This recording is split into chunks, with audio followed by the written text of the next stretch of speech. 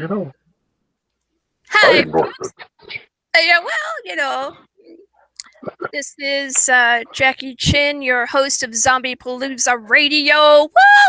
And I got my first chair co-host with me, Dead Door William, and we're going to have a pretty cool lineup. Hopefully, everything will go into play the way that it is supposed to. We've got a bunch of shout outs to do tonight, and a pretty big one for particular publishing company pretty soon. So, sit back and I can't crunch my ice anymore. That would be rude. So I guess I'll put that over there. But I do have I have a nice glass given to me. Isn't that glass beautiful? It's a gorgeous glass, isn't it? Angela Karina Berry gave this to me last year as a present. And to use on the show and all of that kind of fun stuff. So here's to you, Angela. Hope you're doing well. And, get more creatively in there writing more stuff because you got some pretty cool stuff to read. Yeah, get bit. And we are drinking Be Positive tonight. Because, Be Positive. Got it? Exactly. Because that OB negative is just bad for you. I was drinking OB negative for a while. And, that was kind of kicking everybody's butt. Nobody was happy, didn't want to be around me. I didn't even want to be around me. Let me just tell you that. Snip, snip. Yeah. Something to imagine a psychotic vampire. Awesome. Hey. Hey. What? Who just happens to be your boss? I know. You're over there feeling your oats over there now, huh? I had a good politician. That's an oxymoron in itself, right? Good politician. Yeah, that's an oxymoron. I think they call that their good politician.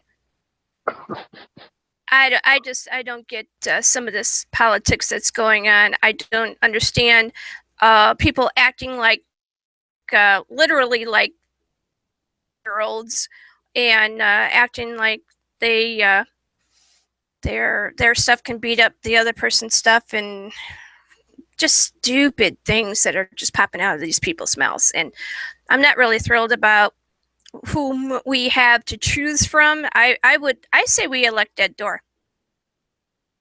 I do too. I'll go for Secretary of Defense. I'll have everybody's nuts in my hands. All right. We're going to get a little bit on the serious side here. It is 8 p.m. Eastern Standard Time, and we are going to be having a very, very cool lineup. I guess I'll get that out of the way first. We're going to have Chris Thompson, Jennifer Wilcox, David Schütz, Mary Genevieve Fortier, and Alex S. Johnson, who's going to be joining us, and he'll be on our last hour. I think I might have kind of like crunched a couple of names on there, so hopefully when they come on, they'll give me their phonetic sound of their name, so I won't be like killing it all night. All right, so we have some shout outs for a number of people on here. Robert Zomba Banning. He is awesome. He has been updating Zombiepalooza Radio Live's Facebook page. I appreciate what he does. He's a postman by trade, and he does a lot for community. He also does a lot for the community of Zombiepalooza Radio Live. So Robert Zomba Banning, get over there, like his page, and say thanks for helping to keep the page running cool and smooth. Thank you. All right, Becky Nerone Heath. Becky Nerone Heath. She is part of Stitched Smile Publications, and she's one of the reasons why I'm able to do this show tonight, because I had to get a new headset. Do you know what one of my kids did to my headset? I don't want to know. I won't tell which one because that can wouldn't be very nice. But she took the insides of it and she kind of like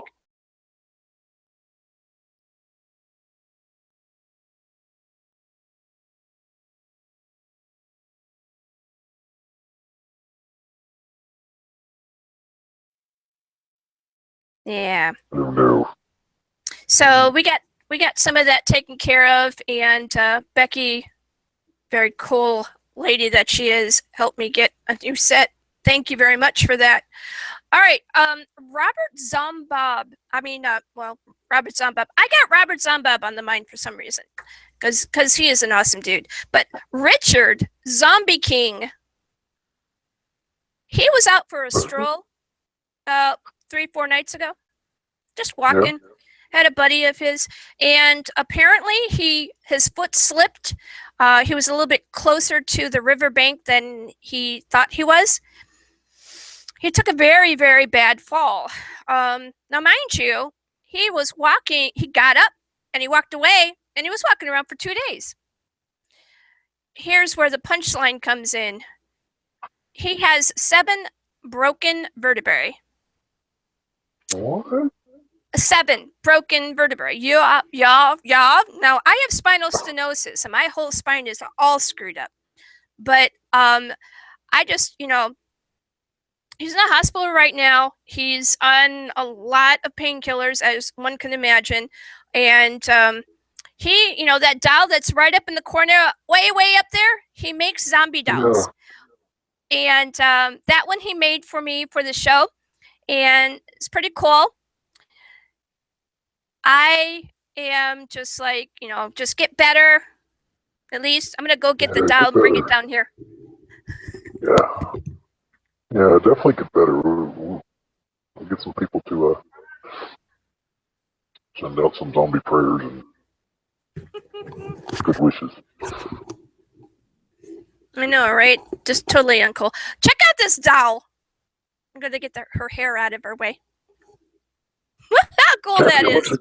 I'm going to put me on the big screen for a second. I don't like doing that, but I just want to make sure that everybody sees this really, really cool doll.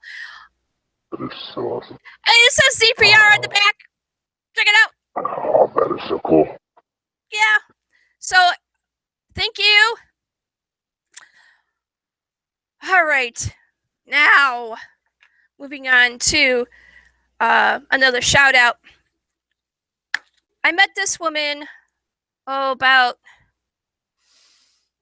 almost, I think 8 months ago, somewhere in that area. She helped me make a new logo for the show and update it and all of that kind of cool stuff. And then we started to become friends. And then she decided she wanted to ask me to be a part of something that she was thinking about. This lady works tirelessly. She has an amazing way of being able to bring together some people who are very good at what they do. And I do believe that the whole situation truly has a wonderful golden blessed bubble around it.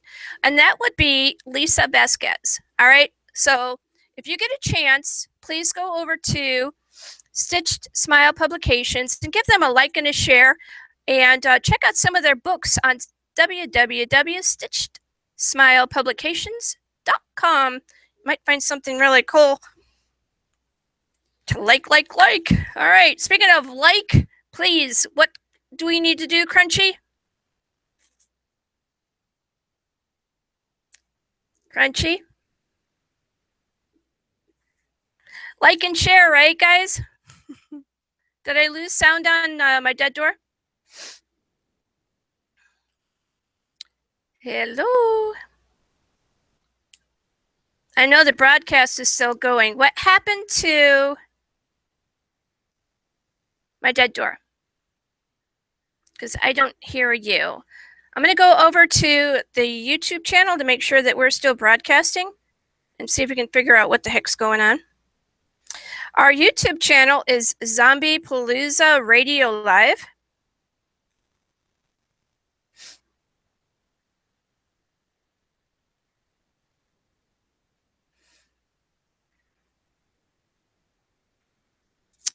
And all right, so all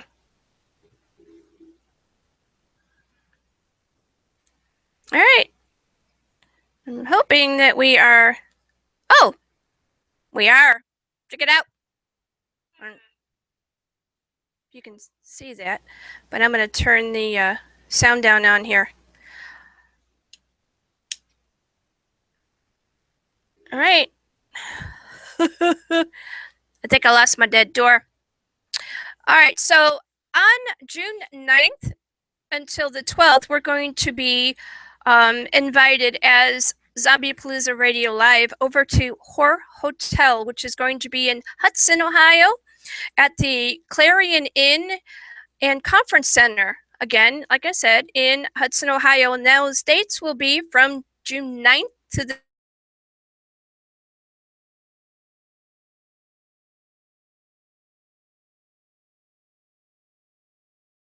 Well, you'll be able to have a lot of fun.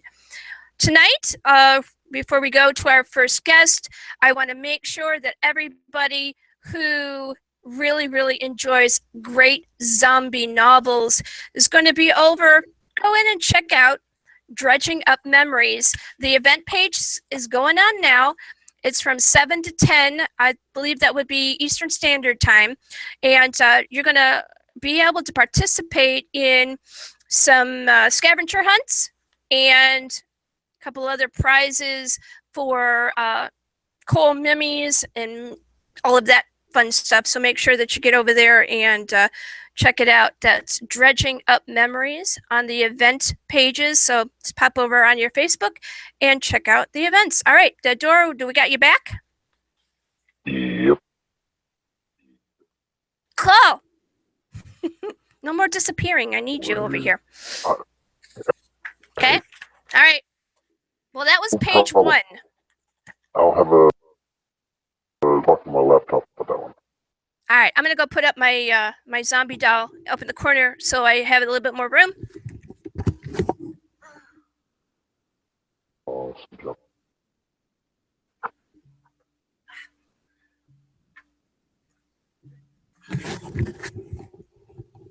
We're gonna send for our first guest, and that would be Chris Thompson. So I'm gonna go and message him on the Facebook and get him a link so we can get him over here.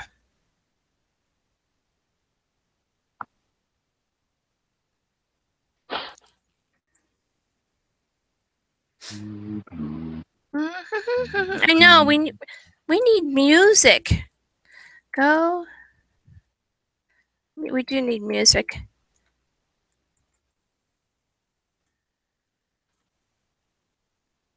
All right, so Chris Thompson, go ahead and push that link. Hopefully he's on the right time schedule.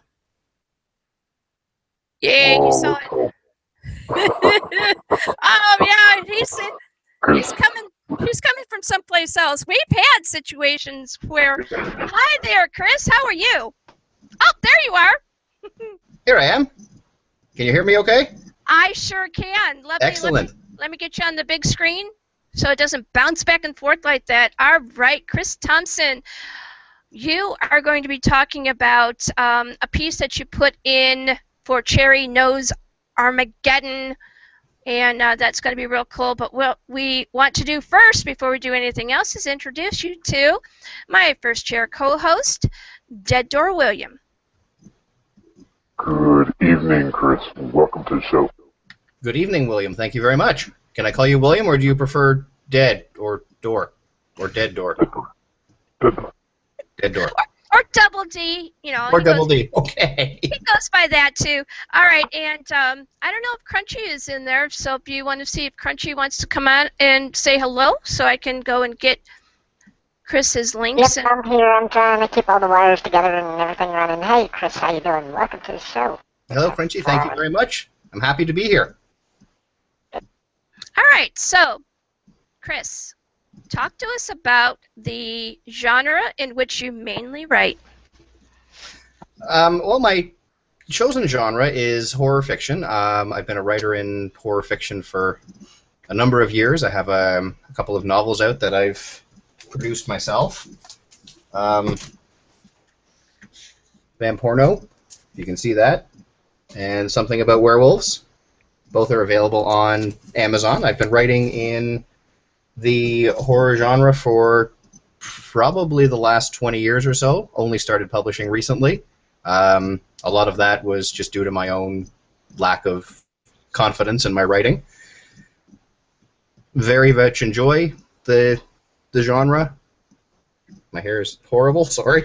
Yeah, look fine. We're not looking at your hair. We're wanting to hear what you have to say. You know, it's kind of like when somebody goes over, when a friend goes over to a person's house. They're not going to look at the house because it's probably generally chaotic anyway, especially mine. With 5 kids running around, definitely. So what we're most interested in is we want to know what you have to say about the horror genre and specifically why you enjoy writing in this. What does it do for you to know that people enjoy your work?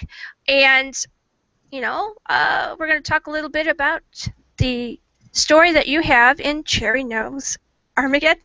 Thank you. I find the horror genre actually to be a very good way to escape from the horrible things that go on in the world, current events, and just the general malaise of the world itself. There's a lot of really unpleasant things happening pretty well everywhere in the world, so I really use the horror genre as a way to kind of escape from that, which I realize sounds a little odd, using something horrible to escape from something horrible, but I find that if I can create something that really fictionalizes or fantasizes those feelings that I get from what I see on the news, what I hear going on, what things that are impacting my friends and people that I know negatively, it really helps me to, number one, cope with those things, and number two,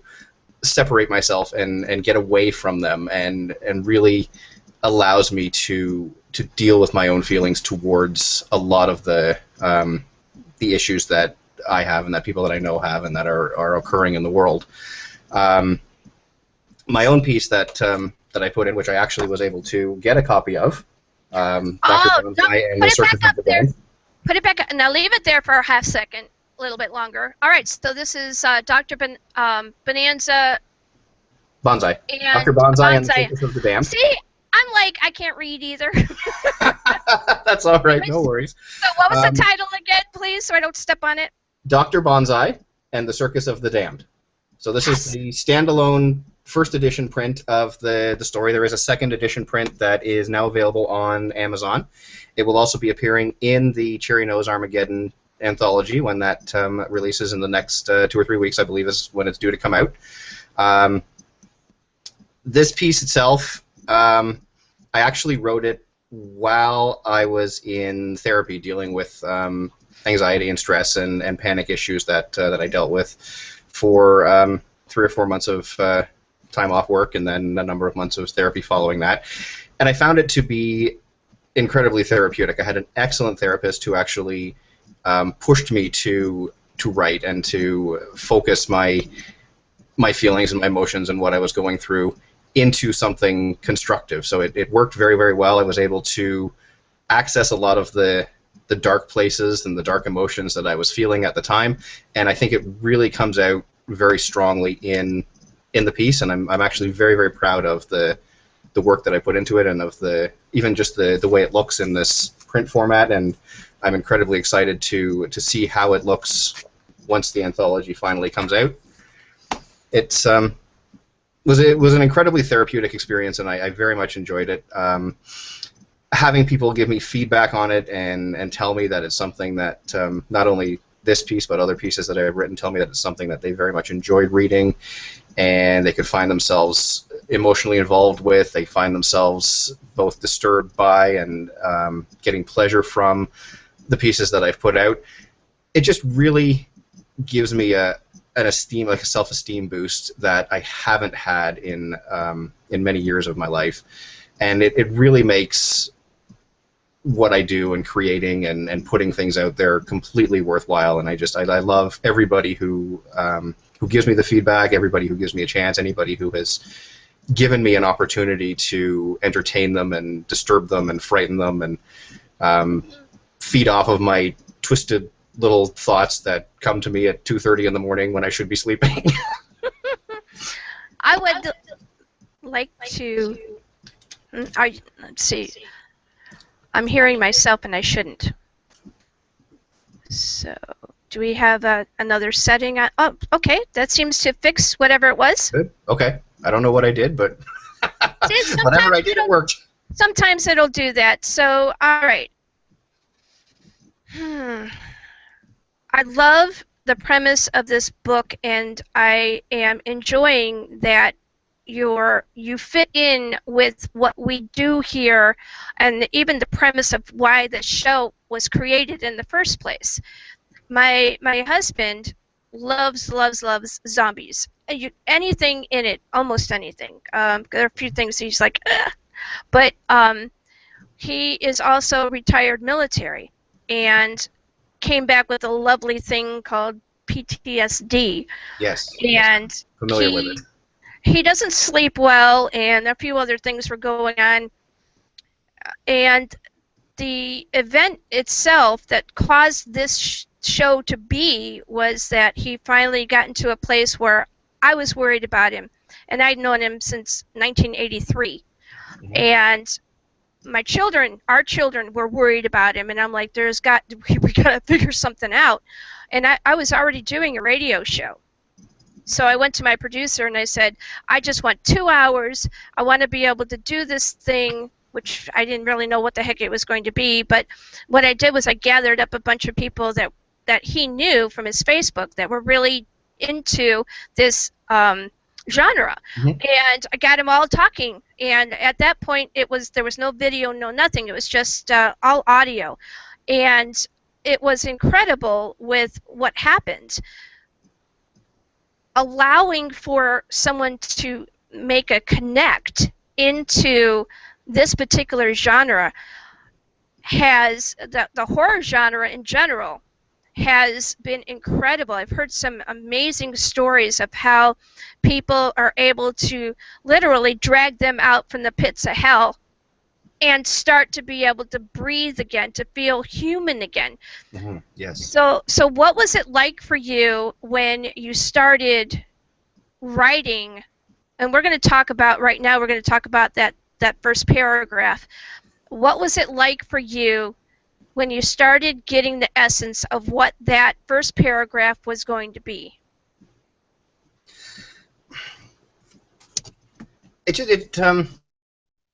Well, with both this with this piece and with any piece, I've always found starting to be the hardest thing. So the first paragraph in Dr. Bonsai, I rewrote it probably 40 times before I got into a position where I could continue the story beyond it. So what I really wanted out of it, and what I think I achieved out of it, was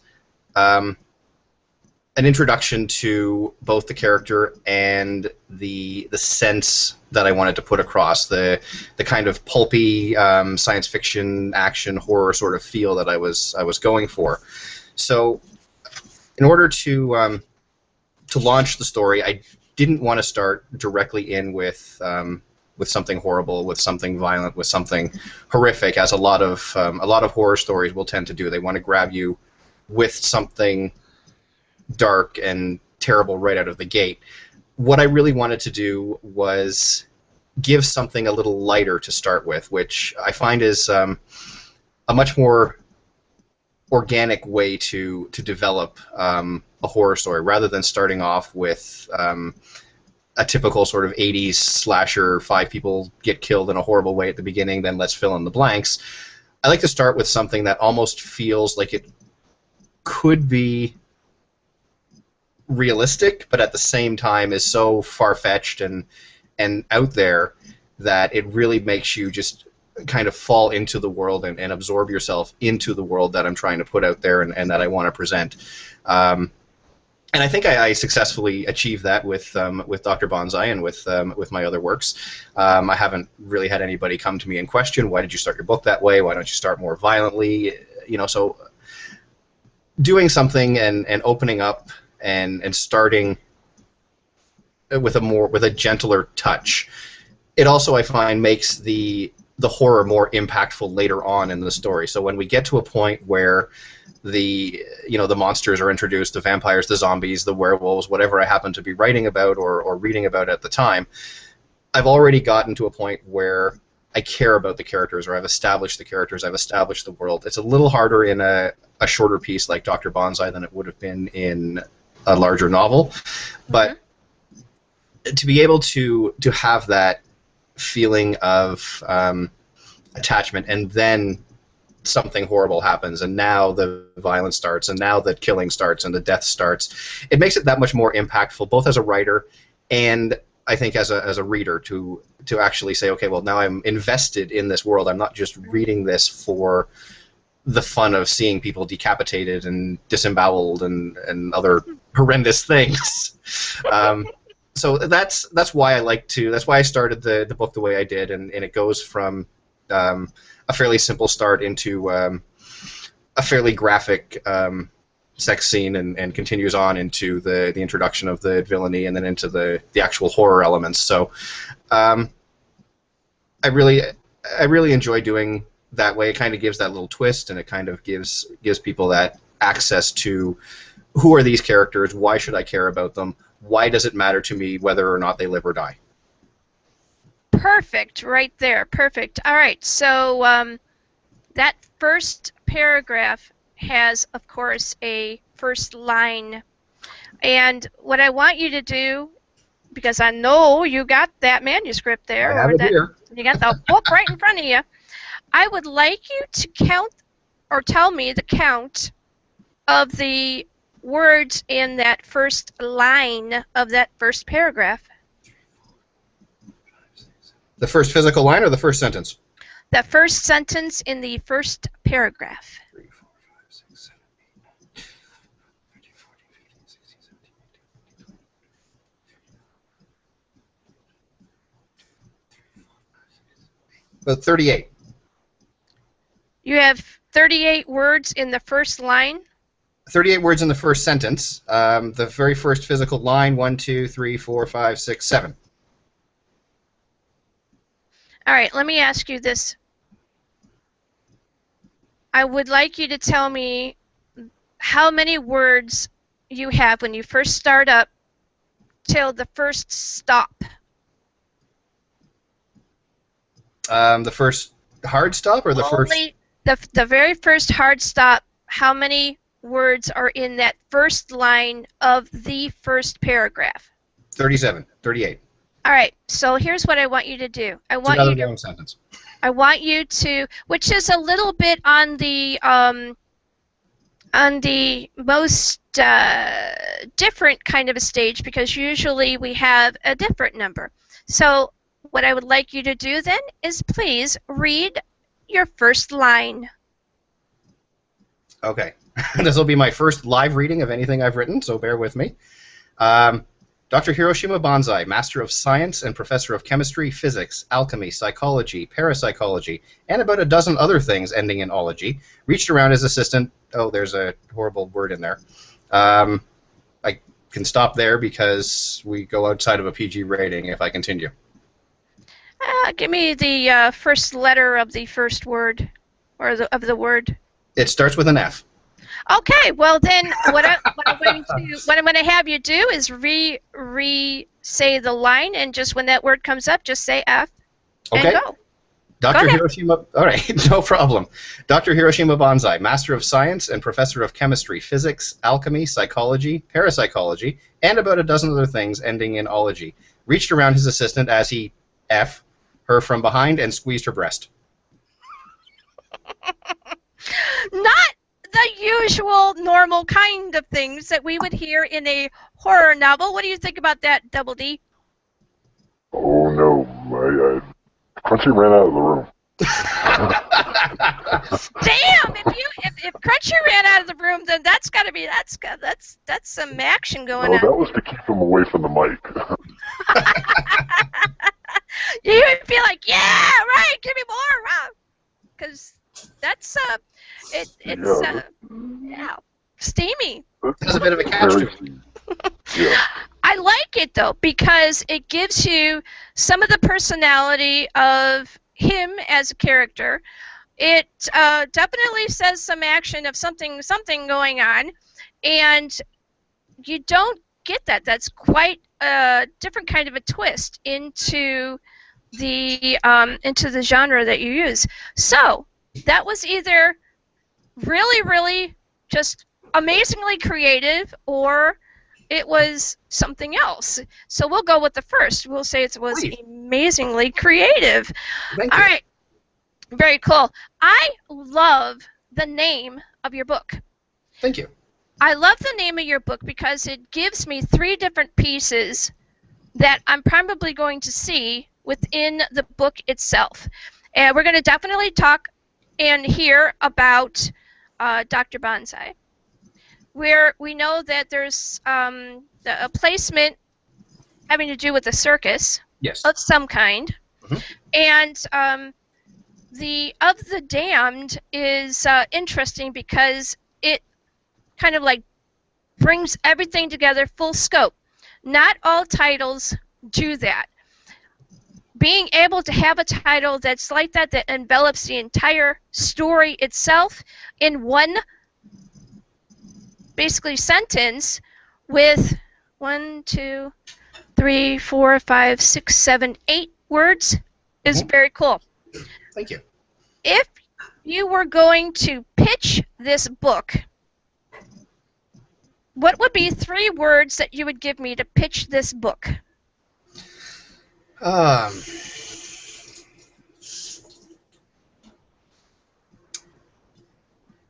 Horror, action, erotica. There you go. Very That often, really sums it up. very often when people go to convention and somebody comes up to your table and says, and you don't know who this person is, but it could be somebody that wants to publish your work, they're going to ask you questions like that. Mhm. Because they want to know right away, because they got all these other people they want to talk to. How was it that you became, or when was it when you became very comfortable with whom you are as a author? I'm not 100% sure I am completely comfortable with who I am as an author. I'm really still discovering myself as an author. The reason why I ask that is because I've had people who have been writers and authors for very long periods of time, years, and they couldn't do what you just did that quick without having to go searching for it or go, that's a very interesting question, and as they're thinking about what they're going to say. Mhm. So there you go. You got that's pretty cool. All right. John Rabicki, he was a writer, author, and he was asked at one point what it was like for him to write. And basically he said lunging at vacancy. What is it for you to write? How would you sum that up for you to pull the words together and actually write them? It's really, for me, it's like, I'm going to probably sound very cliche, but it's like creating life. As the words come to me, it just feels natural, like it's something alive, like I'm actually giving life to something that is inanimate or something that's dead. It's coming back to life. I'm resuscitating something. I'm almost like Herbert West bringing somebody back from the dead and not knowing what's going to happen. Much like Double D, and that's a great segue into Dead Door. Do you have a first question for our guest? No, I actually don't have a first question. I actually have a comment. Out of 3 years of doing this, that's the first time I've actually heard an author say that they're bringing life, bringing something to life in their thank work. Very cool. We're going to That's put a, a that's a pretty awesome comment. hashtag bringing to life. All right. Let's see. Yeah. Now I'm thinking now. What made you start writing? Kind of why? A desire to tell stories really is what it comes down to. There's nothing else really to it. I wanted to write because I had stories that I wanted to tell, and that was the best way to express them and to get them out there. I don't typically do well speaking with people. So for me, the written word is an easier way to communicate. It's a better way to communicate. I can really get my ideas across, and I have stories that I want told, and I want people to read or to hear or to pass on to others. I'm going to ask you an easy question first, and then I'm going to start getting into the more interesting ones, hopefully. How did you meet Alex S. Johnson to become a part of this really cool anthology? How did I meet Alex? Well, I have another visual aid. Cool. We are actually both included in the anthology work Toys in the Attic, which was put together by Mary, who is a co-editor on Cherry Nose. Through that and the Facebook group that had been set up for that, I met obviously Mary and Alex, and Alex and I became very good friends very quickly. We have a lot in common. We have a lot of very similar likes and dislikes and opinions and feelings towards writing and publishing and the horror genre in general. And one day I was chatting with him on Facebook, and he pitched the idea of a clown horror anthology, asked me if I would be interested, and I jumped all over it because I thought that's the most brilliant thing I've ever heard in my life. And we've just been very fast friends and very good friends since then. I love Alex to death. He's like my brother on the other side of the world. Well, continent. That's very cool. And where are you tuning in? I am in Guelph, Ontario, Canada. So Eastern Standard Time, it's 8:36 for me, which I think is the same for you, if I'm not mistaken. Alex, I know, is all the way out in California, so it's only like 5:30 in the afternoon for him. He's probably just having dinner. I know, right? Maybe a beer or two or something like that. Maybe. Before he comes Get himself on. ready for the show. Yeah, right. Yeah, well, you need to do what you need to do Right. before you come on the show. All right, so we're going to start talking about the role of dialogue. Now, there is integrity and truth that is contained in dialogue. It's what ultimately draws the reader in to the narrative and gets them interested in what is happening or pushes them away. Mm-hmm. So what I want you to talk about is, what is your perspective on the importance of dialogue? I have a couple of different thoughts on dialogue. I find that it can be overused and it can be underused. I like to try and maintain a balance when it comes to dialogue, enough to get a sense of my characters and to give my readers a sense of the characters, enough to provide exposition where a simple descriptive wouldn't necessarily be as effective. So, as an example, rather than writing the horrible zombie shambled across the floor and did whatever it did, you can present that as a piece of dialogue. So you have character A, in this instance, so we'll say Dr. Bonsai, looks to the left and yells to his partner, "That zombie shambling across the floor, stop it before whatever is going to happen."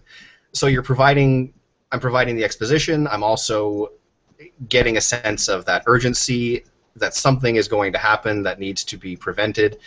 And I'm giving a sense of the character. We get a feeling for his emotion, for his reaction to the horrible shambling zombie.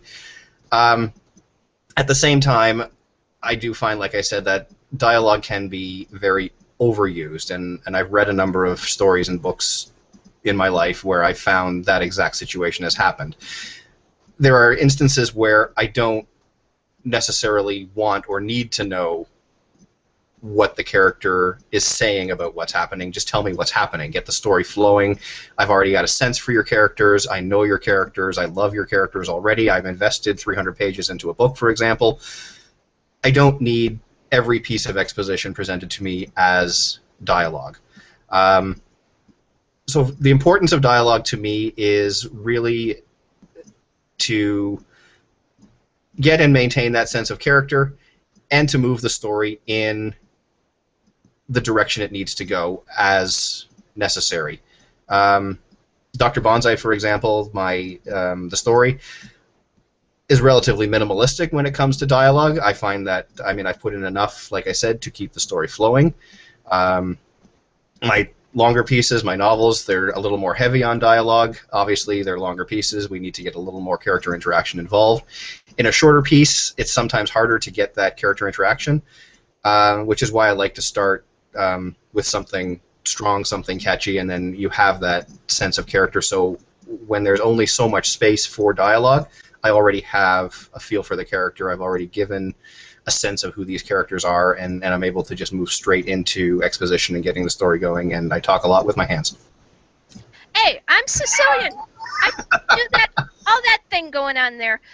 Part Sicilian. I'm not full-blooded, but thank God for that, right? Because, all right, so, talk to me about pacing, because this seems to be something that you're very, very aware of when it comes to moving a story along.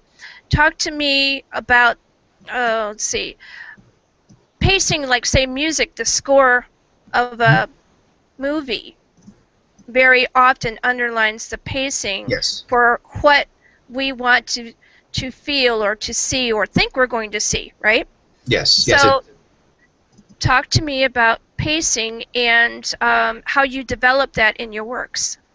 Well, it's funny that you mention scores, because in a lot of cases when I'm writing, I will be listening to scores from various movies as I go along. And I find that actually helps me to develop pacing. When a score is released on CD or on download or whatever, it's typically released in the order that the music appears in the movie to kind of give you that sense of how everything is going. So in a lot of cases, it'll start off relatively slow. It'll build to the action sequences and the climactic sequences, and then it'll move back into the slower pace when you're going over, your end credits and things like that.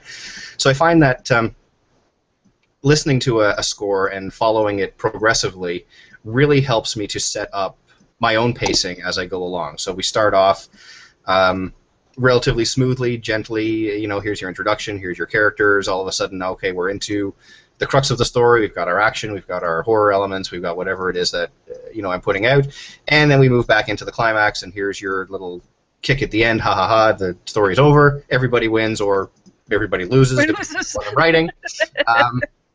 So really, I pace things exactly as if I'm listening to a score. I write very visually, so as I'm writing, I'm playing out what's happening in my head as if it's playing on a movie screen on the back of my eyes. So I can see I see my characters, I know what they're going to do. More often than not, they start doing things I don't want them to do, and I have to try and get them back in line, and sometimes they'll move faster than my fingers do, so I'll have a jumble of words that make no sense when I read it later. But pacing, I think without good pacing, you can't hold a reader's attention. Right. And if I can't hold a reader's attention, I'm not holding my attention as a writer. And if I'm not holding my attention, why am I writing in the first place? The wonderful way that you start out this short piece is it's very subtle. It's very unexpected. It's very, you kidding me? This is what's happening here?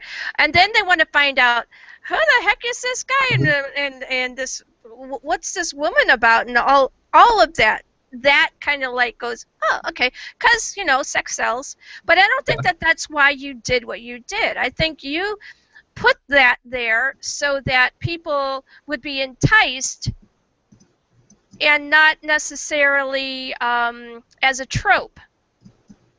Yes, exactly. That you're exactly right. Fantastic. Great. You should write the blurbs for my books. The whole purpose is exactly what you said.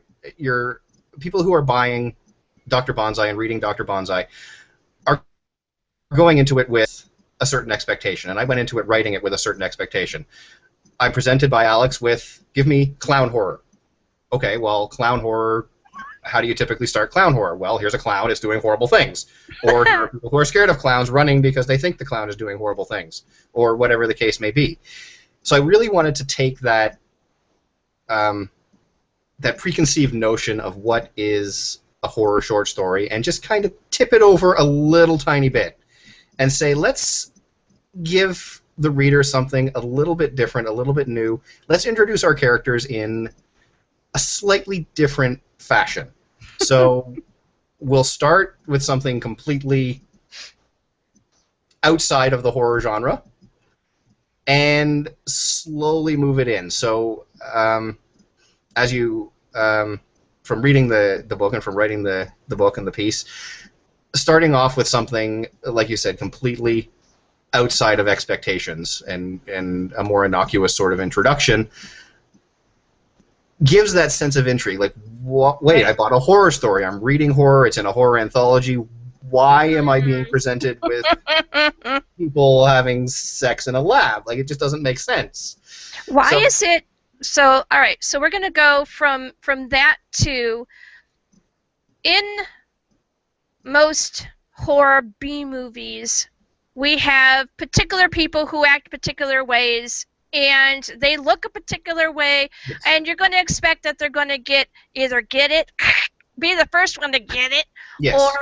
or they're going to survive. Mm-hmm. Why is it important to start producing horror where what we feel, what we're used to as obvious, is not really obvious, and allow our senses to be kind of rearranged while we're watching or while we're reading horror, this new type of horror?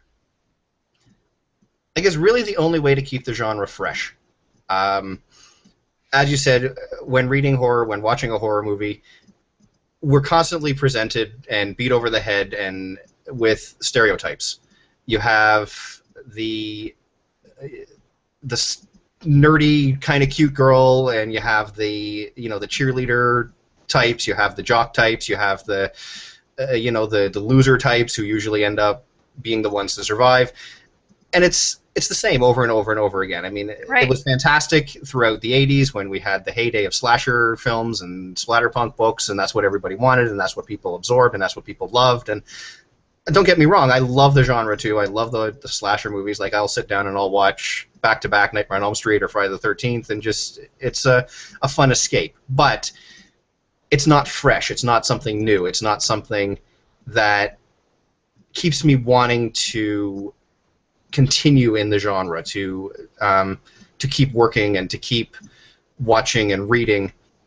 So taking the stereotypes and really twisting them or ignoring them completely is the best way to keep the genre fresh and to keep it alive and to entice existing fans and new fans into the genre. Because, I mean, honestly, if we don't get new fans at some point in time, right, the decline to potential loss of not only the horror genre, but any genre of book or film. I mean, if people didn't watch science fiction movies, we wouldn't keep getting them. If people didn't... So we have to keep any genre in which we write or in which we read fresh and new, and by shifting the expectations of the reader, it keeps that sense of wonder alive and that sense of magic and that sense of not knowing what's going to happen next. So by introducing characters in the story the way I did in Dr. Bonsai, that was really my biggest goal. Is I want to give you something that you haven't seen before. I want to give you something fresh. I want to give you something that takes the older pulp sensations from the the 30s and 40s and into the exploitation of the 70s and the 80s, and really just mashes it all together into something that I hope you enjoy, I hope you stay interested in, and I hope keeps you wanting more, both from my own writing, from other people's writing, and it just keeps you coming back to the genre. How important is critical thinking when creating a hypothetical situation?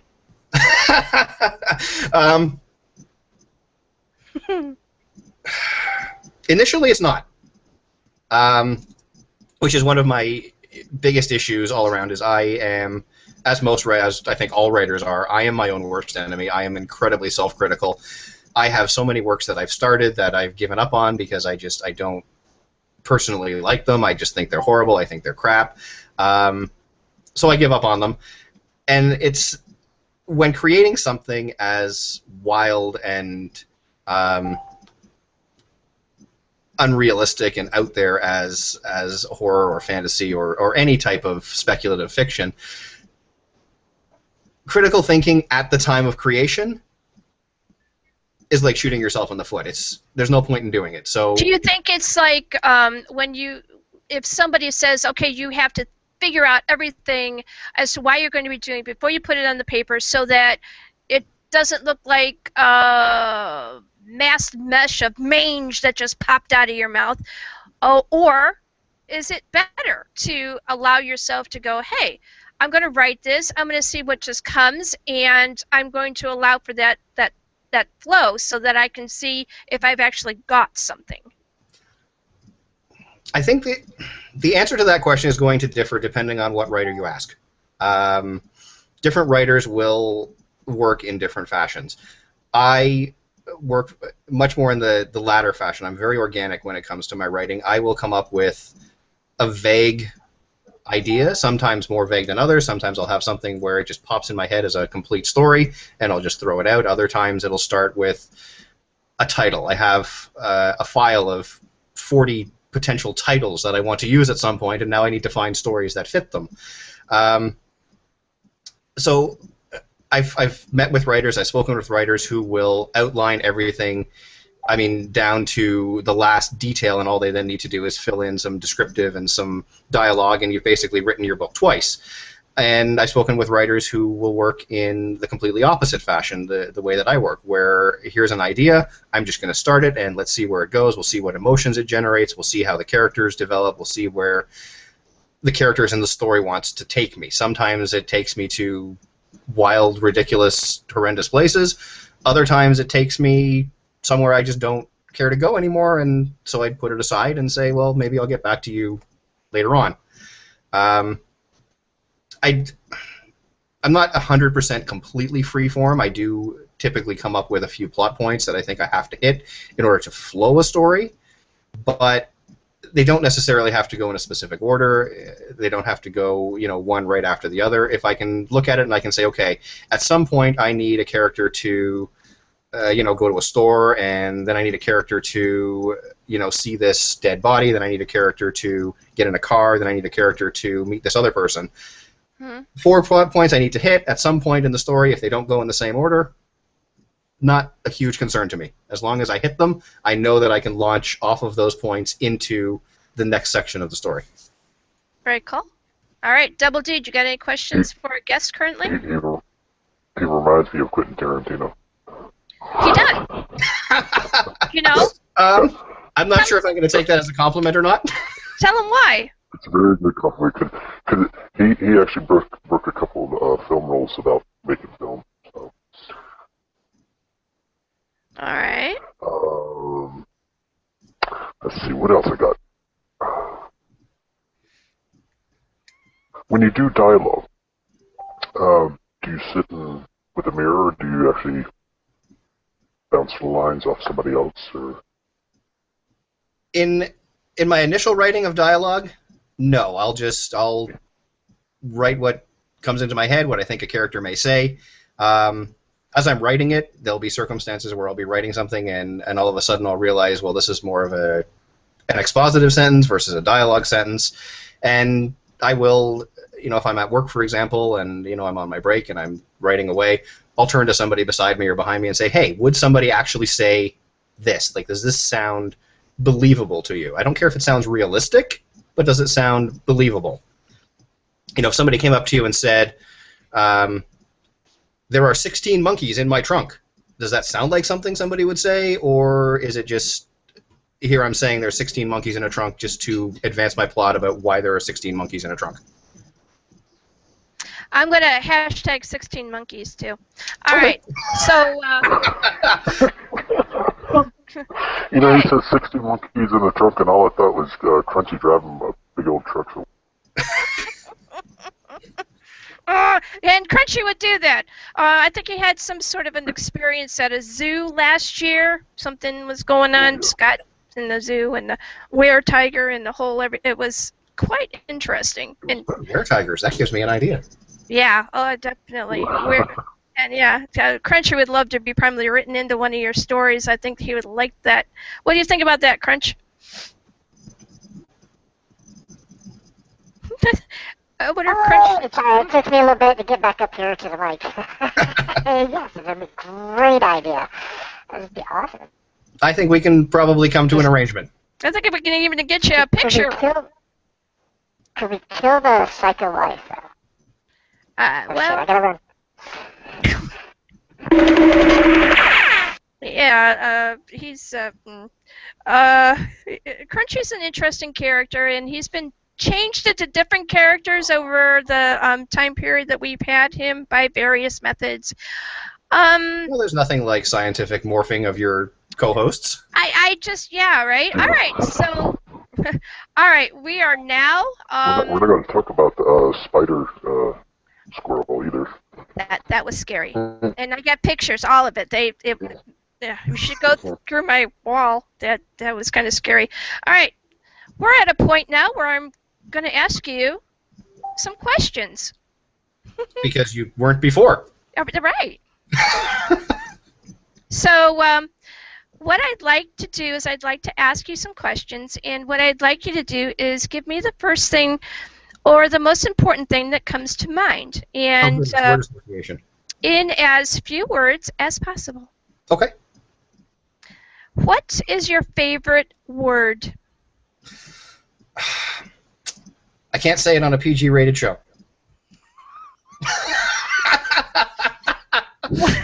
What is your least favorite word?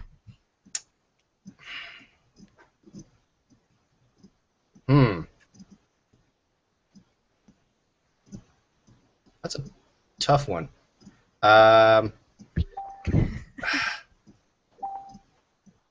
Insane.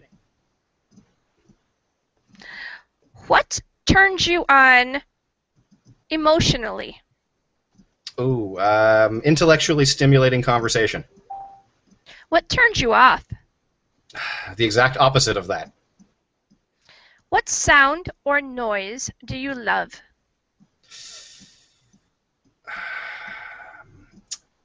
The sound of a sword being removed from its sheath. I like that too. That could be actually very emotionally. Almost like the metal is singing. Yes. What sound or noise do you hate? Ooh, that obnoxious screeching sound that when you rub your fingers on a balloon.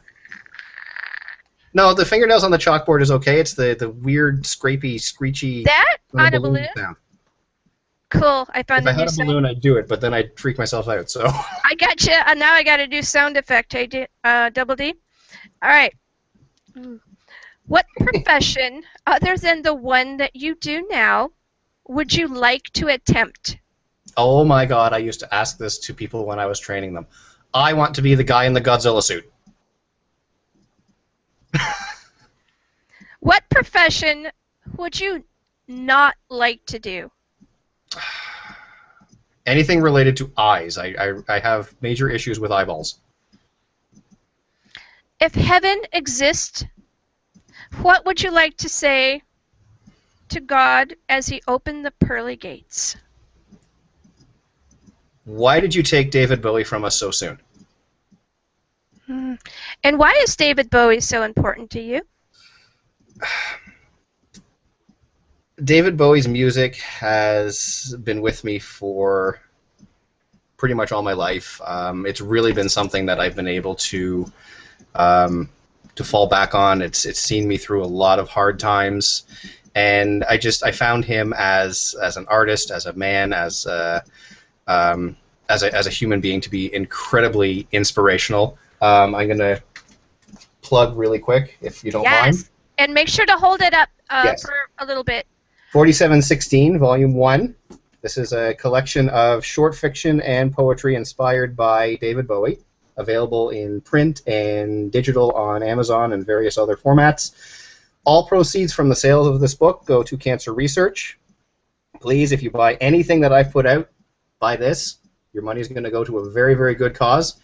Volume 1 is available now through July. Volume 2 will be out in July, and then an omnibus edition coming hopefully in January 2017 in honor of what would have been David's 70th birthday. That is awesome. All right, so now is the time where I need you to plug all of your social media material. Go. All right, I can be found on Facebook, facebook.com/Chris Thompson Author. My independent publication company, Penny Dreadful Publications, at facebook.com/Penny Dreadful Pub, all one word. And a new imprint that Alex and I are actually going to be putting out at facebook.com/Welcome to the Slash House. Is Slash House fiction, focusing currently on slasher horror. And those are the best places to find me at any given time. I love when people message me. I love answering messages. If you have any questions, please let me know. I'll be happy to answer them. My very last question to you, is there any question that you would have liked me to ask you, but I hadn't? No, I don't think so. You were incredibly thorough, and I had a really fantastic time on the show. Thank you very much for having me. I don't think there was a single thing that was missed, and you actually asked some things I wasn't expecting, which was fantastic. It kept my brain juices going, and I really appreciate that. Thank you very much. You're very welcome. I appreciate you.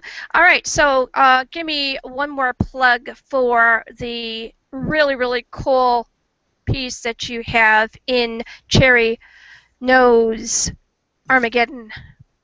Dr. Bonsai and the Circus of the Damned, appearing as a standalone novella, available on Amazon in print and digital, soon to be appearing in the fantastic clown horror anthology Cherry Knows Armageddon from Alex S. Johnson and Mary G. Fortier II. Very good, very good. You have now concluded your very first interview on Zombiepalooza Radio, and you've done it stellarly. Thank you very much for being on the show. Thank you very much for having me. Dead Door, you want to say your final comments and or goodbyes? It was wonderful. You did an awesome job, and thank you for stopping by. I appreciate it. Thank you very much for having me. It was a pleasure meeting you. Have an excellent night to all of you. All right. Good night. Thank you. We are going to be taking a little bit of a short break, and yeah, go ahead. And what we're going to be talking about, hopefully, is some really cool stuff that is going on over at Dredging Up Memories. I might see if I can steal someone and have them come on over for a minute. So I'm going to see if I can steal Becky for a few minutes. Or sure, go ahead. Yeah, got something you want to fill in there, Double D? How are things going over in Double D land? I know that you moved recently. How's that going? Yeah, we moved. All 6 of us moved. We're good. We're got a great big place to roam outside. I actually have my own room, away from everybody else. I think that's totally and completely uber cool. Yeah. And your sounds and all of that are working really, really well. So, and I appreciate that. I do too. Trust me, when I listen back on it and I don't hear the gargleness like I did before, oh, it's a beautiful sound. Jennifer says that she's been already listening, and I'm going to see if I can get Becky, but I know that she's really, really busy over at Dredging Up Memories, Jeff Brown's latest work that actually comes out today, book release today. And they've got some pretty cool things that they do at Stitch Smile Publications when they bring out either a cover release or they bring out a book. And one of the things that I really like about this company is that everybody seems to want to participate and help everybody else with their releases. And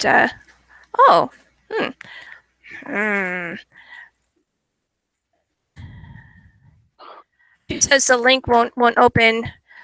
I need a Gmail.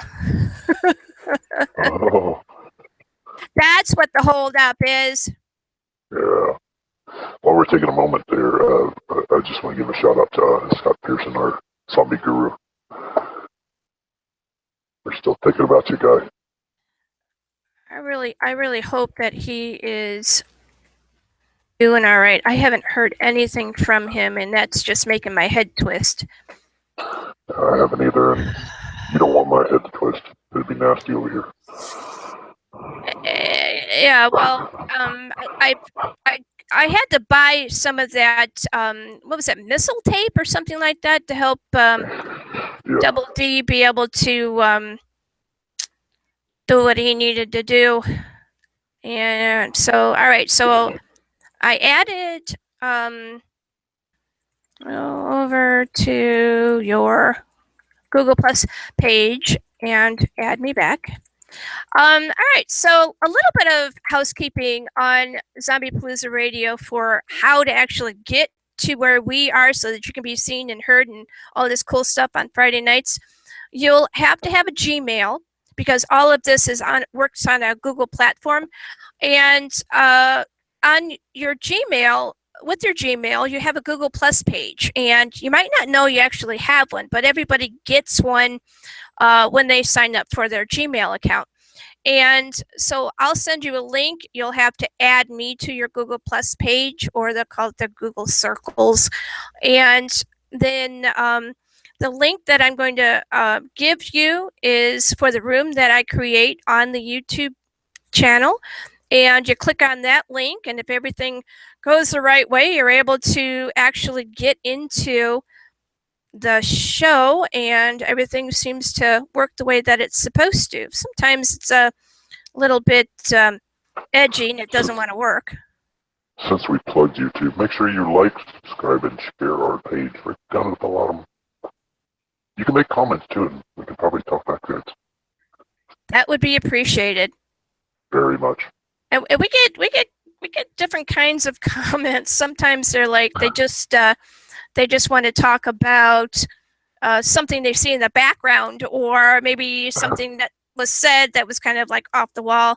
Doesn't matter, just put something up there. Let us, is paying attention to what's going on here. I think that's kind of cool. And Dead Door, you have your page, and Crunchy has his. So go ahead and plug those while I'm doing some of this other stuff. Yeah, let's talk about Facebook and my page. We had a little snafu, but I think it's still back the same way. It's facebook.com/Dead Door is one. And then Crunchy is if I remember his right, it's facebook.com/Zombiepalooza engineer. You can probably put Crunchy in there and find me, or find them. All right, so I'm going to bring Becky on next break that we have, and so she can give us an update about what's going on with that. Right now, she's got to load a couple of things. It'll be a plug-in or something like that that you have to load to be able to get into it. So let's see. Did I send Jennifer her link so she can actually get in? We have Jennifer Wilcox. And yeah, just go ahead and I'll give you a fresh link there. Go ahead and push the link so we can bring you onto Zombiepalooza Radio Live.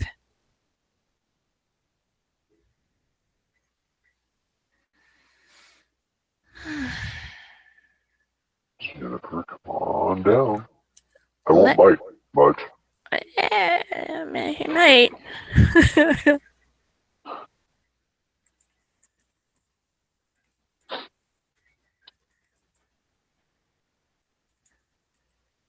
I'm pretty sure she should be. Oh, ta-da! We worked this out a couple of days ago to make sure that everybody. Oh, you're on a big screen. What do you think of that? I don't know what to think of that. All right, that's okay. You know, sometimes what some people do, if they get a little kind of weirded out or something like that, they go and they use this nifty thing called the minimize button, and they can just look at the screen or whatever they got in front of them, and then that makes things kind of all good too. We want to make sure that we properly introduce you to Dead Door William, and I want to see if Crunchy is over there because Crunchy really likes the ladies. So go ahead, Dead Door, and say hello to Jennifer Wilcox. Good evening, Jennifer. Welcome to the show. Hi, Dead Door. How are you? I'm dead, as normal, which is good. He's chilling. All right. Yes, Dead Door? He had nothing else to say. I have all saying, hello, how are you? Good evening, Jennifer. Good evening. That's Crunchy E. Squirrel. He is our chief engineer for Zombiepalooza Radio, and kind of sort of make sure that all the wires and everything else go the way that they're supposed to, and keep Dead Door in check. But I have to take him an angle. Mostly, I think it's Dead Door keeping him in check. But things happen. It's crazy life. All right. So Jennifer, you like to write in the horror genre, and you have a piece in Cherry Nose Armageddon. Go ahead and talk to me about the selection that you are putting into this work, and then we're going to chat a little bit about your background. Okay. Initially, the story actually was going to take a totally different turn than it did and have a different title. But then, in the spirit of clown horror and everything else, the title for the piece is Merry-Go-Round My Ass. And the main character's name is Boxcar Johnny. He's a little psychotic. So Dead Door and him would get along real well. Oh yeah, it's welcomed here. Probably.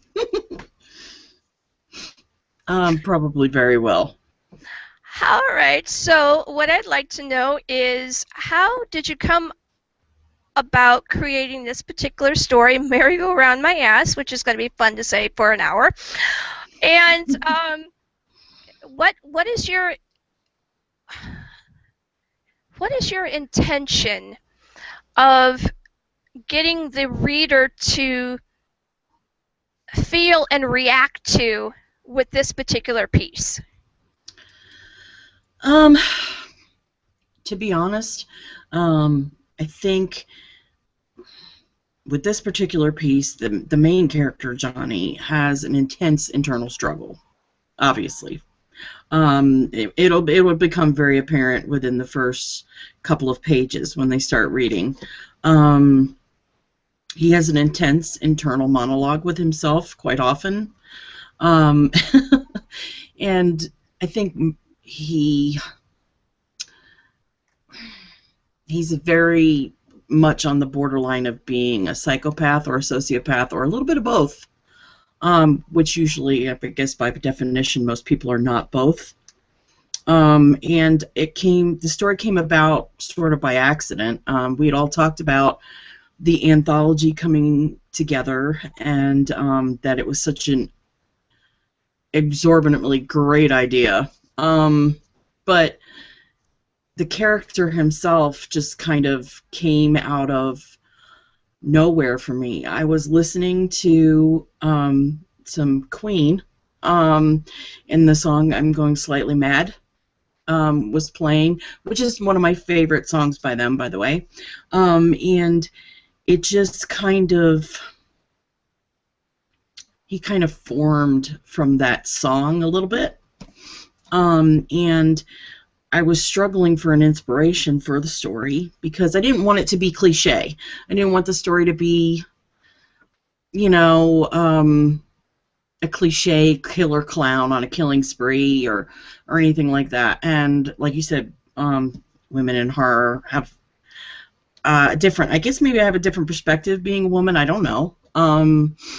I wanted it to be different. And I'm a little new to the writing world and my name being out there because up until about a year ago, I hadn't really had anything published. I've been writing for a long time, but it was basically a hobby, and I had a few poems published, but never really had any major pieces published, any short stories or anything like that. But this piece here, I actually think I'm going to end up writing more about him because I really enjoyed writing his character, and I think that he has a lot more of a story to tell, so to speak. Characters, I guess as a writer, when you write your stories, you see characters evolve from a different perspective than when people read it. And sometimes, I guess, even at the end of writing a story, I feel like they have a little bit more to say sometimes. I enjoy that you are allowing yourself to take this to the next level. When some pieces are done, especially if they're done with having them be in an anthology, a lot of times they become non-permanent. It's just something that they write because they want to get, they're happy to be involved with the piece, but they also want to get their name out. And I'm going to be talking a little bit to you about the importance of being part of an anthology. And or as I'm carrying out that line, they tend to just kind of release it. There are, though, some pieces that initially, when intended to be short pieces, start to develop a life of their own. They start to become a part of the individual that created them, so much so that it's almost like they're living and breathing and sleeping and eating and all of this, and it's all encompassed around this particular character. Was that something that happened with you, or did you get some of those kinds of elements that you, once you started writing this particular piece? I believe so. Like, how can I usually write out a timeline or a series of events that I want to happen when I write the story, because I literally will get an idea, and if I don't write it down, I'll forget. So I actually have a book of brainstorming that I actually write longhand, and I will write out all the ideas that come to my head about a certain idea. And then from there, I'll try and sort of map out a little bit of what I want to tell about the idea. And then sometimes I stick to that very strictly, and I have some flash fiction that's real short. And that I can just write. It's very quick, and it's kind of impersonal. But some stories, when you start writing them, like you said, I think that the character just takes on a life of its own. I don't know whether it's because you, when you start writing, whether it's because you become emboldened to the character or beholden to the character, or if it's just because you feel that the character is just, like you said, taking on life of its own, which I think this particular character has done.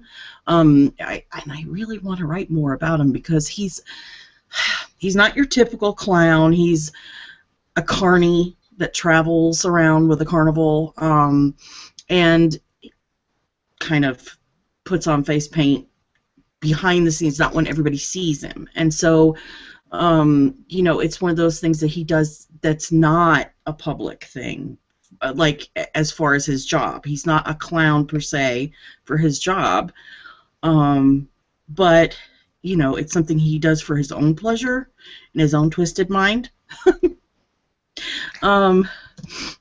I like that. I like Yeah. that. I like that. And I don't want you to go too much further into that because I don't want you to give something that I don't want Yep. you to give. You know what I mean? Yep. All right. So we are going to. I'm fascinated with psychology. I love to see why a person creates the way they do and what drives them into this madness that we call the genre of horror. Couple of things I want to do here. I want to stick with the psychology aspect of it first. Do you think that there is, and if you don't want to answer this, this is okay, but do you think that there is some sort of a necessity for the writer, the creative, to have, let's just say, an interesting background in order to be able to create this way?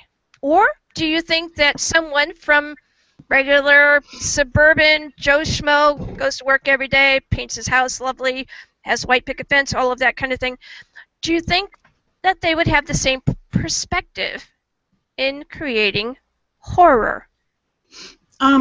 Well, that's a good question, actually. And the people that I know personally, I have found that some of the most creative minds do live a very, quote-unquote, mundane existence. They have the typical 9-to-5 job. They live in a city or you know, or a very humdrum surroundings, but you know, a bustling city or what have you goes on around them, and not any particularly, I guess, what you'd call interesting background, and so maybe that leads something to their imagination and makes their imagination more vivid than some people. I don't know.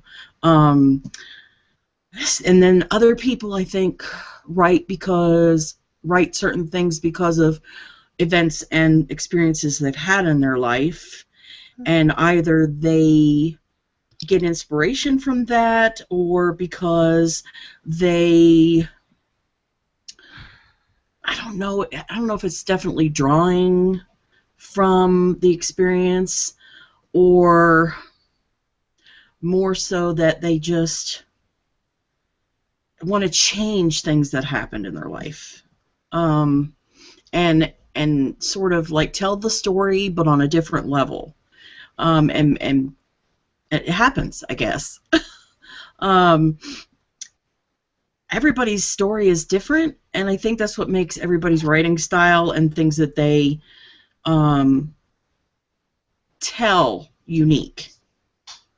And everybody has their own version of how a story should be told. So you can give 4 different writers the same exact picture inspiration or the first line of a story or say an idea or timeline even, and you'll get 4 totally different perspectives on the exact same thing, which is awesome. It's an amazing thing. All right, so you touched on something that I talk a lot about, and that's the first line of the first paragraph. So I had an interesting first line of a first paragraph for our first guest, something that is interesting for me because I like to see how people's creatives come out. So I'm going to ask you that very same question. Okay.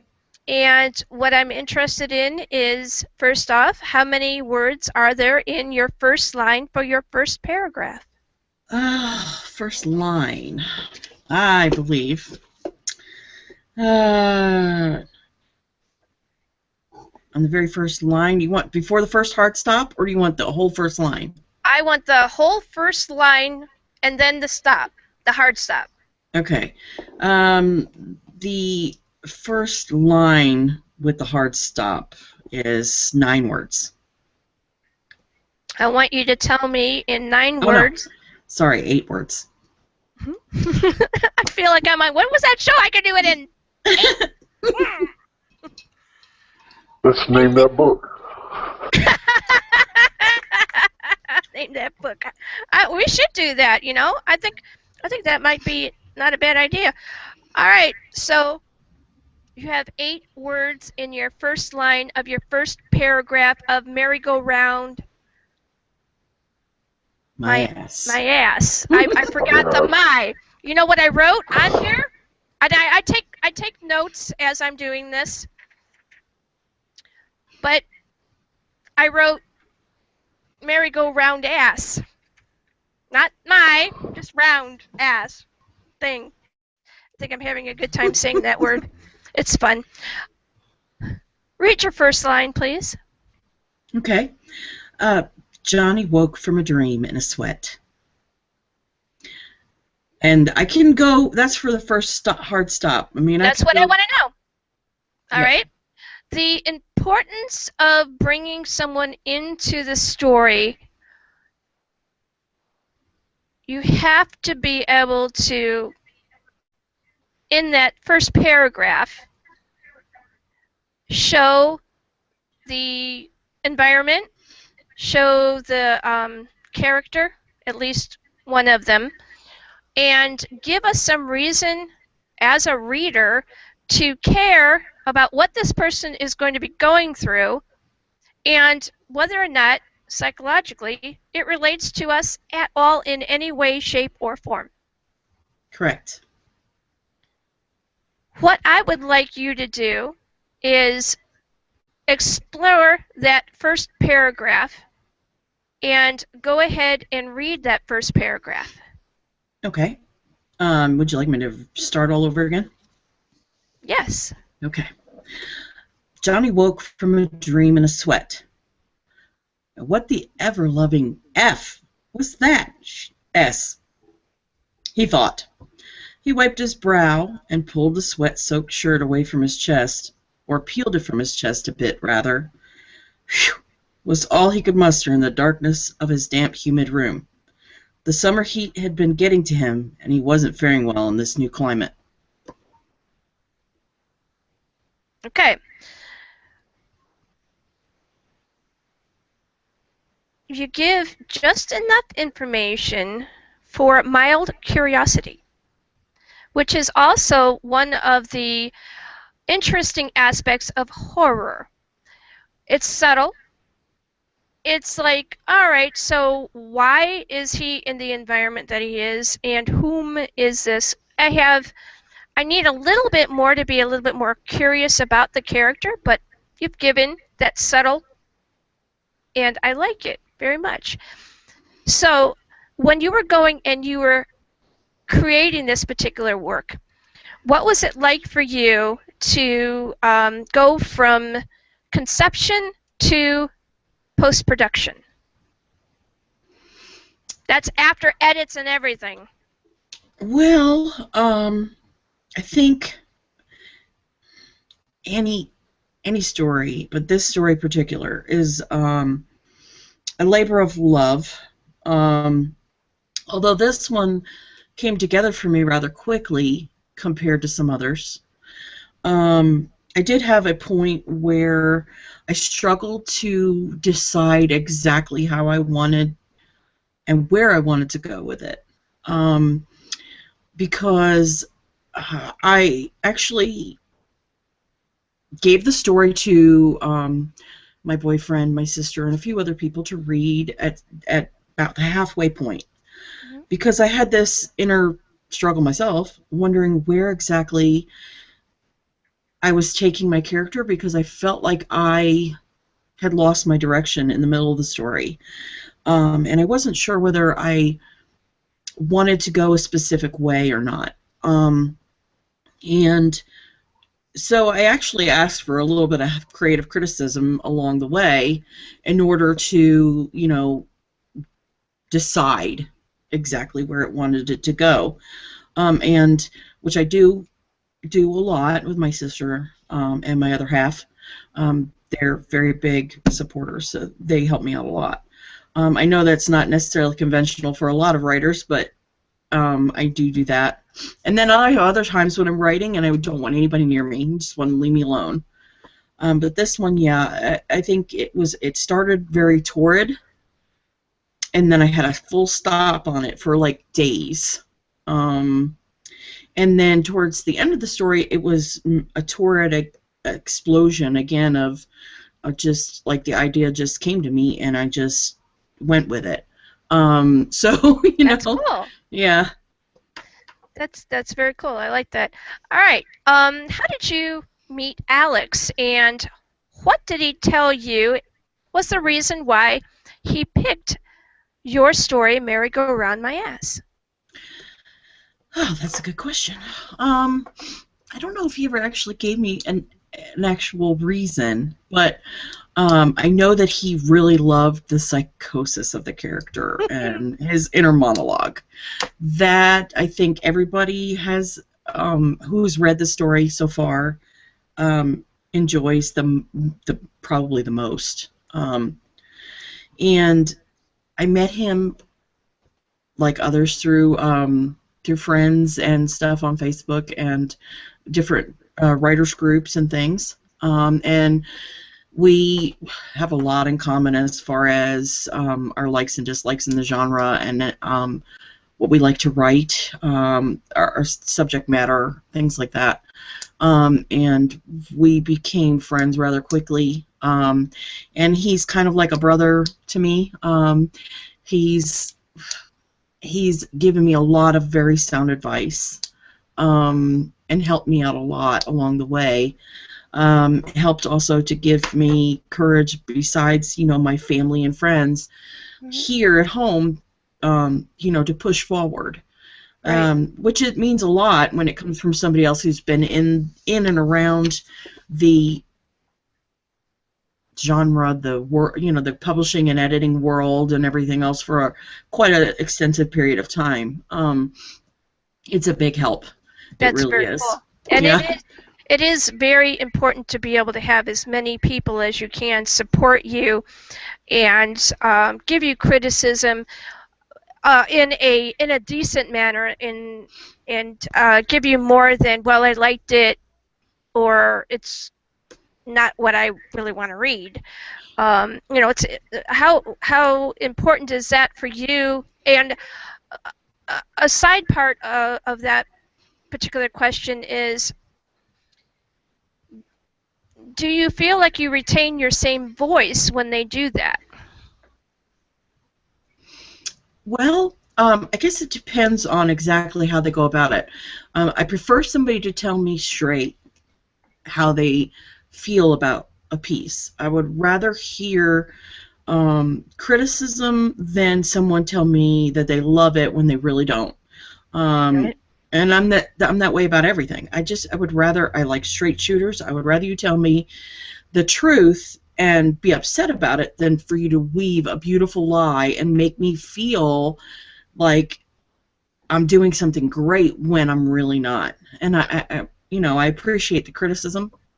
And I think as long as it's part of the editing process that you're going to come across things, I guess, at some point in time, or all the time even, I guess, where people aren't going to agree on how certain things should transition from one part of the story to another, or say how maybe they think that a certain dialogue is a little over the top. You maybe tone it down a little, or whatever. Let's talk about this. A great place to be able to ask you this particular question. Okay. you're a lady. Surprise, right? Yep. And you're one who writes, or whom writes in the horror genre. Have you had any situations where you've had somebody say, what do you think you're doing, and how come you're not writing, I don't know, Betty Crocker cookbooks or something? Yes. All the time. All the time. But I'm kind of used to it. You should never get used to something like that. All right? Well, yeah, that's true. I don't think that it should be just assumed because you're a woman that, that you're more sensitive, or that you should write about more sensitive topics, or that your brain has to be hardwired a certain way because you're a woman. To be honest, which I take it as a compliment that people tell me all the time that I think more like a man than a woman. So that makes me. But think about that, though. You know? Think about that. I mean, it is kind of like it's a kind of a ballsy comment. But the fact that you are not a man and can produce in a very hardcore way, you should own all of that. I mean, all of that. You shouldn't be like, well, your nose 5 miles up in the air, but you should be confident and firm in what you create. The reason why I tell you this is this. When I started out in radio, it was all about paranormal. And I still have a very large paranormal thing that I do, but I don't do the radio part of it anymore. And then I worked on over into doing this show, this one here. And it was all about Zompok, everything you could possibly think of, special effects to creating literature or written word in that particular genre. And then about, I think, 8 months ago, I said, the show is getting stale. It feels flat to me, and I'm getting on the verge of going, I don't want to do this anymore. And I talked with my husband and a few other people that I trust, and I'm like, what do I do with this? Do I pack it up? Have I, yes, done everything I possibly can? Or is there something else? And they're like, well, why don't you extend it into the horror genre? And for that first 2 months, I had more people tell me I had no business doing it, that I didn't know anything about the genre, and that some pretty really nasty comments that are every vulgarity that you could possibly think of said to me. And then I said, I finally got to the point where I cried. I did. I was very kind of mulled in my thinking. And then one day I thought, all these people telling me why they think I shouldn't do it. I'm going to tell them why I should. And that's what you did. Yep. And that's the part of creating in this particular genre that you need to own. And when somebody says, you know what, you write almost as good as a man or just as good as a man, you need to look at them and say, especially if they're female, because we're getting a lot of women that are saying this too. Yeah, I've noticed that. When you do that as a woman, you take your what is the word? Initiative? You take that. I don't know. And not the panache, tenacity. You take your being a female and you flush the toilet on it. Yep. The fact that you were born female. And we still have a lot of this thinking that we need to turn around so that people understand that anyone can create this, and it doesn't matter what their sexuality is, it matters that they're doing it. And I mean, I know some men who have written some stuff, and I'm looking at this and going, this stinks. I've read some stuff that women do too, and this stinks.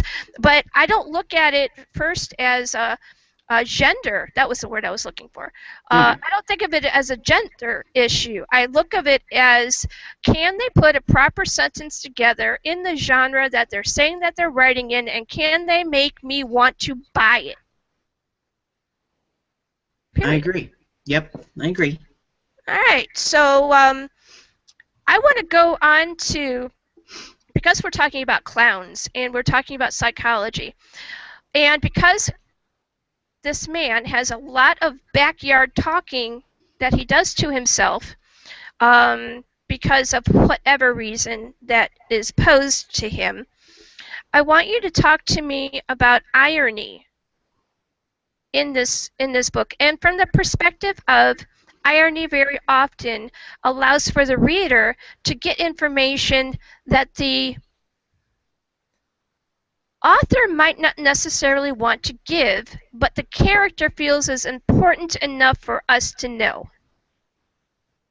That's a very good question, or very good, lead. Irony in this particular piece, I think that,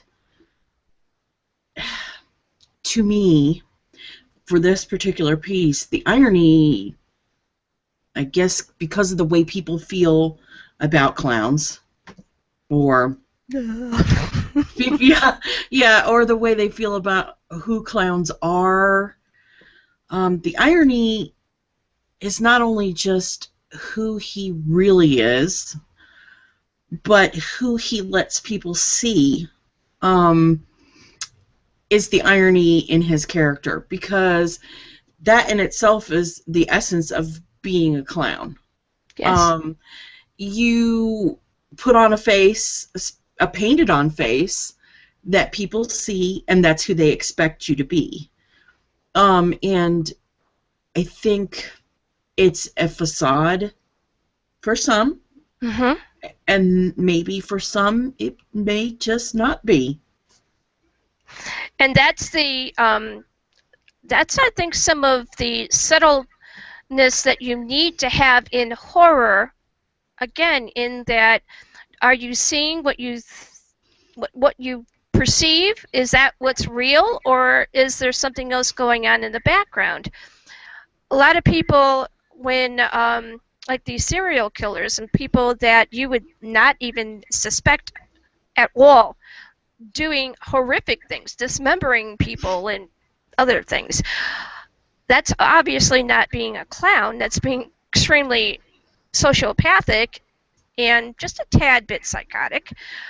But it is very often that the person looks so completely and totally normal. Correct. My daughter and I tease every year. She was my little Wednesday Addams growing up, and I lovingly call her my demon spawn. But every year around Halloween, we always tease, because everybody's always asking, what are you going to be for Halloween? And she says, I'm a homicidal maniac. They look just like everybody else, which was one of her famous lines, And pretty, and very charming. Exactly. I'm going to go over to my Double D and see. We got fireworks going on in the background, if you guys are hearing any of that, for a Relay for Life, which is pretty cool. All right, Double D, you got a question for me?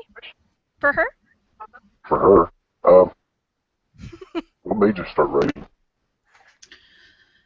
Oh, wow. I mean, I think I started writing probably when I was about 13, 14. I was an art major, and I've always loved to read. I've been an avid reader since the first time I picked up a really good book when I was about 9.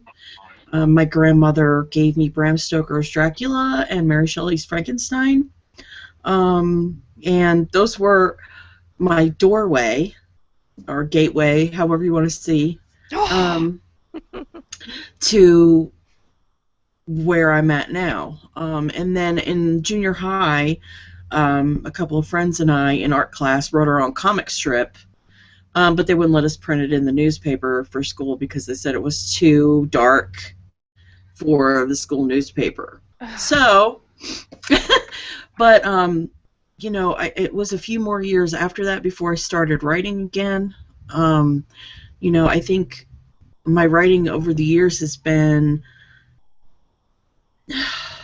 sporadic sometimes because of certain events in my life. Sometimes we get, as a mother, and I, as a single mom, for a long time. I went through a lot of point in my life where I was too busy to really take time for myself. So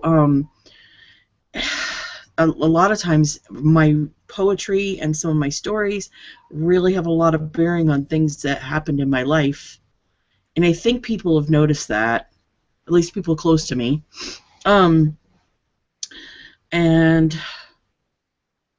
I think it really all started from that point when I was little, because I have such a love for knowledge, and I mean, I'm a firm believer of the learn something new every day. That is, I know it's an old saying, but you do. And I really love stories that grab you, pull you in, and you can't put it down until it's done.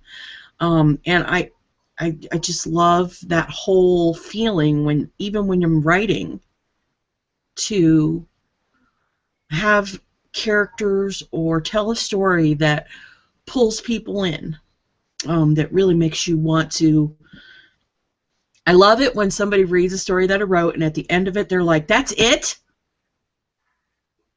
Really?" And I'm like, "Yeah, it's a good old-fashioned cliffhanger." Ah, no! You know, I mean, I'm like, have you ever watched Alfred Hitchcock or Ray Bradbury, or and all that? I mean, it's a good old-fashioned cliffhanger. Brilliant work that they did, and I don't think that they had people that were making a big foul stink about that. I mean, there probably was a 10% that is always stinky anyway, but that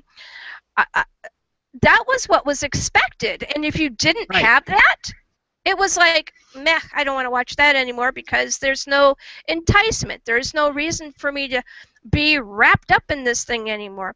When you can do that in a written work, and have the person go, I demand to know what happened to this person. They step from beyond that barrier of being just the reader into the person who is actively seeking knowledge about what the hell happened in that scenario. And how dare you give me something that I'm just not going to be settled on until you give me the next one. And we don't know if you're going to do that again, or if that's really going to be it. And that's the beauty, that's the essence of what horror is, because you want them to have that point where not everything is tied up as neat and tidy as some other genre is, where it has to be, oh, I love you, and mush mush, all of that stuff. Yeah, no. It gives you something where you want more, where you want to be involved. And if you get, sometimes out of doing that, you might get hate email because you did something nasty to some character, and I cannot believe you did that because I was invested. Or you'll get some that will say, I love this, I'm sitting on the edge of my seat waiting to see what happens next. I can't wait till your next one comes out. All of that. So now we come to because I know I stepped on something there. Now we come to how you like to interact with the people whom love your work. Wow. Well, I guess it depends on the people. I mean, I am pretty active on social media. I don't, focus my life around it, of course.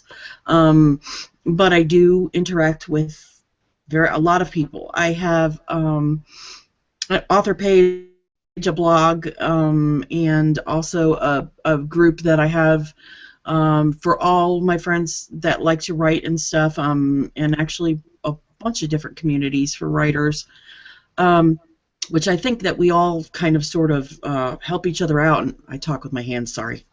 Hey, we all do that. I think that I have found a really amazing group of people that do what I do, have normal lives every day, but also are writers, and we have created a great support system for each other. Also have created because of the internet, a great avenue for our readers to be able to be, for us to be accessible to them as well. That's very cool. What is your blog name? And then we're going to go on to something else. What is your blog? The blog is In Tempesta Nox, which I don't know, I may have to spell that. That's Latin. And loosely translated, it means in the dark of night. And I've been using that name, since the late middle 90s, so before the internet really became big. But it's intempestanox.wix.com. All and right. that's Nox with an N, not a K-N. Okay. All right. So what we're going to do is after you are finished with your interview, I don't think that we have that one on Zombiepalooza Radio Live for our Facebook page, so pop over there, give us our review of how you think we did, and pop your blog name in there. All right. So we're going to go on to the subject of horror. Surprise. Life is pretty horrific. And then there's also some beauty that comes along with it. You cannot deny one without the other. So what I'm interested in here is where you allow yourself to be able to go on that thin line between what is truly horrific and what is amazingly beautiful. That, I believe, is up to the individual, because everybody's interpretation of beauty and horror are two different things. And I think that there are certain boundaries, I think, morally that I just can't cross. Like children isn't, to me, okay, now, if like somewhere along the line, if there's a child in character in the story, and something happens where everybody gets shot or killed or whatever, and that happens, that's different. But to me, it's got to be quick and easy. With a child, it can't be long drawn out descriptive thing. To me, that's a no-no. I can't do that. And that's a hard boundary for me that I just can't cross over. Mm-hmm. I know a lot of people have a hard boundary also as far as, and I do, as far as, say, like, barely legal teenagers as well. That just is a no-no to me as well. I just feel morally I can't do that. That's cool. That piece there, what you just did in that maybe 2 minutes right there, defines what your character is and your moral stance, and will also be very helpful for someone watching to determine whether or not they do want to step into what you have or not, because right. We've got all kinds of people out there, and they are interested in all different kinds of what they determine to be horror. How has becoming an author changed your perspective on life in general?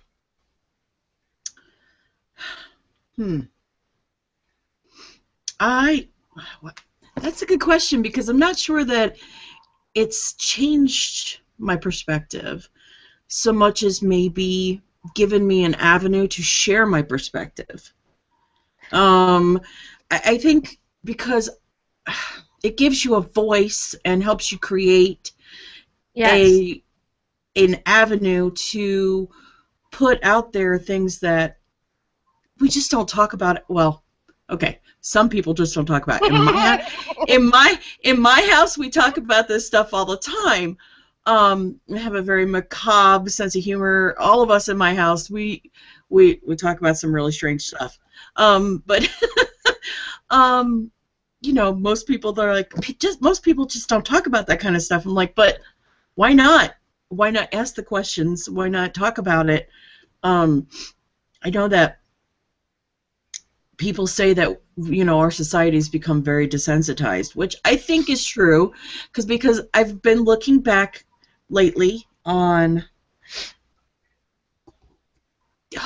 works from 50s, 60s, Oh yeah. and earlier. Oh yeah. I've been looking, and we've been showing my daughter like some of the horror movies we grew up with because she's getting ready to graduate school, and I just really have realized the difference in our society just recently, and I think that every writer, every filmmaker, every entertainer or artist has a voice. And I think it shows who we are. I don't know that it necessarily has changed who I am so much as given me an avenue to share who I am. Does that Very make sense? Cool. It certainly Okay. does. All right, we're gonna ask you this. Describe. I apologize. My Don't allergies. worry about it. That's all right. Describe your writing style to me in 5 words or less. 5 words or less.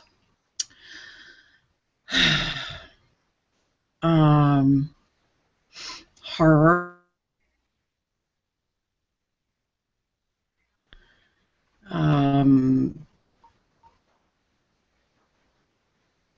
I think somewhere in there I have to put the psychosis because most of my characters have a tiny little bit. So I'd say horror, intrigue, suspense, and psychosis. Very cool. I want to know, how would you recommend creating and getting to know your characters to someone who is a novice? Well, I believe that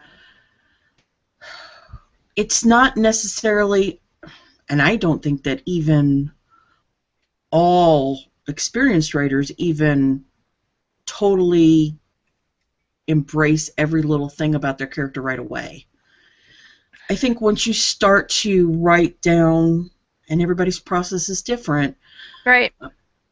Your character's either going to evolve or it's not. And I think that it's important, though, that your main character, which is the one that you write about, throughout the whole entire story, novel, whatever it is, that main character is the one that you really need to have some sort of personal relationship with the character and have either a love or hate for the character, depending on the story. I think that's important, more so than the supporting characters, even though they're very important, and they all should be embraced and given their little bit of spotlight or whatever. But I think your main character is the one that you really need to nurture and feel a little bit of something. I think we all do. I can't help but think that we all have a little bit of feeling towards our main characters because they are, in essence, the story. And I think that's a sound piece of advice for anyone who writes, whether they be a novice or seasoned, I think. That's Very good. Question. Yeah. Thank you. I like that, and it's very insightful. All right, so now I'm going to ask you some questions. Okay. So what I'd like to know is, hopefully we're going to get the first word that comes to your mind.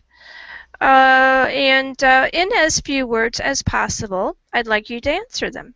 Okay. What is your favorite word? I don't know if we could share that with your. Can you give me the first letter of the first word that comes to your mind as being your favorite word? Being. It's probably stereotypical of my upbringing in New York, but the F word has got to be my favorite word, and I can fully own that. I can honestly say it. What is your least favorite word?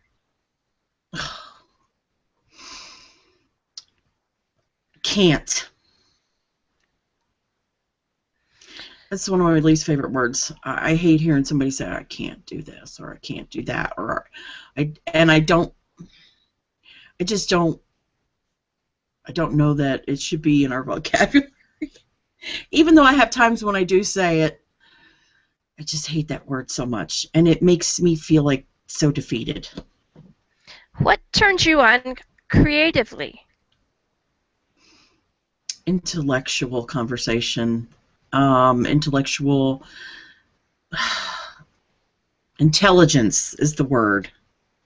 It is very, very much, as far as anything, is a big turn on. What turns you off?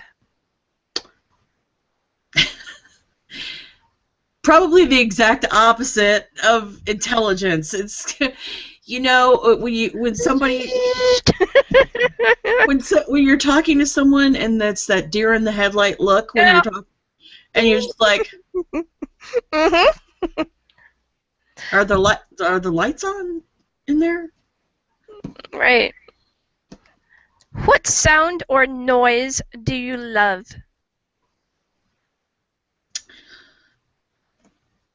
Well, I guess there is a sound, but I mean the silence that occurs when it's snowing. And it may just be because I miss it, because now I live in the South. But I love that hush that comes over the entire area when it's snowing. I don't know what it is. And I do love the sound of rain. What sound or noise do you hate? I know they have a word for it, but I hate that sound of somebody's teeth sliding across the fork when they're eating. Yeah, it's not one of my favorite sounds. What profession that you have not tried yet, outside of the one you have, would you love to try to do?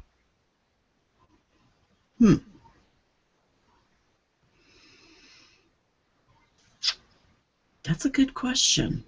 Profession. Well,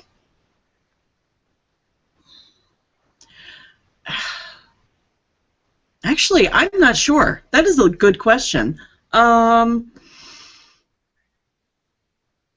If I were younger, I would say I probably would have done things a little bit differently, and I may have tried to go into, believe it or not, you're probably gonna think I'm crazy, the auto mechanic world. I'm very good with vehicles, cars, and all that stuff, and I usually do my own work. But yeah, no, it's definitely not something that's really hard labor. I don't think at my age that I want to get into that. Not now.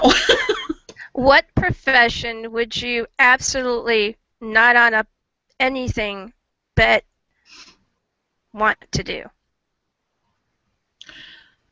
You know that guy that always is like sullen and sodden, and he works in the most god-awful conditions. Those poor people that clean out all the...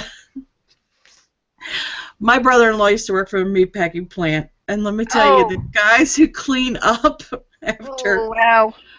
Yeah, that... Meat processor guy and all of the cleanup, the dude, and smelly, and although they do make some really good props, I just have to say about that, it is what it is.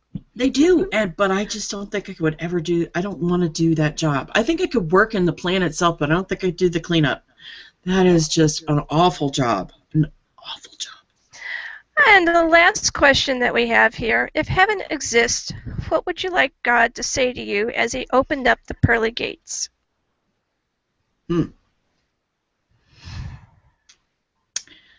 Well, if it does exist, I mean, I guess everybody would... Not everybody. Not everybody's spiritual enough, but I guess if you believe in heaven and hopefully it exists, if you do, I guess you would want to hear that you're welcome, regardless of what you've done in your life. Because I think the last thing anybody would want to hear was like, step to the left. But in this instance, you made it. So what would you like him to say to you? wow.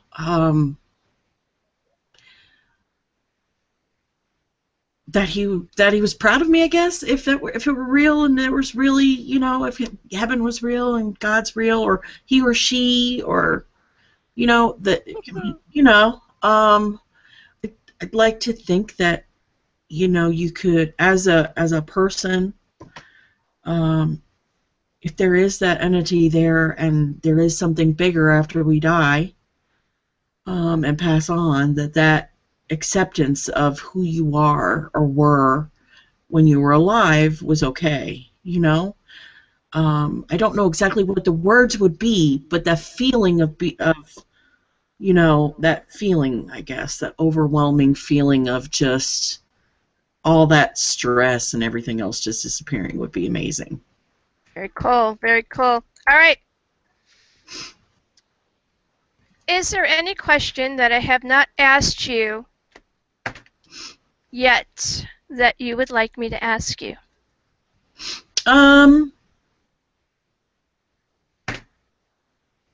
Other than anything about works that I have in the works, that's about it. There. All right. So I need you to give me all your social media. Okay. So Well, people can find you. They can reach me on Facebook. I do have an author page on there, facebook.com/jkwild, Cool. which is my writing name, pen name. Also on Twitter as well, at jkwild2, which is wild with an E, as well as my blogspot, which is the intempesta.wix.com/jkwild2. And if I need to, I can spell that out for you. And also I have a community on Facebook. It's Writings of a Tortured Soul. It's a group, I guess they call it, on Facebook. So that's at facebook.com. All right, very cool. I am going to hang on for a second. I'm going to make sure I don't close out all my pages here. Thank you very much, Jennifer, for being on Zombiepalooza Radio Live and talking about your work. Merry go round my ass. And please, if you are listening to this, please go and get a copy of it. When will it be out for distribution? I believe within the next 2 to 3 weeks it should be live. Right now, Chris's novella is available, that Dr. Bonsai and Circus of the Damned. It's really a great story, and they should buy a copy of that too as a standalone, because it is an amazing story to read. All right, thank you very much for that. Dead Door, go ahead and say your final comment or your goodbyes while I go get Becky for a quick update. All right. Circus, thank you for stopping by. This has been an awesome interview. Did a wonderful job. Can't wait for the next time. Thanks. I can't wait. Thank you very much. You guys are awesome. Thank you. I'll talk to you soon. All right. Thank you. DD, I think you might need to go out and come back in, because I'm starting to sound like I'm on helium. Okay.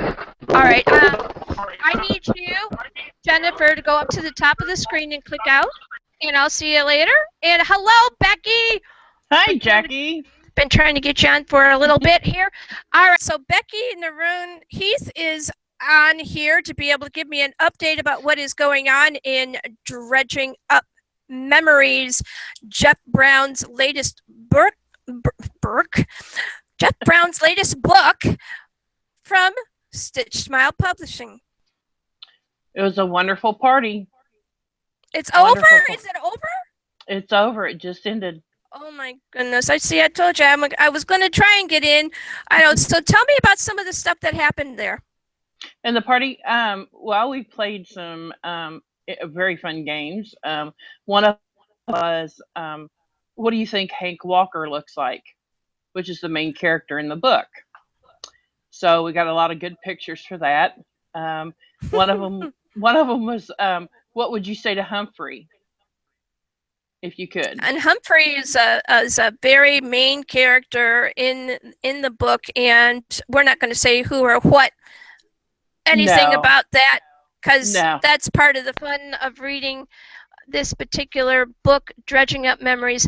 Now, I have heard some of the beta readers talk about the fact that this book is going to change your viewpoint on zombies and the apocalyptic fiction world. Give me a little bit of an idea of why that would be.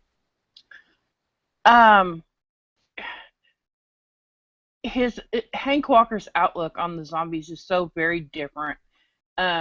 He makes them so personal. And the book has so much heart in it. I mean, you can feel everything that's going on with Hank. I mean, you can see what he sees, and you can smell what he smells, and when he gets upset or mad or whatever, you just feel all this. And it's just amazing. It's just unlike any zombie book I have ever read, and I've read a few.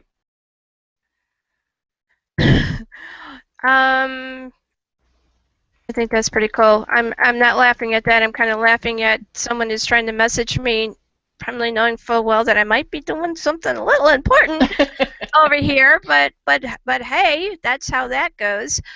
All right. Let me get. All right, 2-minute mark, and for my next guest, who is going to be coming up, that would be David. Any kind of other insight about, I don't know, this book or about Stitched itself? You want to give a plug for either one of them before I have to go in my 1 minute? Oh, yeah, absolutely. Stitched Smiles Publications, awesome, awesome, awesome. Amazing, amazing people. Amazing. Dredging Up Memories is the best zombie book I have ever read in my entire life. It's amazing. You've got to read it. Absolutely have to. All right. That was Becky Nerone Heath from Stitched Smile Publications. Get yourself over there to www.stitchedsmilepublications.com. Say that 5 times fast. Today and order Dredging Up Memories. Also, you can go over to Amazon.com. I do believe that we have it in both hardback or paperback and ebook. Yes. And so all of that's live linked and all of that cool stuff now. Yes, ma'am. All right, very cool. It was lovely to have you on. And next time we do an event like this, and I kind of have this other thing I got to do, I'm going to bring you on and get an update. All right. Very cool. Thank you very much for coming on, and I'll talk to you. I'll talk to you later. All right. This is only what hour are we going into? For the love of Pete, we're going into our 3rd hour. This is our half hour. I just don't know about all of that. All right, go ahead and scroll up to the top where the little red phone thing is.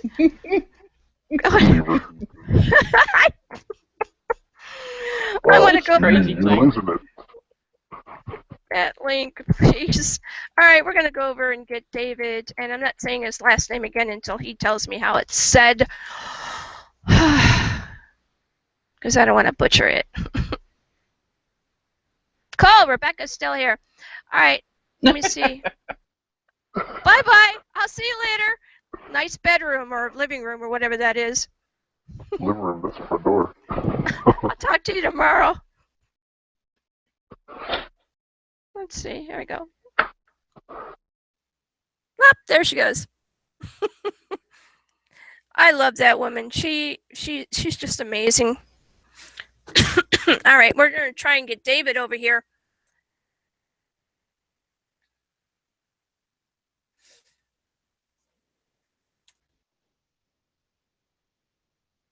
That's not David. Huh? No, that is David. Da da da! Hello, Jackie. Hello, everyone. Hi. I don't have any, like, I don't know, if DD has some sound effects for me to be able to do when somebody arrives. We have to work on that one. But that's the best I could do. All right, so That's about all I got. Oh, that's not bad.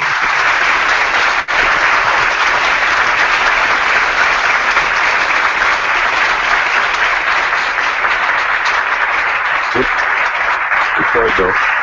That's pretty good. I like that. can we turn it off? See, that's what I get for asking him to do that. There you go. All right. David, how do we say your last name so we don't murder it? Well, there's two ways. It's actually Schütz, but you can also say Schütz. I'll answer to either I one. did say is, Schütz. Schütz is how I said it to begin with. oh, perfect. There you go. Easy. There you go. I got it. Lovely to have you on Zombiepalooza Radio Live for your first time. Talk about the name of the story that you have in Cherry Nose Armageddon. While I go pick up your papers. Okay. Well, the story I have in Cherry Nose Armageddon is called Baggles' Great Escape, and which may sound unusual. Baggles is actually the name of a clown. His name was Harold Bagby. And to tell you a little bit about it, he was basically forced into being a clown by his mother when he was very, very young, essentially a toddler. And then he essentially grows up on his own, and that's all he knows. And then well into his adulthood, one day he decides he's had enough and he's getting out. And he concocts a plan on how he's going to get out and start a new life. And the story basically chronicles all the terrible things that happen once he enacts that plan. All right, I'm going to start a paper for you. I do when I do the show, I take notes of stuff, things I want to remember, hashtags and all of that kind of thing. Give me the name of your story that you have in this anthology one more time. Okay, Baggles. It's Baggles, an apostrophe, and Great Escape. All right.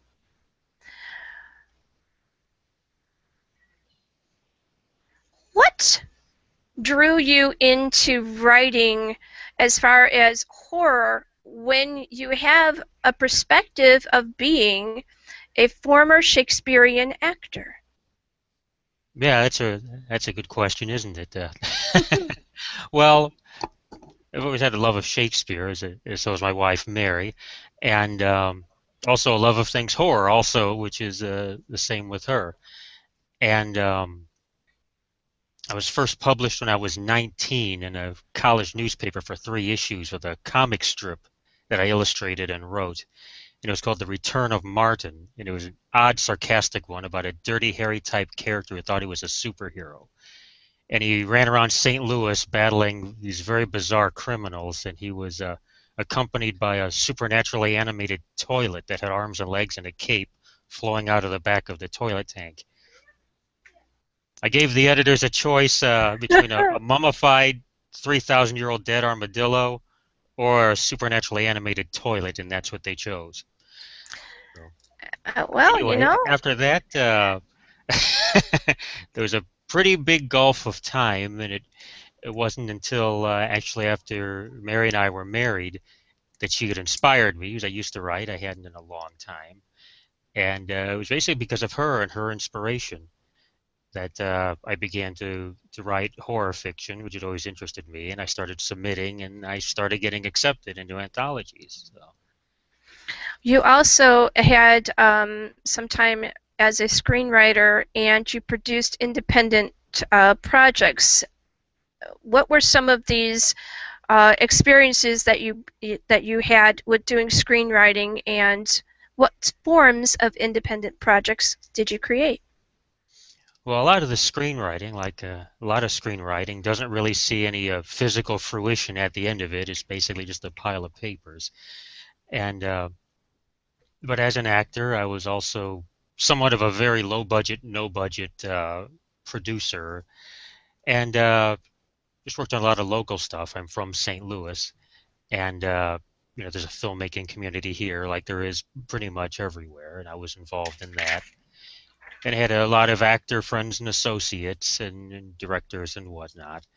And just got together with people and started writing. And it was put together with some actor associates of mine. This is way back in 2000.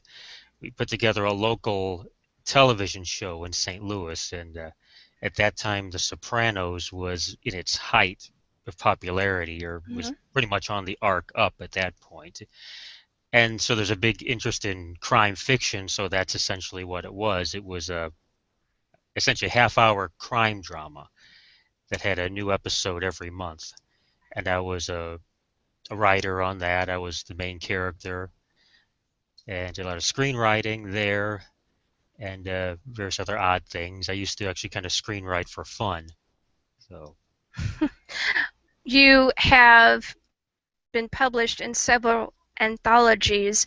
One of them is Toys in the Attic, a collection of evil playthings. Talk to me about your interest in this particular anthology and what the name of the piece was that you have here. okay, well, my interest in that anthology is actually very special to me. It's because my wife, Mary Genevieve Fortier, she created and edited and compiled that particular book. And like many other authors, I submitted just like everybody else, and I got accepted. And the premise of that anthology is, and I'm sure Mary's going to tell you a lot more about it in an hour. It's an excellent, excellent anthology, so there'll be a lot to talk about there. But each author chose a toy, some sort of evil, haunted toy that would be found in a mythical attic somewhere. And that's what you base the story or the poem on. And in my case, the story was based on an antique toy telephone. And the title of the story is DI-426, sort of a homage to Oh, the I like that. old-fashioned phone numbers when they used to have 5 digits and the first 2 were basically your neighborhood call letters. Mm-hmm. And that's actually what's engraved in the phone when it gets found by the main character. And he's a contractor tearing down a block of buildings, and this is the last house standing. He's making sure there aren't any vagrants in the house, and goes into the attic, and that's where he finds this chest, and he's drawn to this toy, this odd antique phone, and he thinks his wife will find it interesting, so he takes it home with him. And then when he's in the car, it rings. This And then it reminds me, starts. this kind of tale reminds me of the ones that they used to have on the radio Mm, before television, before any of that. They had radio shows, as you know, and it has that essence to it, and I really enjoy that. oh, well, thank you. So do I, and that's a great compliment. I really like that analysis there. Thank you. All right, so we're going into your next piece, which was Ghost Revenge. Okay, Ghosts, plural, revenge. should have showed you Toys in the Attic. I did not. I was a little behind the game, but anyway, Ghost's Revenge is a very cool James Ward Kirk anthology, and it's the title kind of sums up a bit what the stories and poems are about. You have to deal with ghosts and some element of revenge. And I have a short story in this anthology, and it's called The Moon Above Oak Road. And it's about essentially a serial killer who lives in St. Louis, but he grew up in a fictional town I invented called Wintersburg, Illinois. It's a town where all sorts of horrible things happen. It's about halfway between St. Louis and the Indiana state line, in the middle of southern Illinois. And his family home is there. And he murdered a woman some years back, and he buried her body there. And her ghost resides in his family house. And to appease her, she misses her family, and he's replacing her family by murdering people that match their descriptions and bringing their corpses to the house. Well, that's quite different. And then the revenge aspect comes from the murdered woman, so I won't reveal what goes on there. Very cool. But he seeks to reassemble her family, essentially made up of parts of other people's families, and forcing them together.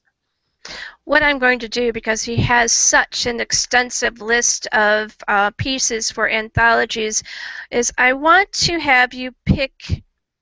I know that you said that the story in Toys in the Attic was one of your favorites, but out of all of these pieces, which one do you believe has defined you as an author? Oh man, that's a tough one. Wow, that's going to be a really tough one. I'd have to say, if I can, it's an as of yet unpublished story. Um, I know we'd probably talk about this later in the interview, but I'm working on my own single author anthology of all my own work, and sort of the flagship story in that book is called The Interim People, and that's to me that's pretty much the story that I am proudest of uh, at this point. So I guess it doesn't exactly answer the question because it isn't something that's out there yet, but hopefully later this summer it will be, and people can check that out. And what is the name of the anthology that the piece will be in? It will also be called The Interim People, uh, and the title sort of sums up. I should say I write a lot about.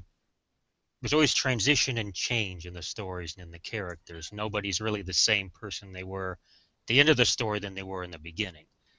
So they're sort of always in flux and in transition. So even though the title was originally conceived for that specific story, it fits very well with that when you know what that story is about. It also sort of fits all the work as a whole, in a sense, when you look at it from that perspective of metamorphosis and change. How do you feel horror is as a genre has changed over the last, I don't know, 15, 20 years from the perspective of what you bring to it? Wow, that's a good one. Um,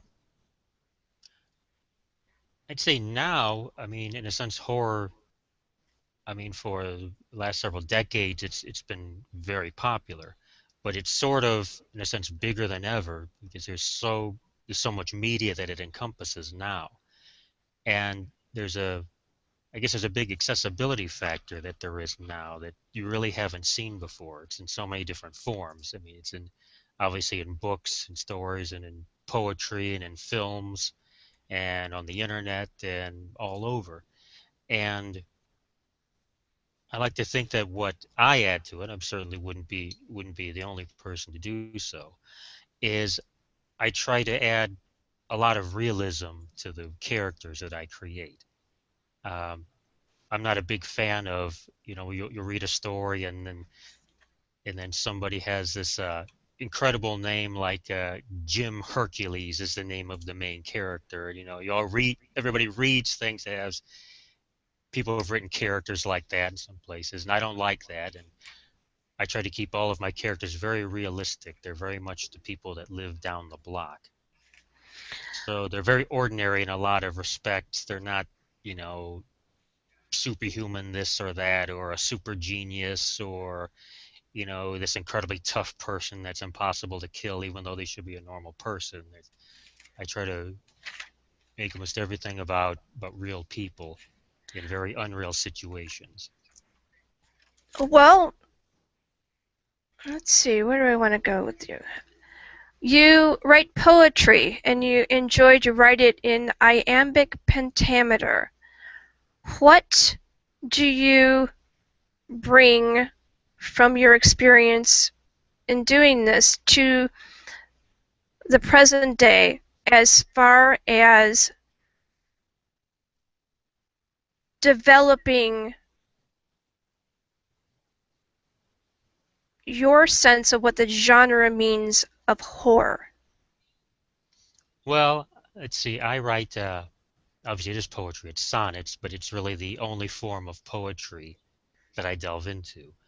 So I don't consider myself much of a poet. I consider myself a horror writer that writes sonnets. and they're basically written in Elizabethan English most of the time, sometimes modern, sometimes about 4 centuries old. And I guess one thing unique about that is you don't see too many people doing that, and it kind of encompasses the old love of Shakespeare and sort of merges that in the modern world of horror.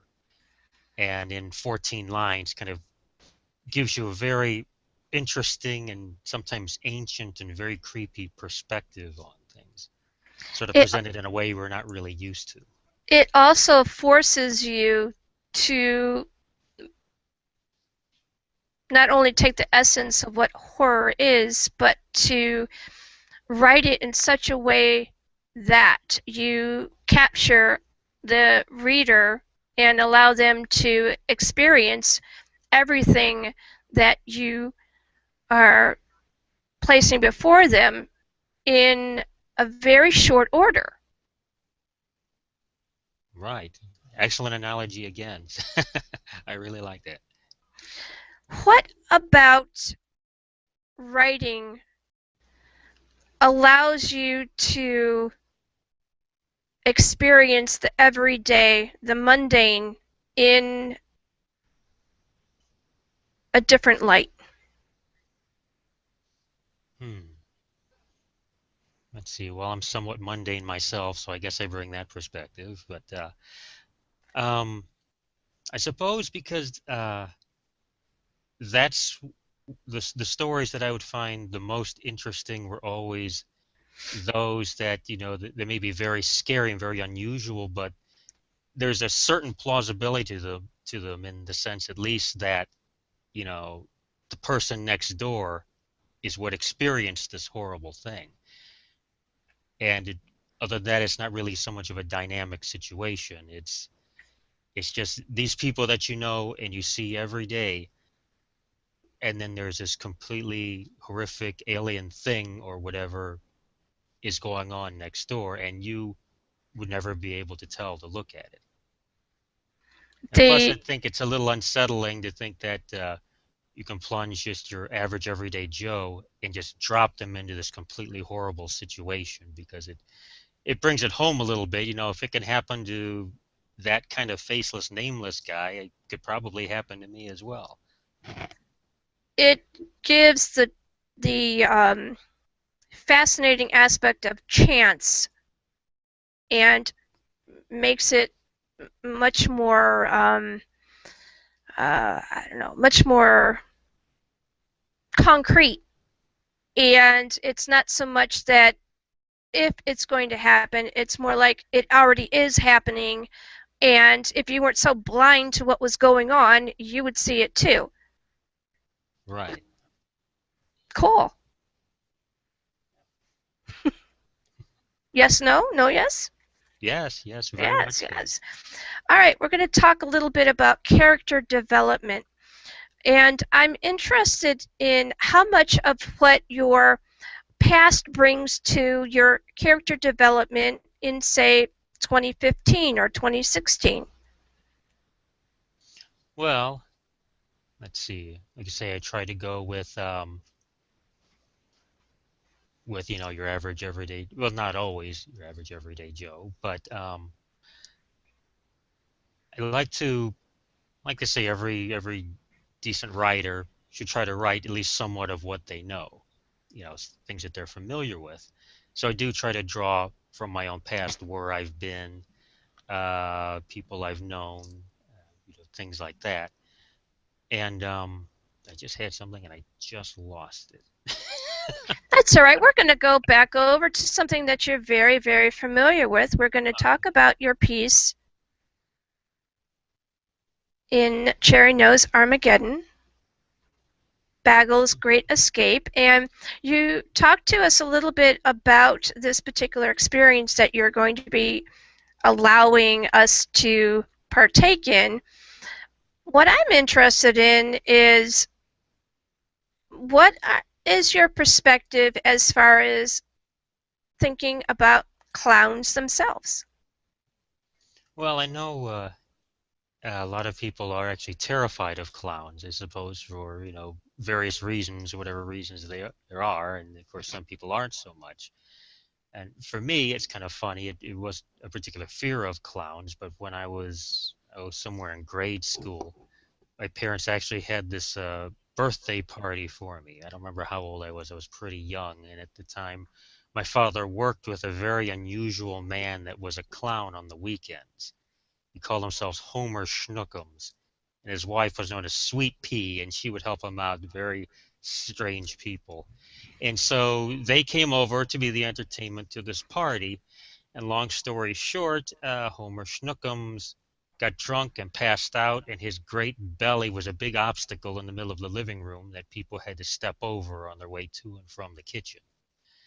I guess that's kind of my big experience with clowns, which is horrifying in the terror aspect, more in the disgust aspect. But I guess when you look at it, something very scary is the clown is basically in human form, but they're morphed into something very unusual, something which in theory is supposed to evoke joy and happiness, but can very easily be twisted into something very uneasy and very terrifying. And I guess there's a certain aspect of where clowns are supposed to entertain children, but then you have people like Gacy who killed them and was a clown. So I enjoy watching Dean Martin and Jerry Lewis very much, and I binge watch a lot of their films, sometimes to get just a better, fresher perspective, because it allows me to go to a different time, a different place, and clear my mind. I also enjoy watching interviews that Jerry Lewis did, and I got to see one that was most recent, I think just a few years back, and he talked about being the clown, and his perspective is very much like there is a vulgarity that comes with being a clown. And when the viewer sees something that the clown does, they either laugh or they don't.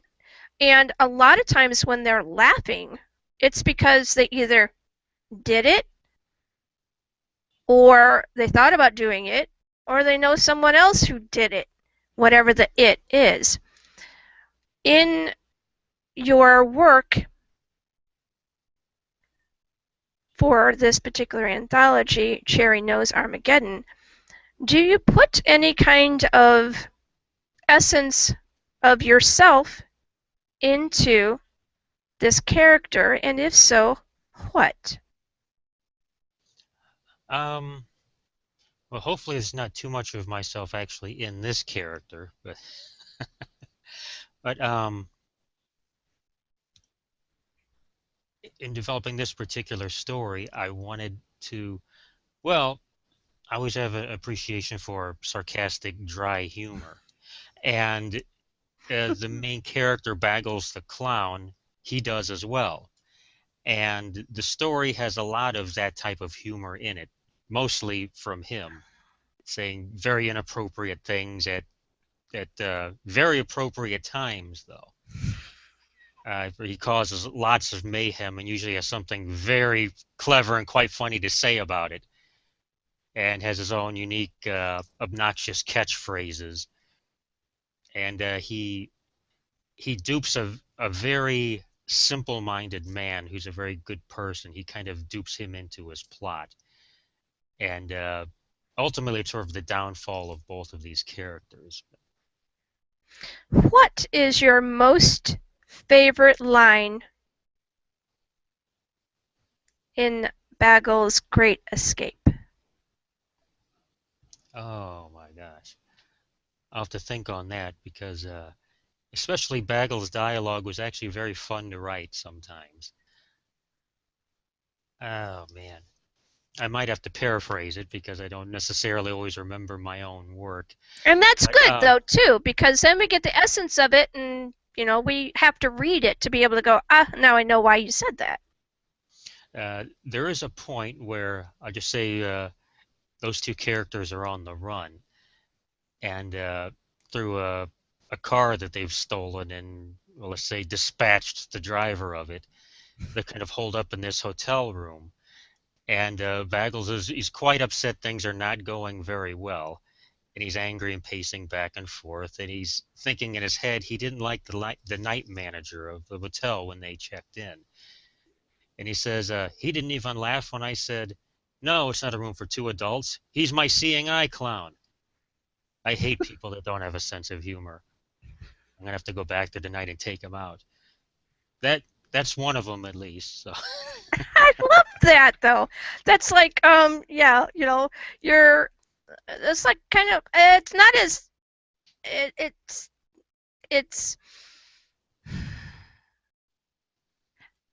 I know what that is.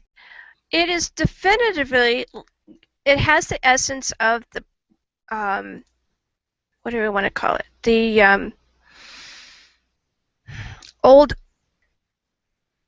vaudeville sketches. It's got it has a wit.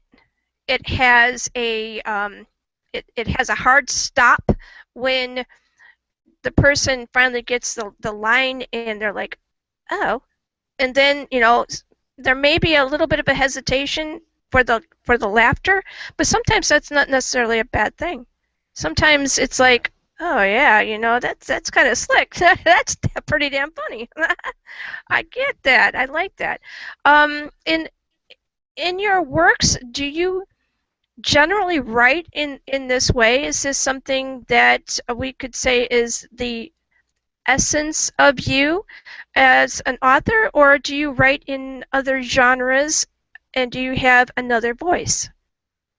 Well, primarily I write in the horror genre, and this story admittedly probably has the most humor in it than any of them.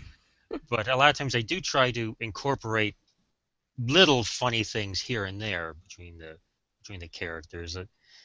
There's always people speaking at some point. I spend a lot of time in dialogue in the story. So humor does crop up every now and then, whether it's through misunderstandings or double entendres or just somebody trying to be witty or somebody like Baggles being inappropriately witty. But that's where you get that guttural laugh and it's sometimes in essence of having somebody look at this and that guttural laugh that they do from the toes all the way up the spine, and then bam, out the mouth that comes, and they know that they've either been had or that they too are the butt of the joke. But sometimes they try to be sneaky about it, and they'll kind of like start to chortle, and then they'll be like, oh, they can't handle it anymore. Bam, out it goes. That's that kind of like, oh man, that reminded me of this, that, or the other.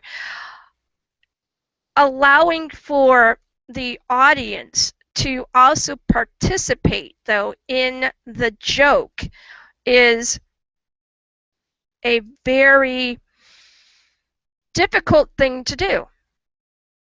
Some people say, oh, we'll just put something out and everybody will laugh. Not everybody, especially now in 2016, will do that on command. You have to have some insight. You have to have some psychological idea of what exactly could be really, really outrageously humorous for it to work. Right. Yes, I agree, and I think the use of dialogue is probably one of the best ways to do that, to really draw your audience in, to really experience the characters communicating, and even if it's just mental, even if they're just thinking, but being part of that dialogue and part of that exchange and really listening to what they're saying to each other, to me really helps put the reader right there, right on the cusp of the conversation, to where they're almost a voyeur or an eavesdropper listening in. And they're right there, they're almost close enough to touch the characters. They're that close and they can feel what they're saying and what they're thinking. we get that essence in irony when we have all of those particular feels that go with being being on the inside, because people really hate a lot of times being on the outside. They want to know what the punchline is and how they can participate. And then you get those that are on the edge, and they kind of they want to know, but they're either afraid that it's going to make them look off, or they decide that they they just don't want to share in the rest of what everybody else is doing. There you have to look to see again how psychology plays in that. So when you get someone that reads some of your works, they are really able to get all of that satisfied, no matter whom they are. And being able to do that as a writer is very much like how I believe Shakespeare decided that he wanted to get his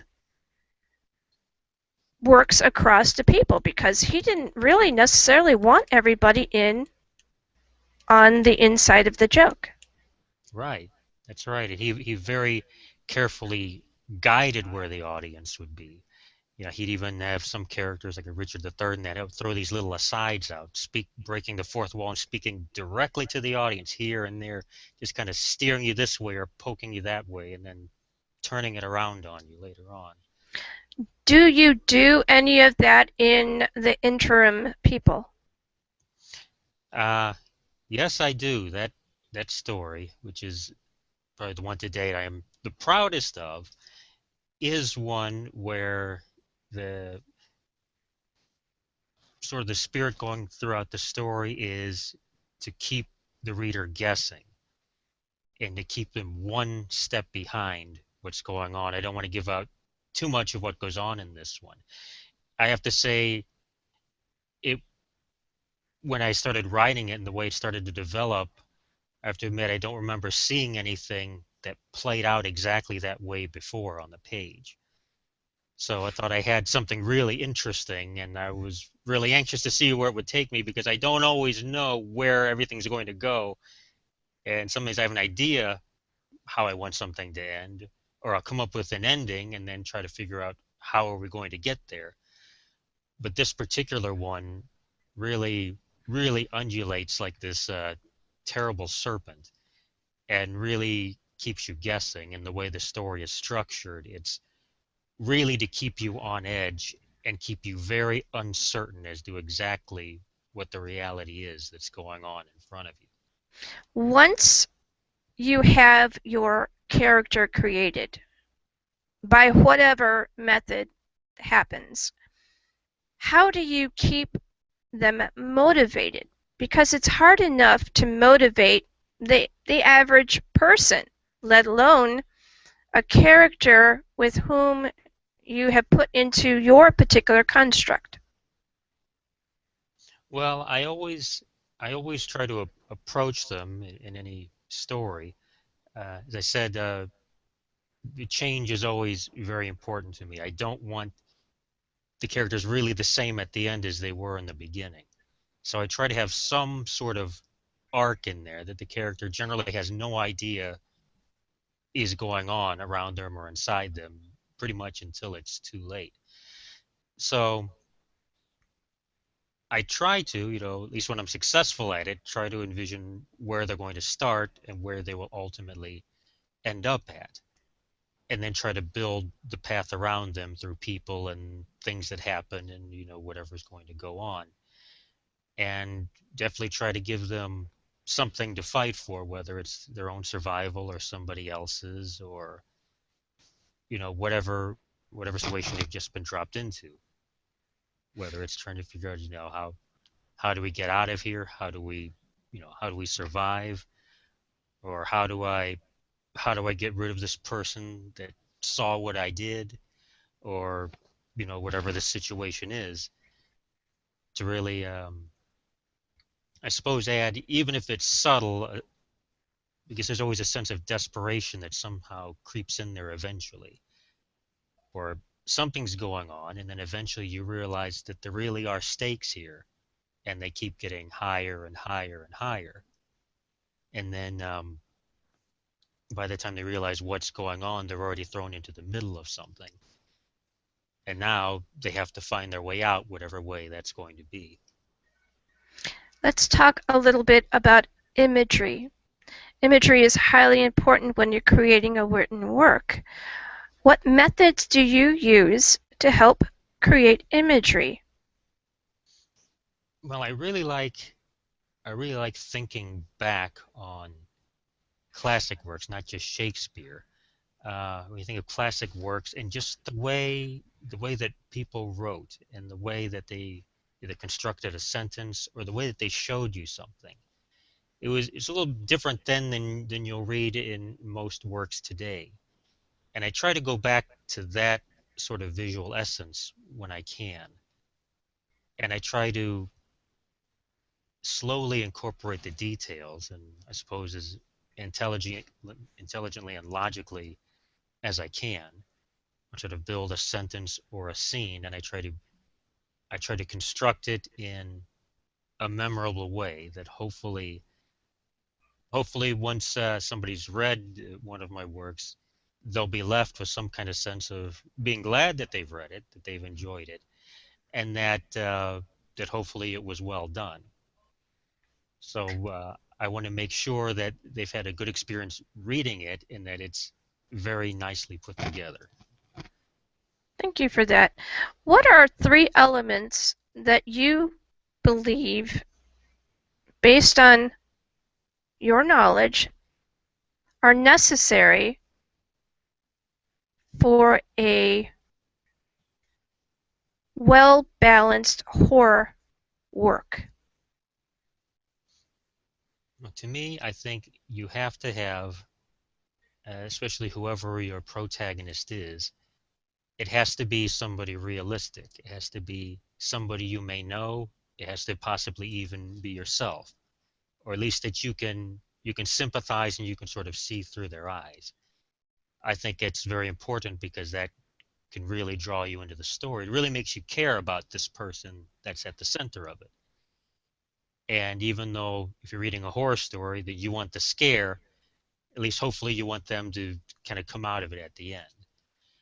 And I think you definitely need you really need high stakes. You need some kind of suspense, some kind of desperation. You need something unusual and perhaps life-changing has to occur. There has to be a situation that this person or these people suddenly find themselves in that they most likely didn't see coming. So there has to be this, whether it's a situation or an obstacle or whatever it may be, it's something that they have to sort of try to get around or get through or figure out.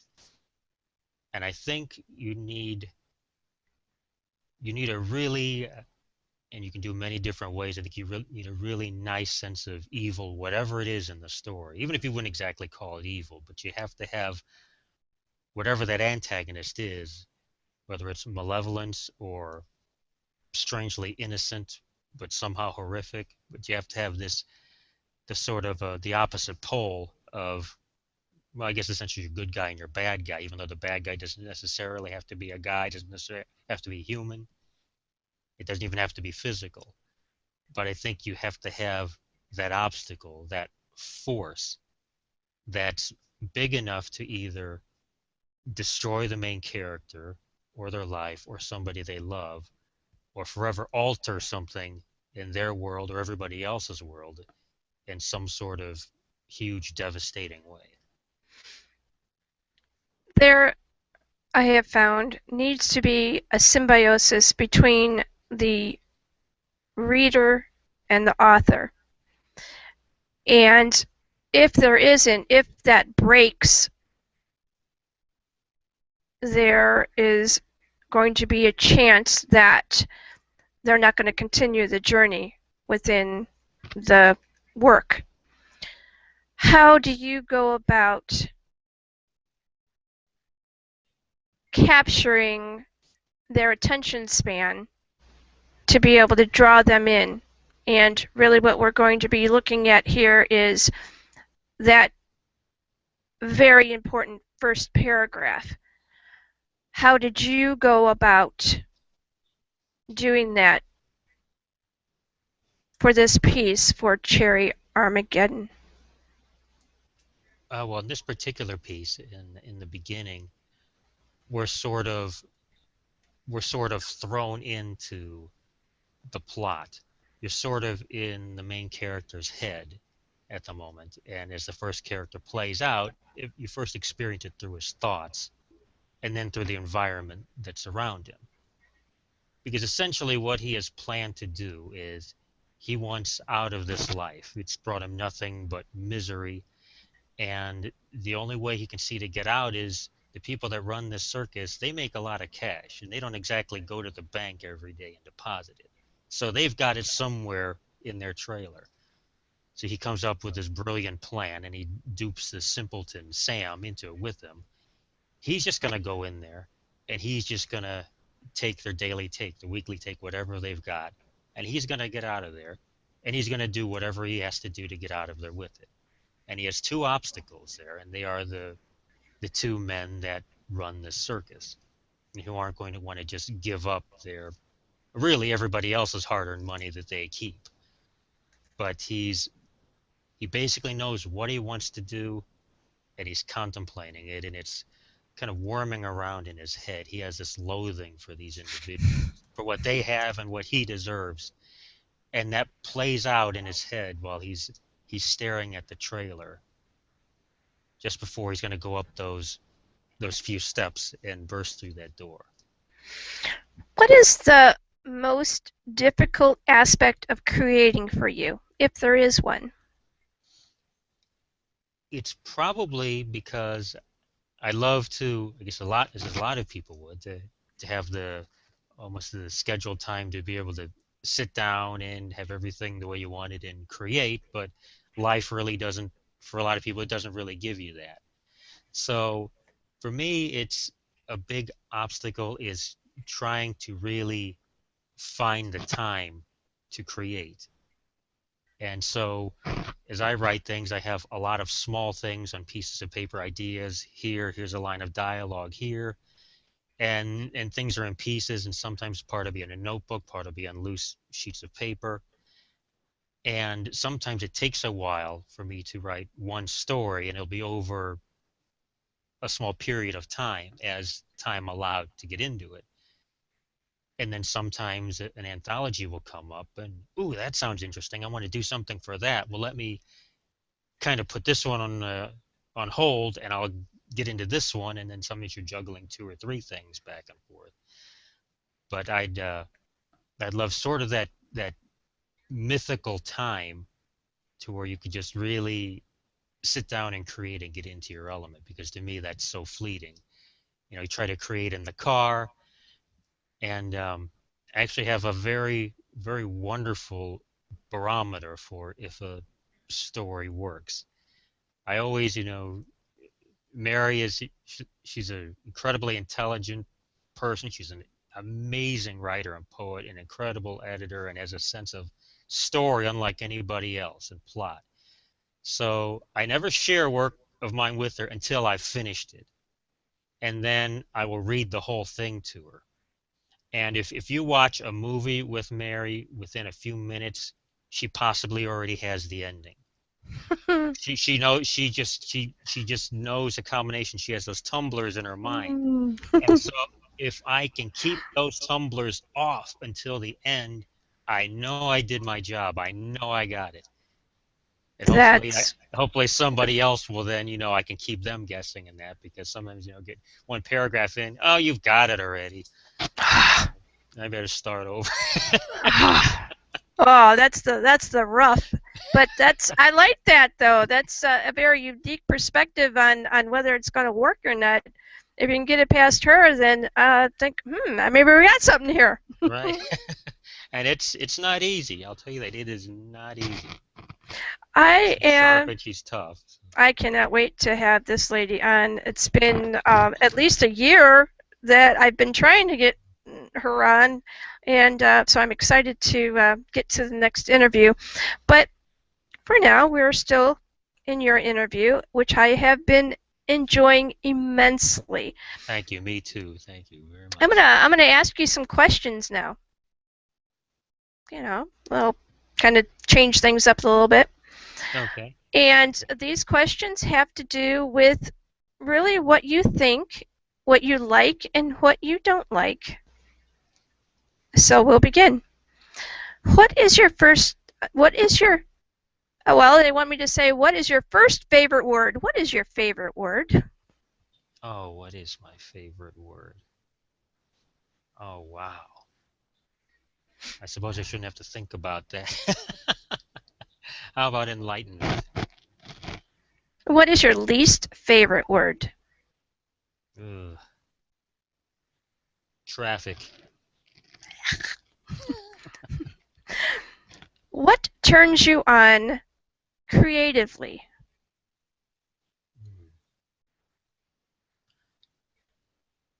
Probably, as I said about running a story by Mary, when I am in the element, that's a big driving force, and I start really, I have her in mind, and I really want to get the story past her, I guess. But I guess that's the driving force. Is I think if I can put something together that really works that well, then I've really done something that's worth reading. It has to be something that I enjoy reading. To me, it's like, taking the reader with me on a journey, and if it's not going to hold me, they're not going to stick around either. What turns you off? Oh, gosh. Oh, I'd say hate. What sound or noise do you love? Mary laughing. What sound or noise do you hate? Again, traffic. What profession, other than the one that you currently do or have done, would you most like to attempt?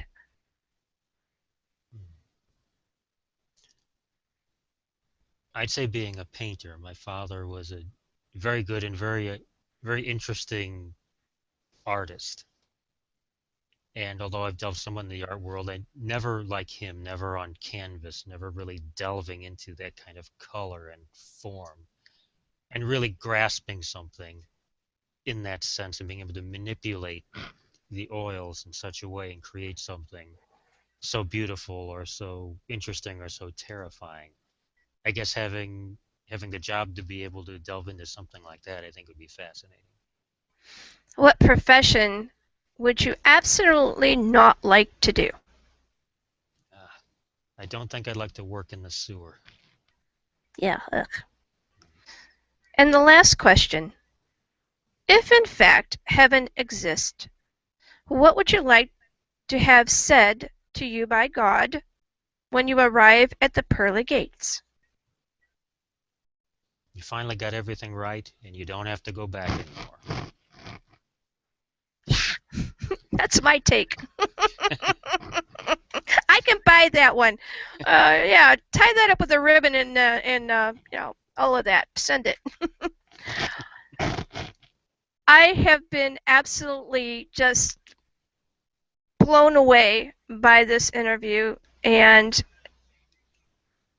it was something that was very, very unexpected, mostly because the questions that you led me to were ones that I have not broached before. And I always enjoy getting new material, and I am enticed by seeing what else you can do. And so I'm going to be getting your anthology of the interim people. When you have it put together and everything is all good and all of that, and it's post-production, I want to bring you back on, and we're going to have a nice chat about that particular piece. So at this point, I just thank you very much. I could talk to you for another 4 hours because of everything that you've had in your background. But I have to go to the next hour. We are going to be bringing on Mary, and like I said, I've been really looking forward to having this one. So let her know that in about between 5 and 6 minutes, I'm going to be sending her a link, or she can use the same computer that you have. But for now, if you have any social media or anything like that you want people to know how they can find your work or a blog or anything you have, go. Okay, well, you can find me on Facebook. I have an author page, which is David Schütz. That's S-C-H-U-T-Z, for those who know how to spell it. And the Roman numeral 2, and then author. And actually, I do need to update that. I haven't been on there in a little bit. But I also have, under the same name, David Schütz II, on Amazon.com. You can find my works that are available there. Mary and I also have a YouTube channel. We do a lot of audio productions, different things, very interesting stuff. Terror Train, all kinds of wonderful things, podcasts, and that's more of a mouthful. That's Fortier-Schütz Wooden Box Audio Works is the name of that YouTube channel, and I'm not sure how you can abbreviate that to find it in the search. We'll look for it. We'll get a link. Definitely a link for you. Thank you very much for being on Zombiepalooza Radio Live. I do want to have Dead Door at least say his final comment or say his proper goodbyes. Okay, and thank you, Jackie. I really enjoyed it, and I look forward to next time. I really do. Thank you. Do we have Double D? I'm here. Thank you for stopping by, David. It's been an awesome interview. Double D, your sounds are all kind of smooshed on each other, and you might need to back out and come back in. Yeah, that broadband. All right.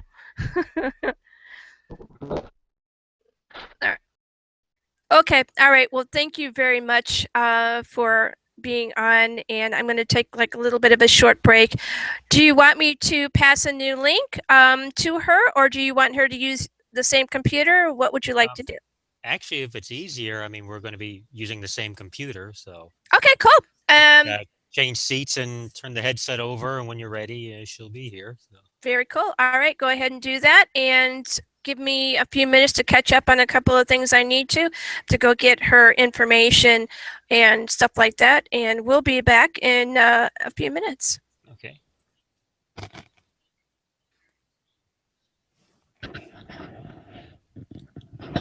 See if there we go. Dun dun dun. Hey everybody, hope you are enjoying Zombiepalooza Radio Live. Please like and share and all of that fun stuff while Crunchy and Dead Door and all of those guys are trying to get their sounds to work again. Want to make sure that we get everybody back on board here. And give another shout out to Scott Pearson. Hopefully you're able to hear this, and we appreciate you for doing what you do. Miss you very much, all of that kind of thing. Dead Door, go ahead and try your sounds again so that we can see if we got you. Okay, hi. You got me? Hi. Yeah, I have you. I need to do a sound check with Double D to make sure that everything is working right, and then we're going to get started with you. Okay. All right. Hey, I just want to make sure everything's going good. Hi, Mary. Welcome Hi. to the show. Thank you. I gotta go find her information and all of that fun stuff. Dead Door, you know any good jokes? Dun dun dun dun dun. This is clown. Oh, let's see. I mean, you're not a clown, but you got any good jokes? Hey, watch it. Poor guy's a zombie. What does a zombie call a bus full of people? What? Meals on wheels. Meals on wheels. That's good. I like that one. Did you pick that off the top of your head? That was really good. Well, yeah, but I had to pick the hairs off. My My. All right. I think I've got what I need to over here. We have with us Mary Genevieve Fortier, and did I do that right or did I screw it You up? did it perfect. You did it perfect. Thank you. I bet you have some people that kind of go and then mush. Yep. You know, and they're like, that's very nice, and even if they try to do it a couple of times, they're kind of like, no, okay, forget it. We'll just call you Mary. So Mary, I have been trying to get you on this show for actually quite some time. I'm glad that you are here and that you are feeling well enough to do the interview. First thing I want to do, because I would be bad manners if I did not do this, is I want to introduce you properly to my first chair co-host. His name is Dead Door William, and he's a zombie. Hello, Dead Hi, Door. Mary. Hi. I Welcome really to the like. show. Oh, thank you. And I really like that joke. You have to write it down. Well, I'll try. I've been trying to get him to write his own material, but he's very bashful, and Well, every you time know. I try to write, my finger falls off. So, Oh. Well, you know, I did tell you that. I mean, I know you have a cell phone, and they have those memo things Well. in there, and you could do it that way. Push a button. I have to find that. I'll get Crunchy to look into it for me.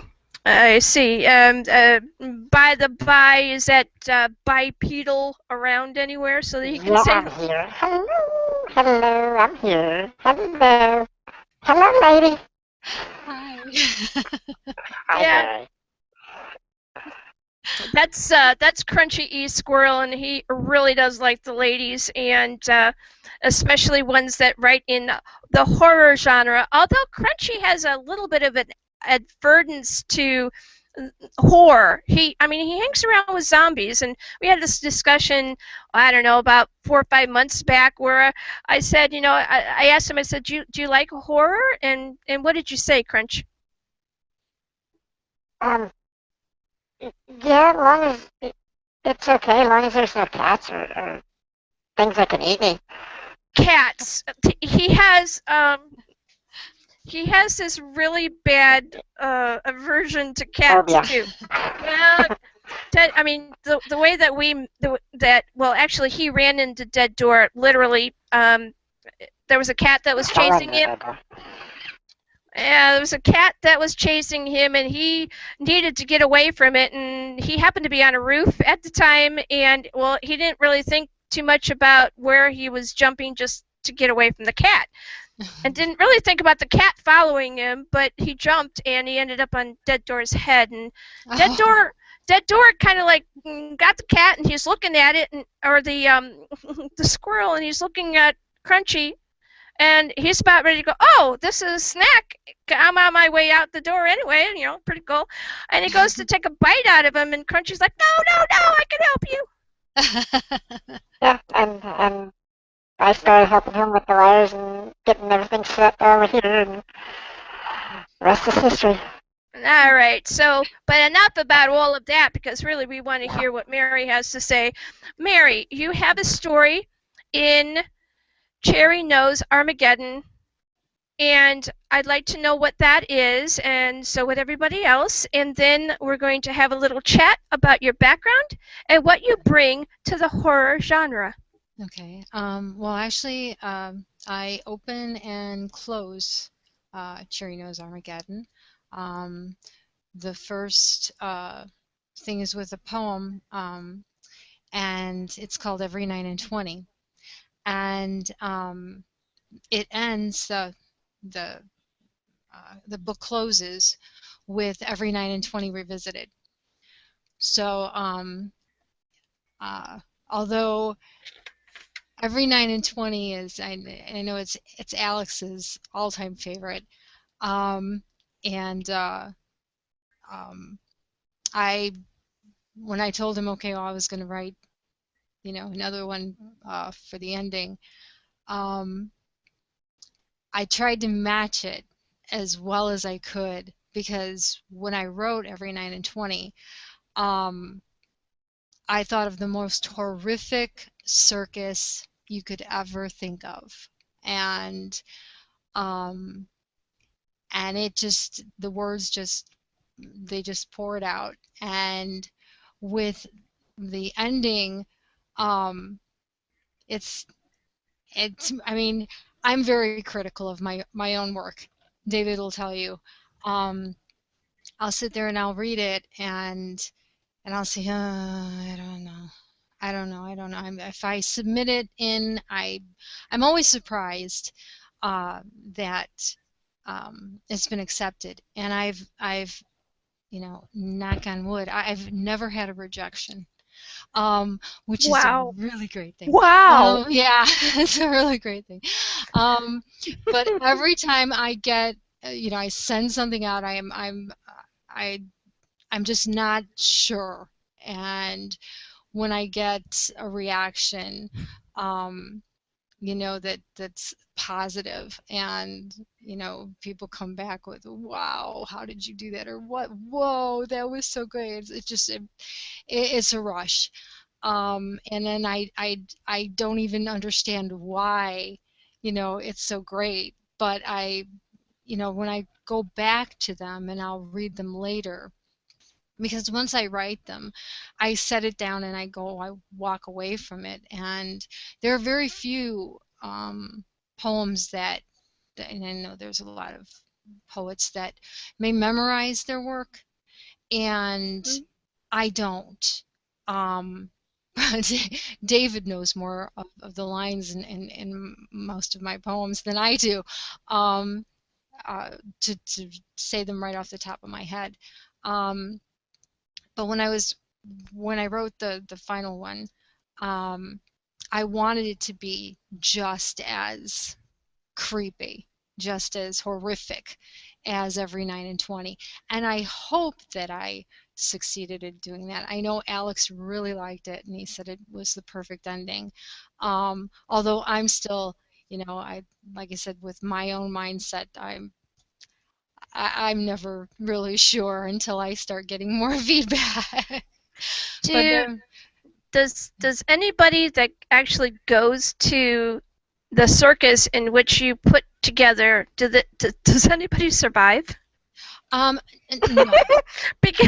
because and I'm not going to, I am going to message you privately about what I saw in my head. I'm a clairvoyant, a real one. Oh, wow. Wonderful. And I have like an 80% hit rate. It's kind of weird. That's I great. think a lot of that comes from the fact that I suffered a lot of emotional trauma when I was a kid, and so your brain develops other parts to be able to help you to deal with all of the stuff that happens, and so that's what I attribute it to. And boy, did I see some messed up stuff. I'm like, but even when I was talking with David, I'm like, we're in and are glued in, and we're talking about his piece, and it's not to say that David's piece is not going to be amazing too, because just listening to him speak was very interesting. You could tell that there's a lot of thought in what he does, and it passed the Mary test, so it's probably damn good. Yeah. But the images that were kind of like hurled at me was oh, you got to get this book. You got to see what this woman wrote, because it is it goes beyond the level of is there a level beyond horror? And I'm not sure, and I said that, and maybe it makes it sound like I'm trying to blow sunshine up someplace where it's not supposed to be, but I'm not trying to really do that, because I too like to straight shoot from the hip and say, if I like it, I'm like really into it, and if I don't, then I'm kind of like, no, this is just not what we need here at all on any level. But your mind, when you go to create this kind of deeply recessed, guttural horror, for you, it's not really such a thing as a release. It's not something that you need to do as a catharsis. It's something that you just kind of immerse yourself into and put it out there, and bam, there it is. Yeah, that's exactly the way it is. I mean, it's I write. I don't. I've never met another poet who writes the way that I do. I had when I first met David and I tried to explain to him how I write.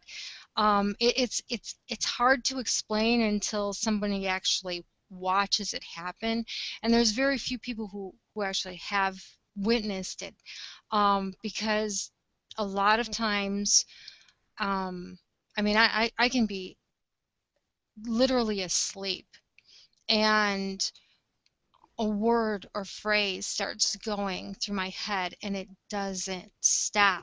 It's like one word after another, and like I said, it won't stop. And so I'm frantic. I'm trying to grab at whatever I can, and I always keep paper and pen by the bedside, and I won't turn on a light. I can't make a sound. If someone says anything, it breaks that momentum. It breaks that train of thought, and the words are lost. And there's been times when I had a pen and I've been so frantic that I would write on my hand or on the bed sheet, and I'm writing in the dark, and I've got the piece of paper, and I'm writing, and as I'm writing, I'm trying to hold my hand so that I can go to the next line, and because otherwise in the morning when I go to read it, if I don't do that, it's all squished. Yes, it's one line on top of the other, and I'm sitting there going, okay, what did I try to say there? And I'm trying to figure it out. Because of course, then I can't redo it because that's done. That's like the essence of the mad scientist that's got to work on this particular formula, and they've got all of this stuff all over the place, and they enclose themselves in whatever room they're in, and I mean, if they need to eat, because they know they need to eat, they just have stuff shoved underneath the door or in between the crack or something. I don't want to know that humans exist outside of this situation. I just want to create, and I know I got to do X, Y, and Z. I'm going to have to make it so that I can do that all and be able to get this out, because nobody is going to bother me while I do it. And that's beautiful. That though must be very strenuous for you as far as the mental element of all of that, because for you thoughts come so fast that it's very difficult for even yourself to keep up with you. Yeah. So do you ever use a recorder, or do you use any kind of vocal device, I don't know, like Dragon or something like that, to be able to do your work, or are you very textile and need to be able to feel the paper and the all of that? Because I get that. That's why I do notes. And yes, I in fact, I'm very particular about what I write with. If I were to, because you mentioned recording.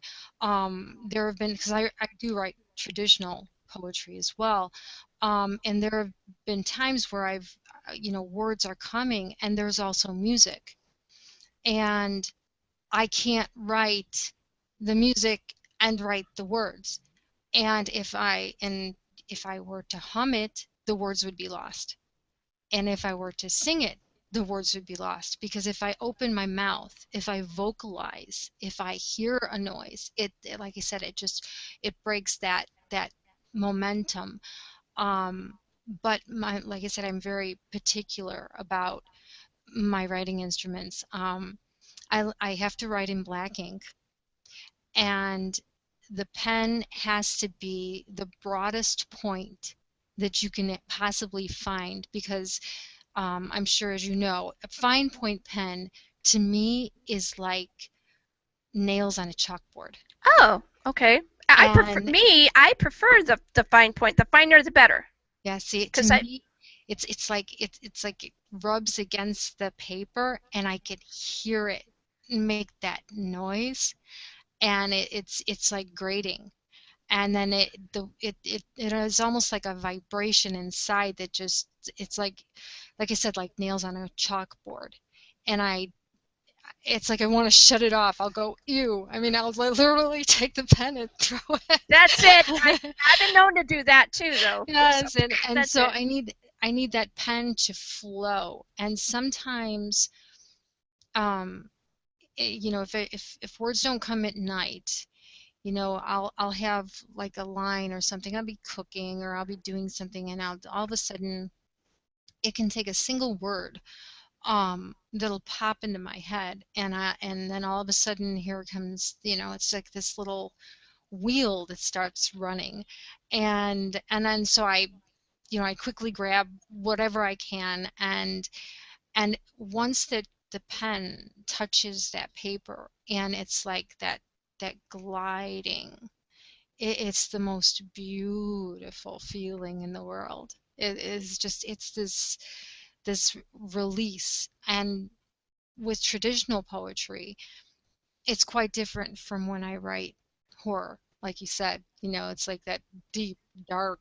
Where did that come from? I've been told, how could someone so nice write something so horrible? um, but Does somebody maybe have a little Jeffrey Dahmer in her or something? Like, you know, kind of like John Wayne Gacy or something such? Well, it's, you know, it's just, I've always been a lover of horror.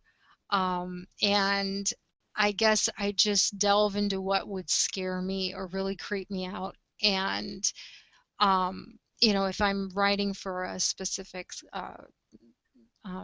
anthology, like with Floppy Shoes, or and then Sherry knows Armageddon, it was, you know, I have Ghost Revenge, or Terror Train, which Terror Train, I'm the Editor's Choice Award winner for both Terror Train 1 and 2. And my poems, the horror poetry, they are always like in the hundreds of words. They're like 500 words, 600 words. And since I've been writing and getting submissions in and such, I've watched how in the submission guidelines, where now what used to be, you know, your poetry would, you know, well, you limit it to maybe 10 lines or something, and I would like, ha ha ha. How can I get 10 lines and put that? I mean, come on now, get real. And I've watched now, it's like, you know, it's gone from like 500 to 600 to, you know, unlimited. But going back to what I was saying, when I write like traditional poetry, it's like this release. That's where the release comes from. Yes. Now I get it. Yeah. Right. When I write the traditional poetry, it's like when I finish that last line, I almost feel like my feet aren't even touching the ground. I'm in another world. My daughter, she used to walk into the room from a very young age. She would, if she saw Mama sitting there with pen and paper, she'd walk into the room, and I could see her from my peripheral vision, and she would walk into the room, and she'd and then she'd just turn around and walk away. And it was always just, you know, because I would, and David has a couple of times, he would walk into the room, and I would just one finger up, and then he'd know, okay, leave the room, you know, no, you know, it's just like, no, it's don't make a noise, don't, please, I'm on a roll. So but with the deep and the dark, I mean, I guess I delve into that world of, that I know you were talking to David earlier about horror radio. And, I remember, oh gosh, there was I'm from Chicago, and there was a radio station that on Sunday nights, really late, they would play the Inner Sanctum, which I'm sure you're Yes. very familiar with. Yes. And so they would play these versions, these little segments of the Inner Sanctum. And I used to think they were so cool because they were extremely vivid, and there was so much imagery. With whatever they did, the sounds they made, you heard every sound, and you could see it right in front of your eyes. And so that's what I do when I write the horror poetry, is that it's like everything that I'm seeing in my head, for some reason the words are just there. And there are times when I would sit down and just to get the flow, if it's been like, okay, well, I need to write this poem for, I did an anthology called Widowmakers, which was a benefit anthology. And I was sitting there and I'm trying to think, okay, what do I write for this anthology? Because it was not something specific. It was just, you write, something that was horror related, and you give this to submit to, and then hopefully they'll accept it, and it's going to benefit someone. And I remember sitting there and thinking, okay, what am I going to write? What am I going to write? And I'd sit there and I'd start, okay, I just start thinking of a word here and there, and I'll think of, like, just rhyming words, just like, like also like a little kid who, is like sing song kind of, okay, this, and just that rhythm, that, okay, well, there's this, even moon, spoon, June, tune, da, da, da, da. It's not that it's like doing anything. Those aren't words that I'm going to use, but just that, it's just kind of, it's like it, I guess, puts little flashers on in that part of my brain, and then all of a sudden, words start to come, and it's fun. It's to me, it's when I finish something and like I say, go back to it, later, and I'm talking months later, and it's published, and I pick it up and I read it, and I said, I wrote that. Wow, really? I did that. That's pretty cool. I did that. It was one anthology called Ghosts of Revenge, done by James Ward Kirk, and I wrote a poem called In Stately Pious Prayer. And just the other night, I don't even remember what the name of the movie was. David and I were watching a horror movie, and there was these children. Oh, I remember, it was I think it. Oh no, I'm trying to think of the name of the movie. That's not it. But there were these bodies that were shrouded, and in this room, and David always gets creeped out with my poems. He'll look at me like you did, like you read it and you're going, oh my God, what did you wrote that? Oh my God, and with Stately Pious Prayer, it was just like he was, oh my God, because it's like I walk into a church, and I'm walking into this church, and it's dusty and it's old, and it's like this huge organ in the background. There's people in the pews, but they're all shrouded, and there's dusty, and they're shrouded, and all of a sudden the organ starts to play, and they move toward me. They turn and they're starting to walk toward me, and And then, you know, I want to run, and I start to run, and all of a sudden the music then stops, and they turn and they go back. And I think to myself, you know, dare I turn and look again, you know, and of course, you know, in horror movies you can't help yourself, and so you have to turn around and look again, and you turn around and it's like, oh, you dummy, what did you do that for? They're going, and it's really funny, because if I put myself in any of the poems, I die. You know, it's just, you know, because because that's what happens in horror movies. You know, these people are really, you know, you see them running away, and you think to yourself, why didn't you do this? Well, you know, it's the same thing when you're writing, you know, it's like, well, why didn't I do that? Well, because I'm stupid, and in the horror movies, that's what's supposed to happen. But I've actually been, I've been given a great honor and been deemed poesque. In Oh, fact, wow.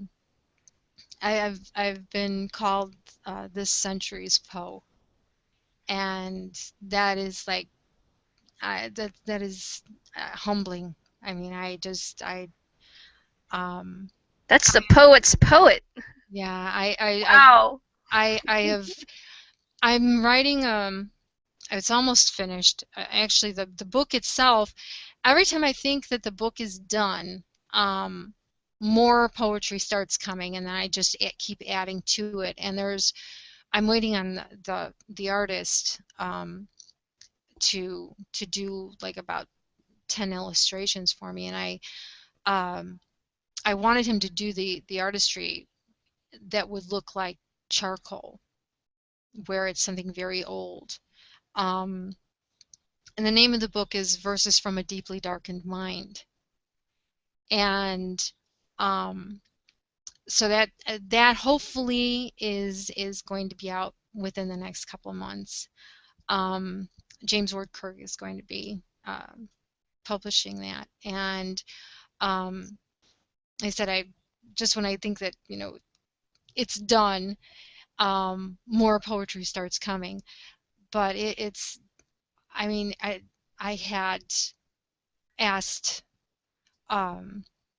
someone who I really admired if he wouldn't mind writing the foreword. And I don't know if you're familiar with Blaise McRobb, and he's been around for a long time. He's in the horror genre, and he writes, I've been deemed woman in horror 3 years running by him. And I just sent him, I guess maybe 6 or 7 poems. And although, you know, we've been friends for a long time, and you know, when I'd be on a show like this or something, and he would hear my pieces either read by someone or me reading them, it's quite different when you pick it up and you read it, you know, than if you hear it read to you. And he wrote this really beautiful foreword, and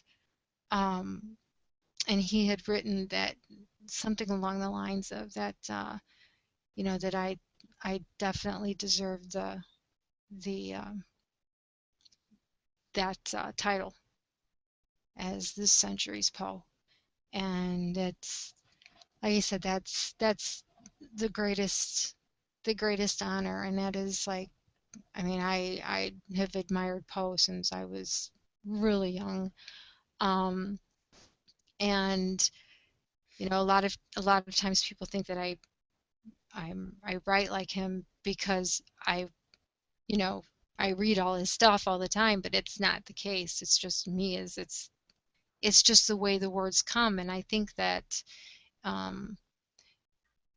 because a lot of the way that I write is almost gothic in a lot of ways.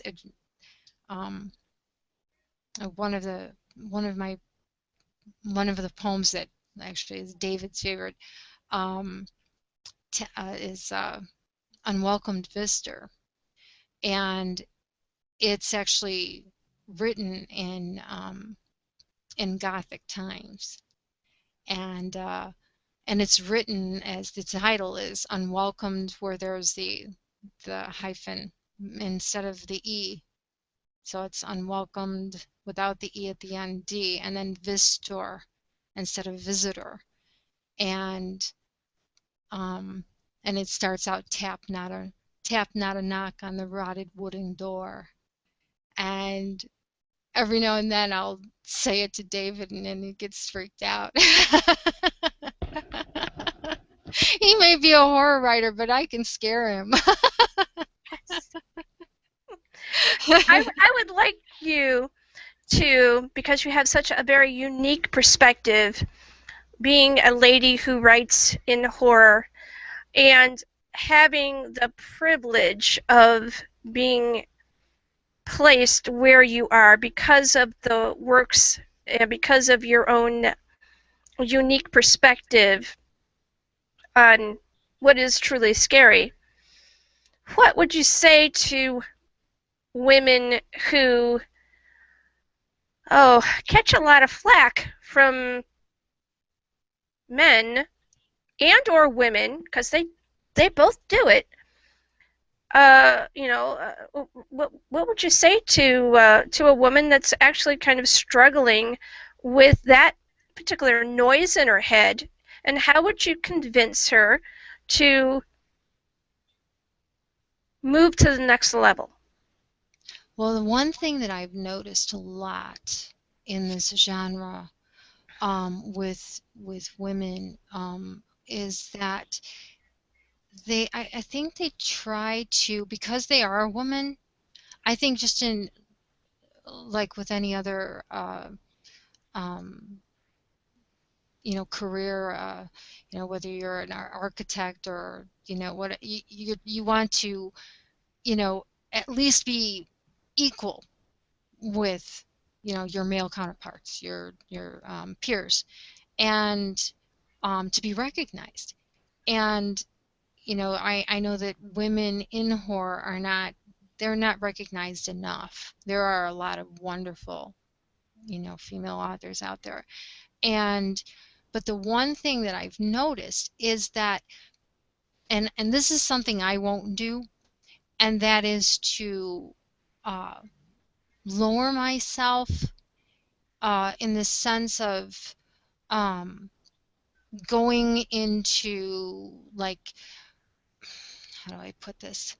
Where I've read stories of some women who will use, like, okay, well, snakes coming out of body parts and doing and the sexual thing. Mm-hmm.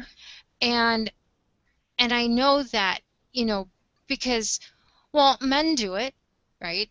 They write in horror, and in fact with what I just edited with Cherry Nose, there's a lot of that in there. And sometimes I would sit there, as I was editing, and go, oh my God, okay. And if I ever see Chris Thompson, I'm gonna slap him.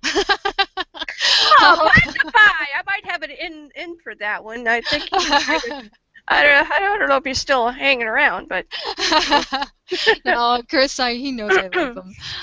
But I actually edited his standalone, and I, being an editor, well, you tweak things here and there too, and right.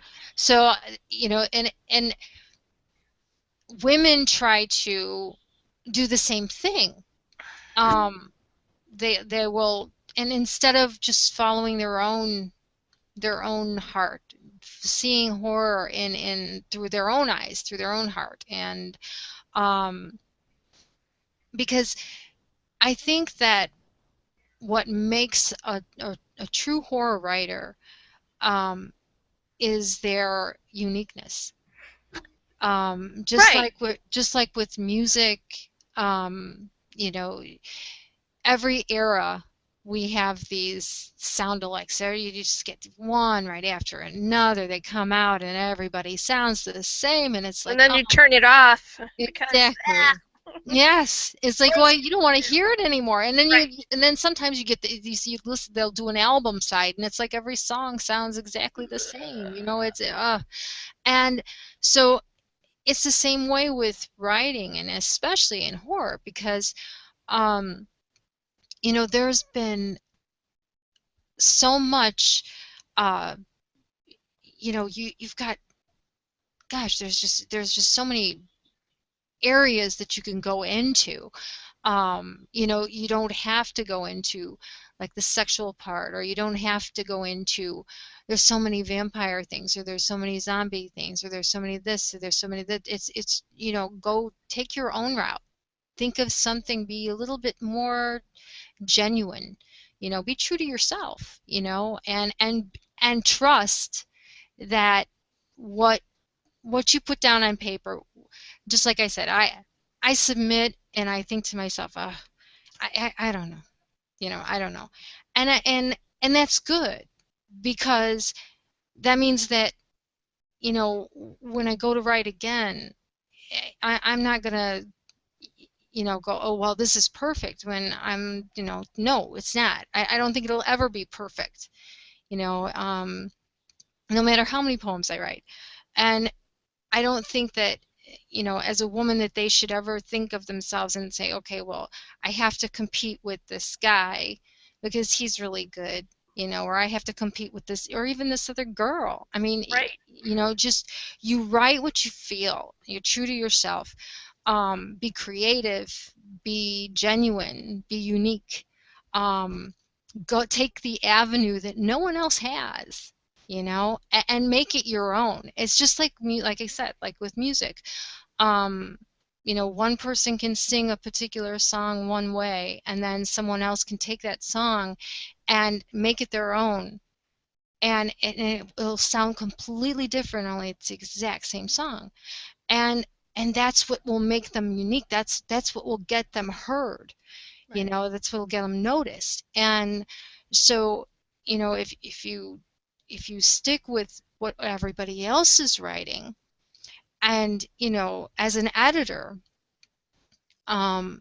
getting submissions one right after another, and and by the hundreds, and going through them, and then you're saying, well, this is just like this one. Well, I can't put these two in the same book because it's almost like the same, Mhm. and I see that a lot. And like I said, if as a woman, that would be my uh, my heartfelt um, thoughts about what they should do, and that is, like I said, just be genuine. Go take the road, that not everyone has taken. Just do what you feel is right. Don't follow the crowd.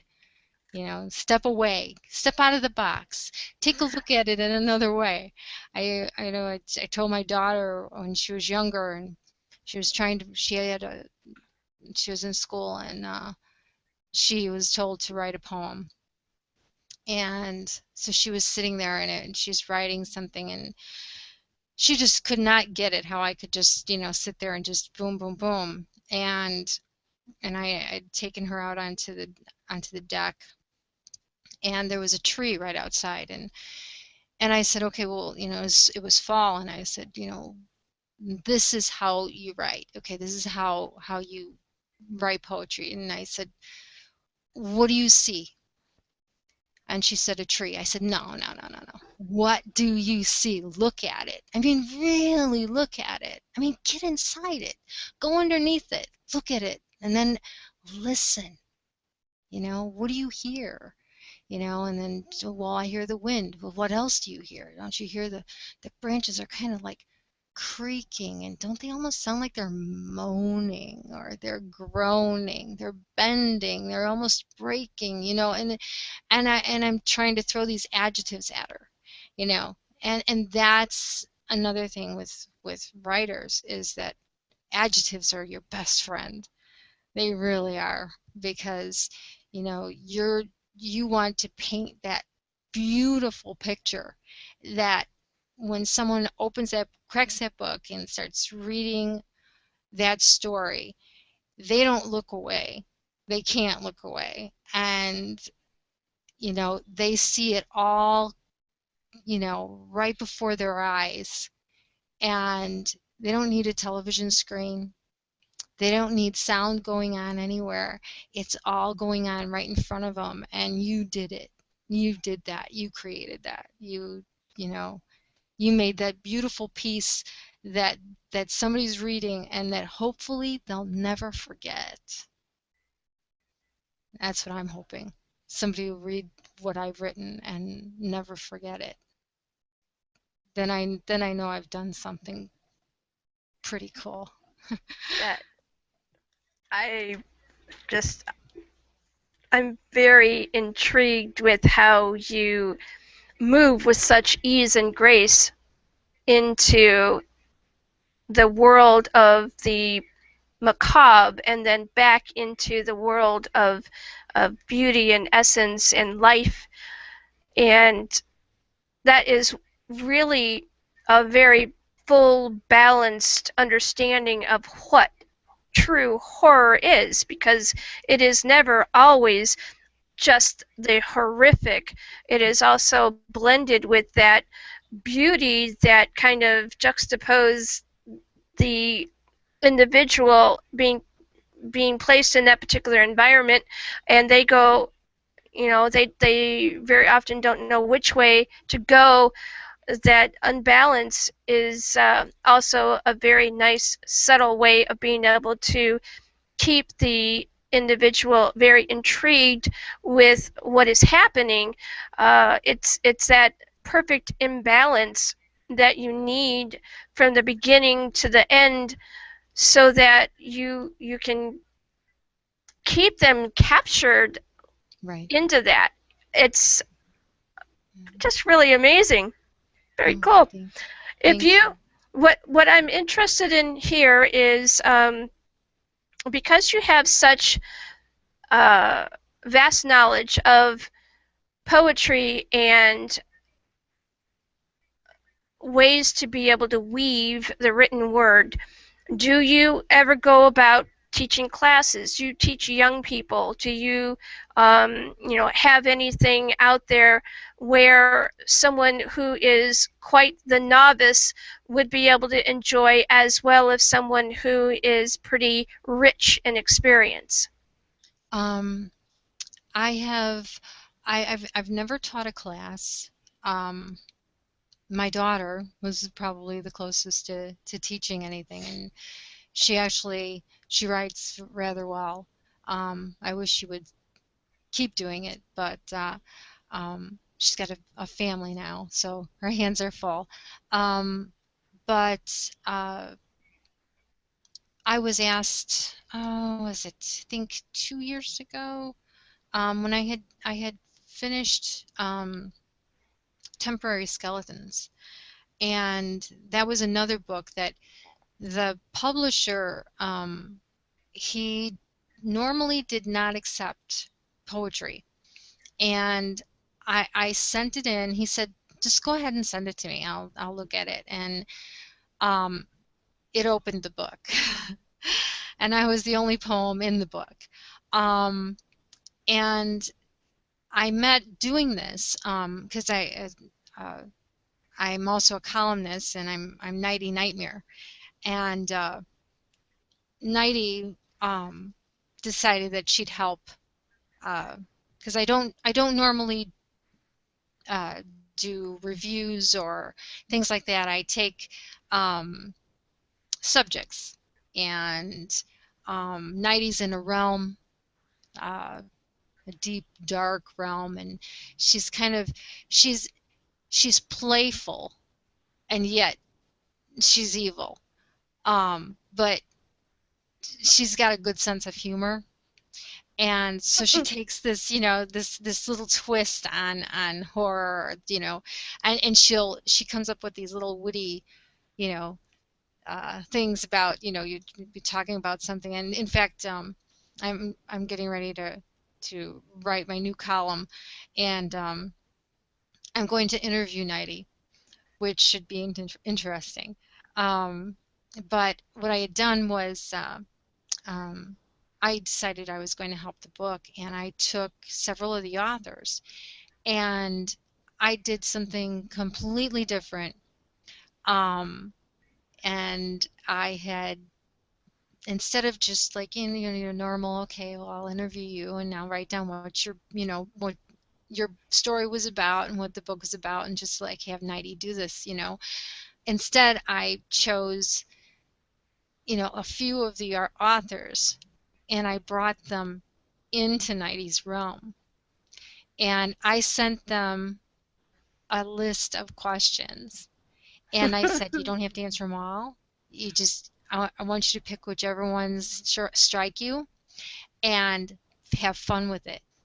Just have fun with it. I want you to, if you think of something funny, that then say it, and then I took all of their work, and then I put it all together into this Nighty column for that particular week. And one of the authors from the book, his name is Jeremy Mays, he's a teacher, and he teaches in Mount Vernon, Illinois, and he actually asked David and I if we could, through Skype, sit in on a class with him. And he had, this was a couple of years after we had done Terror Train as well together, and he wanted me to read a couple of my poems, and he actually took one of the books that we were in together, and he printed out one of my poems, and he handed it out to the class, and he said, can anyone tell me, do you know who wrote that poem? And he told me that 3/4 of the class thought it was Poe. And so I thought that was pretty cool. And so what he did was he had us Skype and have them ask questions and interact with them that way. That's probably the closest that I ever got to actually teaching a class. I really never thought of it to do that. You have an immense wealth of information in your experience, and what you can bring is a very genteel way of talking to them about how to do this. And I think that it would really be a shame if you didn't at some point decide to do that, or to write a book about how you do what you do. I think that would be very poignant for you to do, and I think that other generations would probably enjoy being able to have something like that. Now, we have gotten to the point where I would like to ask you some other questions, and these are questions to be able to see a little bit more about your personality, and if in fact there is anything you don't want to answer, you of course don't have to, but I think that they're questions that I think you will be okay with. At least I'm hoping. All right, so Mary, what is your favorite sound? Oh, silence. What is your least favorite sound? I can't stand a bad note. I'm a singer too, and I can't stand a bad note. And if someone sings off key, that's probably the worst. What is your favorite word?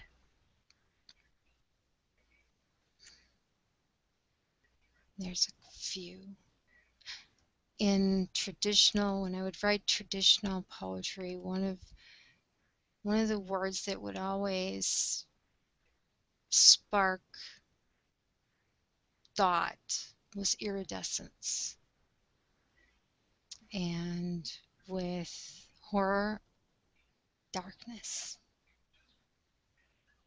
What is your least favorite word?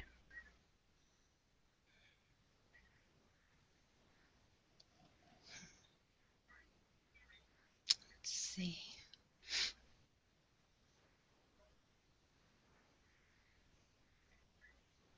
Redundance. And I think because I can't stand it when a word is constantly repeated and it's unnecessary. What turns you on creatively?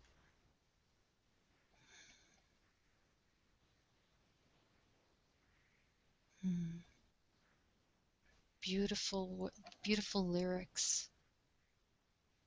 Songs with beautiful lyrics. Poems with beautiful lyrics. Even in a movie, if there's a line that's spoken it's just like, wow, words. What turns you off?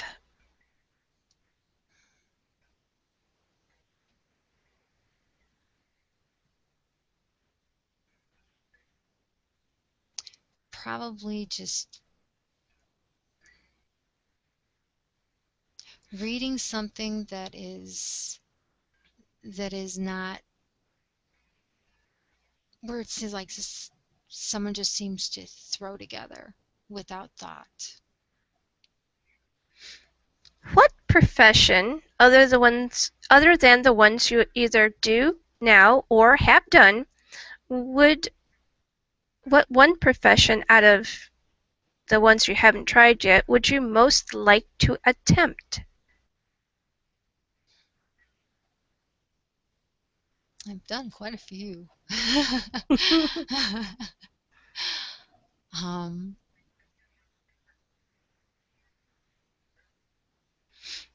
Well, I've done it, but it not as a profession. But I would say a musician, a singer, songwriter. What profession would you not like to do? Oh, fast food. Run away! Yes. I'd rather jump off this cliff here. Yes. I don't know where it's going, but I'd rather just do that. And the last question in this particular series of questions: if heaven does truly exist, what would you like God to say to you when you walk through the pearly gates? You're home. You made it. You're home. That's awesome. Well, I have now come to the point where I'm going to ask you, is there any question that I have not asked you that you would have liked me to ask you about?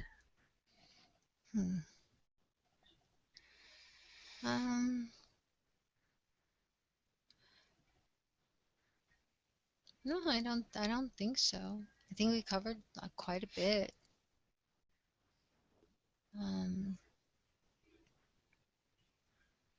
I think we talked about, the process of my writing and how I write and what I write, and I think we covered quite a bit of ground, actually. Thank you. Thank you. Thank you. So what do you think about this thing called Zombiepalooza Radio? I think it's awesome. It's awesome. Yeah, I think you do a wonderful job. Thank you very much. I appreciate you. I am going to turn it over to Dead Door William, who I hope has his sounds working right, because he wrote. I hope so too. He wrote a poem. Oh. Dead Door, go ahead and tell her what your poem was. You want me to sing my poem? Okay. Roses are red, violets are blue, your head fell off. It's okay, there's glue.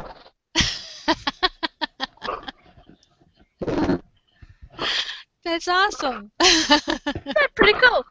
And he literally did that right off the top of his head.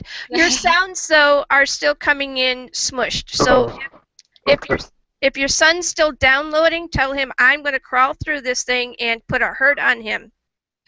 Not my son, like the James' son. I don't have sons. I'm 111 years old. All right, so go ahead, off with you. Just do what you got to do. He had someone that was in the house that was downloading something to his PS4, and in about 20 seconds or less, I'm going to take that PS4 and do something very, very violent and vocal. It's going to be very bad. So I want to thank you again for being on the show. I hope that your experience was pleasant. I would love to have you back on again. And let's make it not a year this time before we get you back on. Oh, most definitely. When Verses from the Deeply Darkened Mind is available, I'll make sure that you get a copy. Yeah. I'm completely stoked on this one. Okay. Yikes, and all of that fun stuff. All right, I'm going to go for a little bit of a short break now to my next hour. For you, Mary, go ahead and scroll up to the top of your screen. You're going to find the red courtesy phone, and that's what you push to go ahead and leave call. And I'm looking here. I see the button that says live. That's on. Okay, go over to your left. I believe it would be or it could be to your right. Right up in the middle of all of this, the screen itself is a person and a microphone, Yes. and all of that red little old-fashioned call thingy. Click that button, and you'll be on your way. Okay. All right. I think I see it. I think so. Cool beans. Okay. All right. Thank you very much. I got to go find Alex and get this wrapped up here. All right. See you later. Bye. Thank you. Bye-bye. All right. We're going to go over and find Alex S. Johnson and bring him over. Looking on the Facebook. When you come on to the show for show night, I pass the link to you via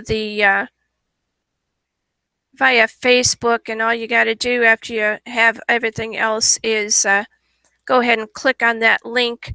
So Alex S. Johnson, if you see the link, which I hope you do, go over to your Facebook page and click on the link so that we can bring you on over.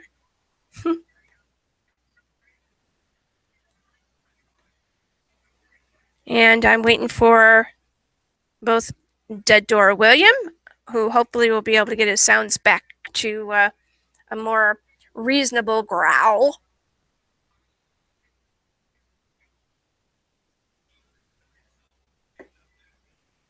I don't have any background music. I'm sorry. YouTube gets kind of pissy when I play music. And so I'm not able to put that element into it just yet. I just saw Alex saw the link, and hopefully he'll be able to click on it, and we'll be able to bring him in shortly. I got to go get his information over on the document side of things. What did I do?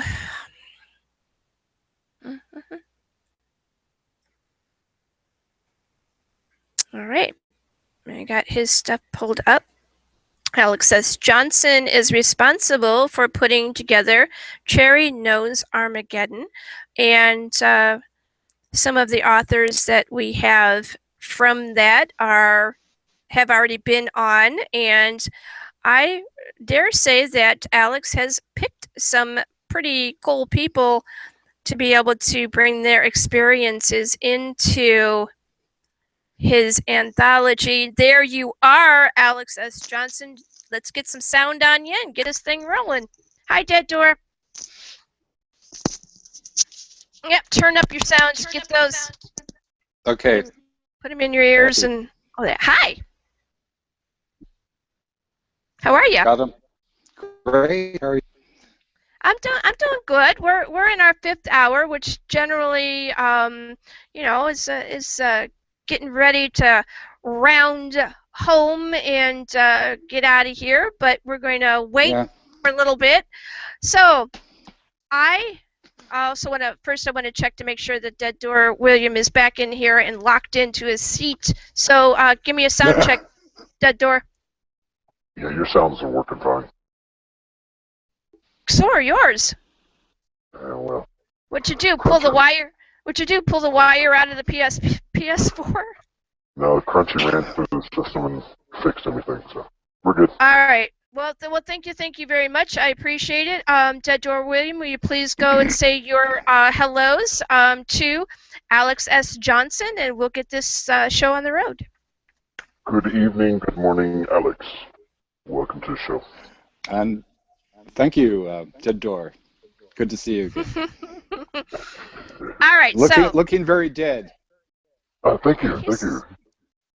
Somebody finally complimented me. Thank you. Hey, has to be a first time. I know, right? This is EPR. A lot of firsts. All right, guys. Cherry Nose Armageddon seems to be a really delightfully, psychologically mind-bending, guttural,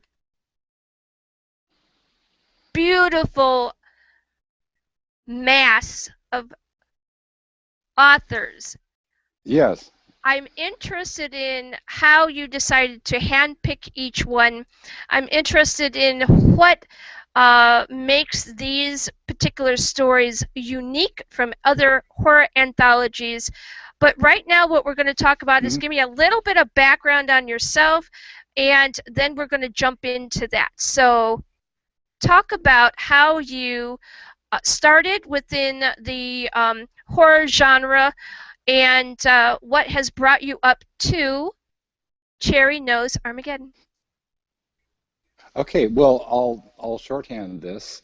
In the fall of last year, I started my own small press called Nocturnicorn Books, and I wanted to have control over everything that I published or was involved in, and I wanted to be able to pick the best stories or the best solo works that I could find.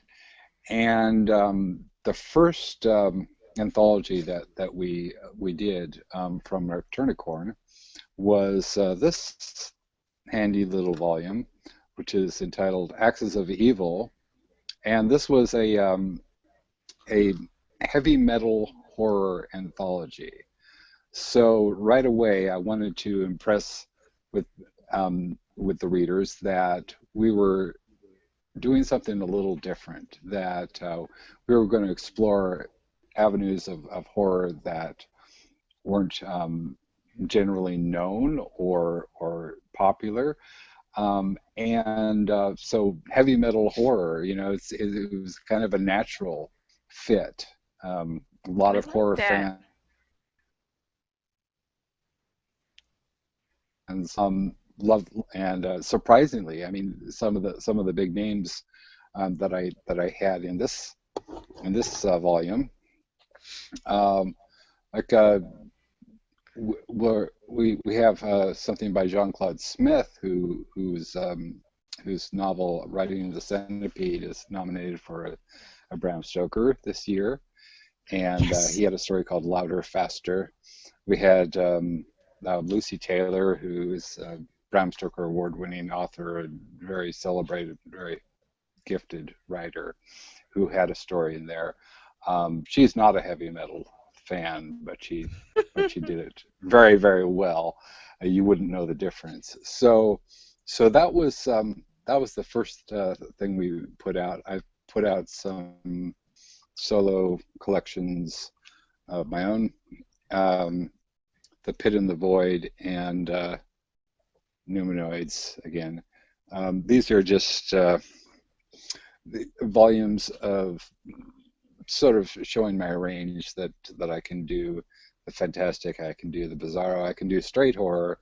Well, what's straight for me, which like, oh, that's surreal. That's Johnson being surreal again. And so I have some very, very weird stories in there. So when it came to doing another anthology, I wanted to do something that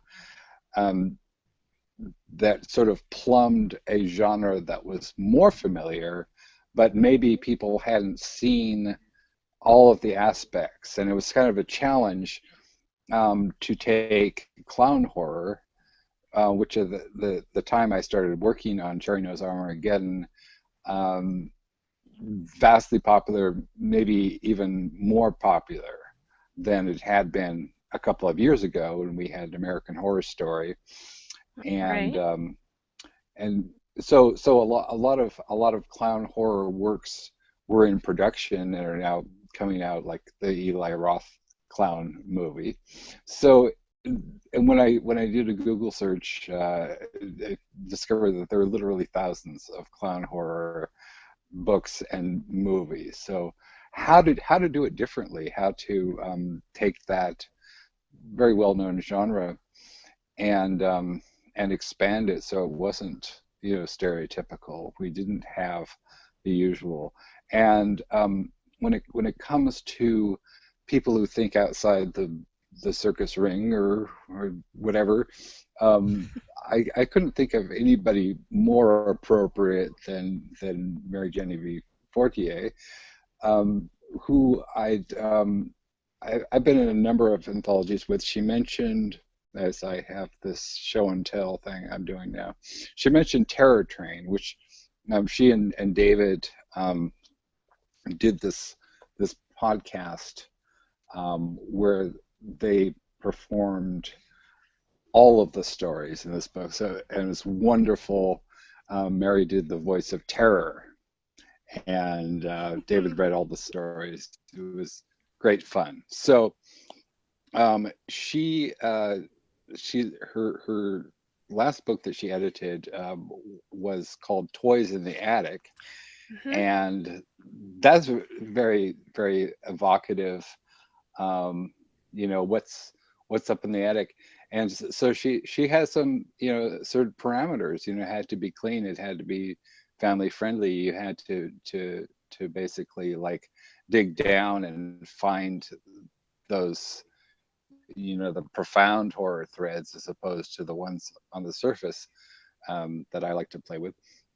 So I thought it was a nice contrast, but also a compliment that to bring Mary on board, my clown train, and she's been absolutely wonderful to work with. As you see, she has such exuberance and such a great spirit and sense of humor and talent. And as she said, the poem Every 9 and 20. It's when she wrote that, and I read it for the first time, it still scares me. You got that look on your face, what like, the hell? And it's sort of like you become desensitized to to horror tropes, or you sensitized, like you've seen scary clowns before, right? Well, yeah, and then Mary comes along and she's like, yeah, and every 9 and 20 they come around, and it's sort of like this nightmare. It's a recurring nightmare. And you can smell the grease paint and the cotton candy and hear the calliope. When the calliope sounds, I think, is a line from that poem. And it's like, oh no. So it's not quite nail scratching. That make you not want to go any nowhere near it's a more, circus. you know. Again, ever. Right. Yes. Ever. It's Oh my it's tap. The, I it's the tap. Jackie's that losing it. the no, you don't understand. When she was talking about that, and she just first started It's the broaching tap the that becomes subject. the knock. Right. No, that's all right. But that's thrilling. Is this going to That's turn into some sort of psychotherapy, or? it might. It actually Yeah. might. I got a little bit of. Yeah, I don't it go is. to the circus. I just don't. Well, there's a couple of other reasons why I don't go to the circus, but and it's not necessarily that clowns freak me out, because I think I've gotten to that point where I'm looking at that going, it's just an act. It's just what they do. At least for me, maybe that's my way of just dealing with them. But I've Right. Yeah. actually known some circus people, and being in that environment and having that had that perspective of actually being in that environment for the very short amount of time that I was there. I was there for about a week. Had a friend of mine that was working with them, and it will be such a mind-blowing experience in a number of ways that you either are going to really love it, or you're going to never want to go near anything like that ever again, just because of what it is. But the other part of that is that each circus is different. They have their own particular element, their own environment, their own people that are the players, so to speak, and all of that. And this book, Cherry Knows Armageddon, brings that essence of having, you're going to a different experience. Forget what you've seen in all of the other stuff. This is now the next opening veil. And do you dare go in there? Because if you do, you know, maybe part of your soul might get sucked in there with it, and you might not come back out the same.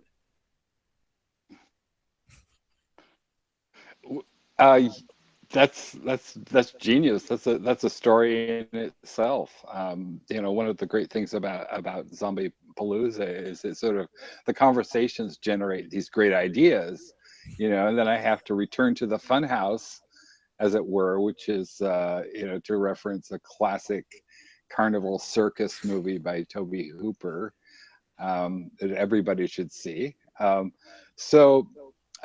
to pick up on your question, I really was looking for something different, and I found there's a range of stories and modes and themes. I think it's more of a classic, almost like a Mark Twain voice that you hear in Rick Powell's Honk, for example, which is about a clown named Honk and his titular weapon of choice, whatever you call it. Anyway, so that has a great twist ending.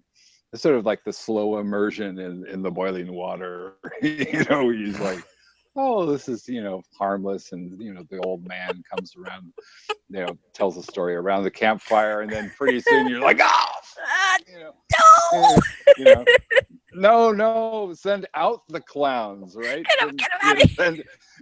Send in something that I can deal with, you know. Do you have do you have a warning label? Because on this book there should be a warning label, and that would be a great kind of marketing idea too. This book needs to come with a warning label. We're not responsible for your nightmares or your psychology, Bill. Once you finish reading this. For real. Well, yeah. I mean, it's like those old William Castle movies, like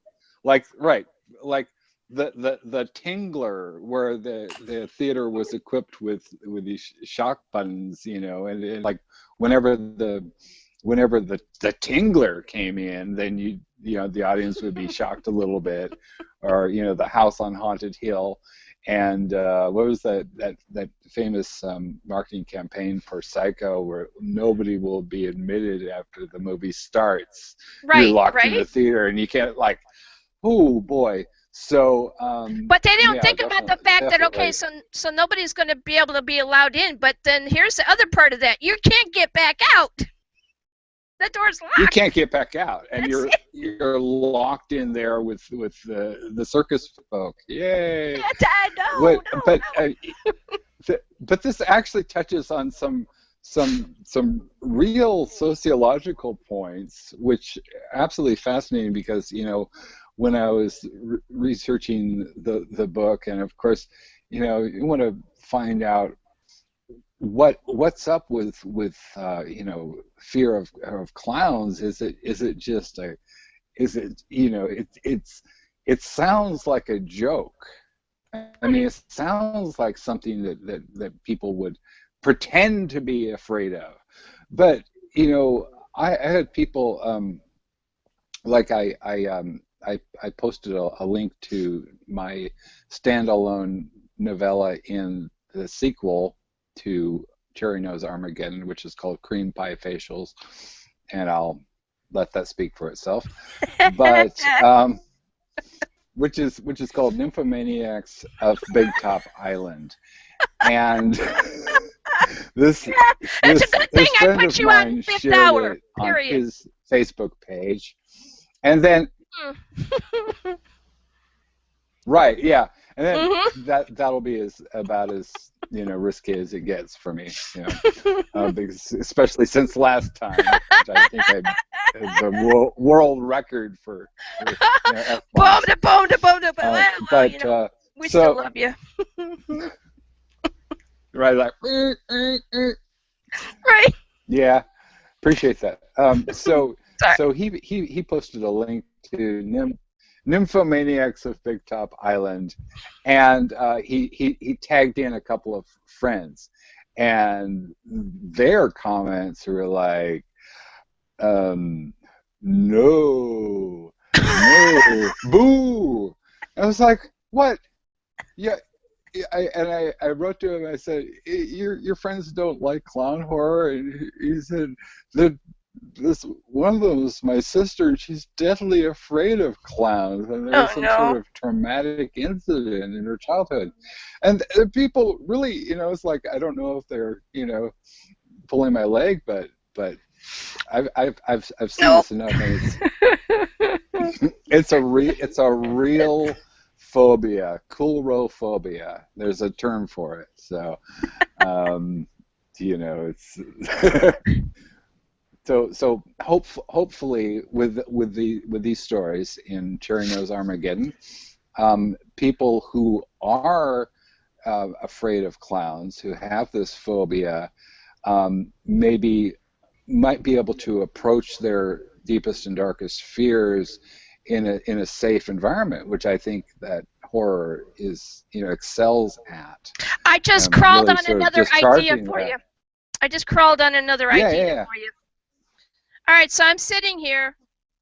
Well, maybe not me, but the person is just sitting there, and they got maybe their glass of wine, and they got a light in the background somewhere, and they're reading the book. And then one of the characters out of the book comes out of the book and is in front of them, literally. What? Oh, no. Okay. And pop-up clown horror? Like, for adults? That's not really where I was going. Circus hands.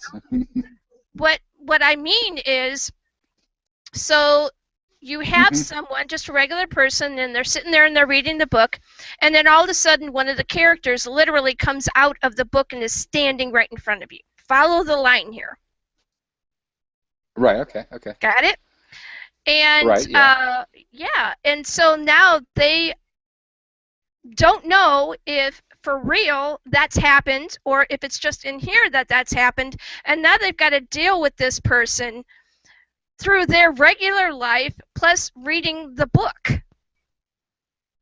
And reading the book. And where would this go? The whole book. That's genius. I think of it as sort of like, metafiction or meta horror, which is very, which is very avant-garde and popular these days. I enjoy that kind of. If you're going to immerse yourself into this experience, know that at some point maybe that could happen, and what the ramifications of something like that would be. How would the regular person, be changed by that particular situation, knowing that now maybe they picked up the book because they had some fear of clowns, and maybe they were trying to deal with whatever that was, and now they've got to deal with this character that they don't know anything about.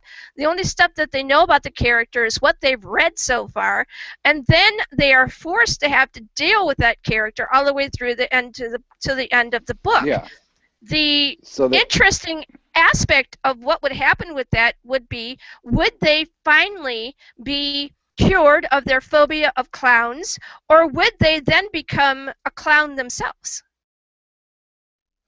Well, yeah, I kind of saw where you were going with that O. Henry twist there. Would they become a clown themselves? The end, or is it? Right. And there you go, and that's See what you bring out of me. Look at that. Which,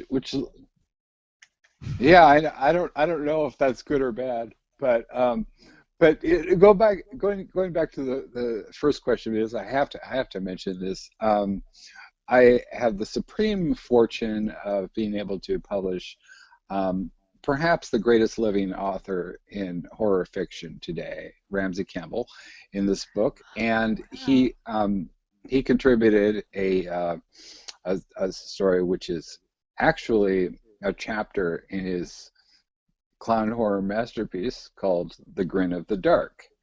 And Ramsey describes his style as a comedy of paranoia.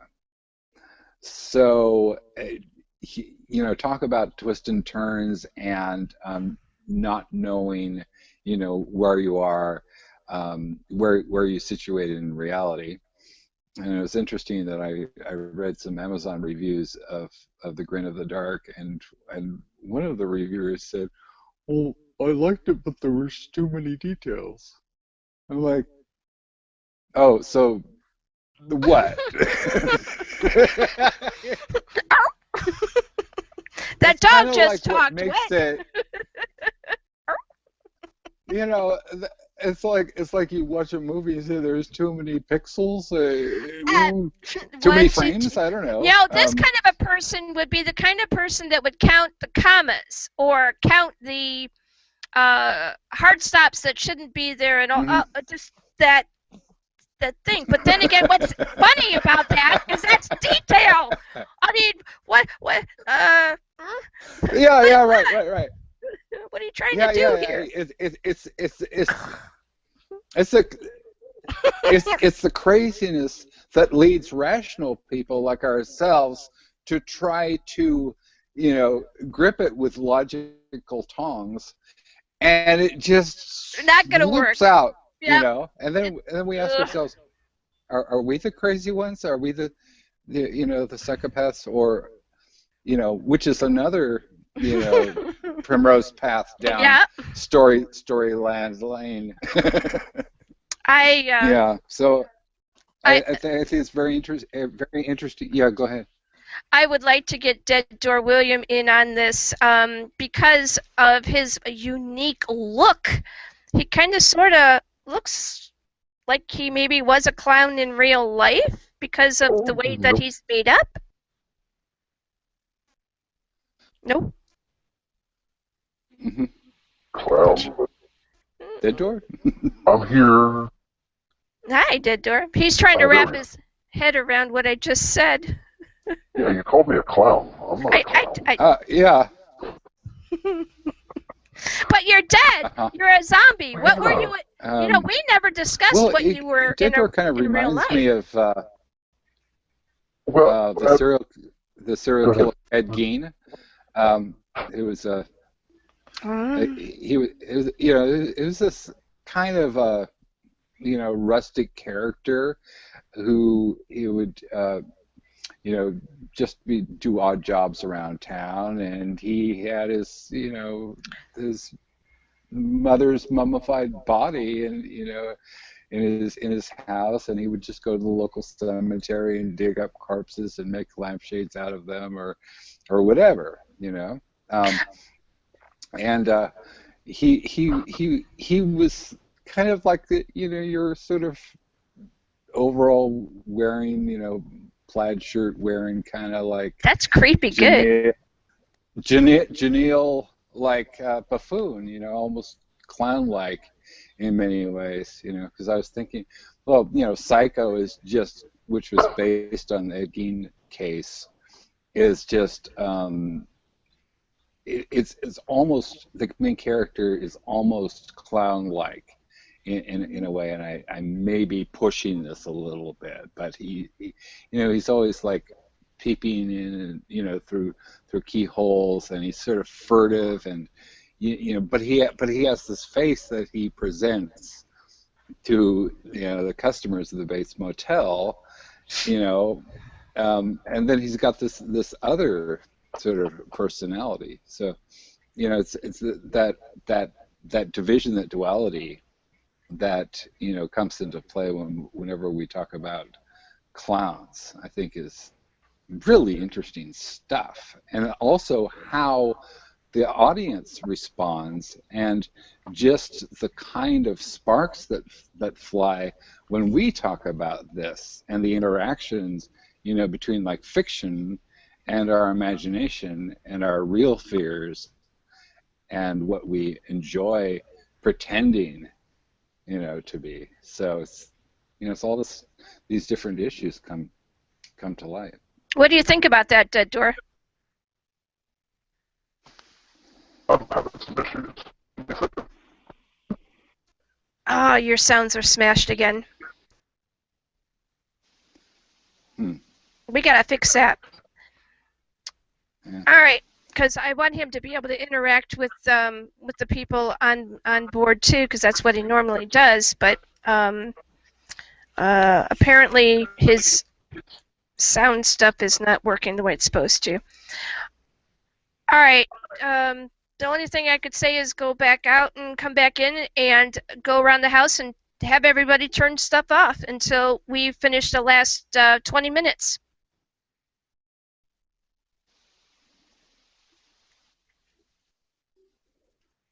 Bye-bye.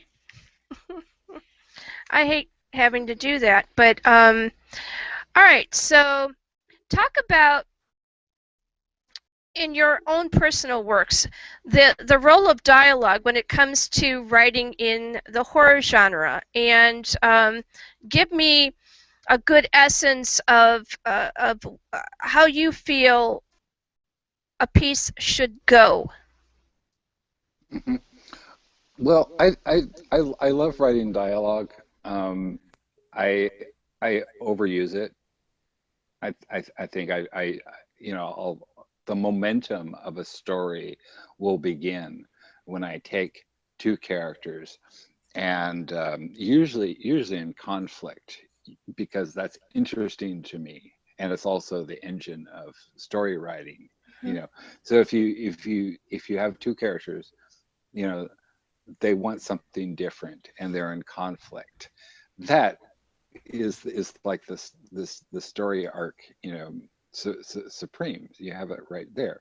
So I'll take some dialogue, and then I'll put these characters in motion and see, what their conflict is, and from there I can add details. I can add surfaces and surrounding space, and all the details that I'll probably be trolled for on Amazon, but nonetheless, if you have dialogue, I think Chris mentioned how dialogue can work to accommodate things like exposition. It can Mm-hmm. further the story. It can give you insight into the character. It can build character, develop characters, and so it's kind of like hamburger helper for me. Need to have a little momentum in the story. Then I'll throw in some dialogue, and that usually works. It usually gets the story going again. It's important also to make sure that, especially when you're writing in this particular genre, that there are elements of realism that go along with whatever the construct is that you put together. And I'm interested in how you maintain that ability to be able to keep the story just real enough so that the reader feels like this could be a viable possibility. Yeah, absolutely. And I think, going back to Ramsey Campbell, is the king of menacing detail, where not only does he describe his, settings in such, crystalline terms, you can see it. I mean, he started out writing sort of more, I guess, verbose Lovecraftian horror, and then as he went along, he started using his own environment, which is Liverpool, and he really incorporated a lot of the local settings and invested those with these ominous feelings. And so when you read his stuff, it's like everything is upside down, where the shadows are alive, the shadows move the things that they're shadows of, and the roads push the cars, so it's a topsy-turvy unique voice that he has. So that's an example of like the way you can incorporate realism in horror fiction, at the same time inspire terror, because and it's also psychologically accurate to there's certain moods and certain. Are you okay? Oh yeah, I'm gonna get a drink and see if that helps. Go ahead. Yeah. Okay. I'm gonna die on Alex S. Johnson's. No, I'm not going to. Sorry, folks. Yeah. Okay. So it's. Although there are some people that would wish I would just stop breathing, because they really truly don't believe that I belong anywhere near a channel where I can have this kind of a discussion. It's an interesting perspective, though, that what you're bringing to this is allowing for people to be able to see on both sides of the fence, male and female, in this book that you have put together, Cherry Nose Armageddon, such strong voices from both sides. And it allows for an individual to just be able to read and not be bothered by gender.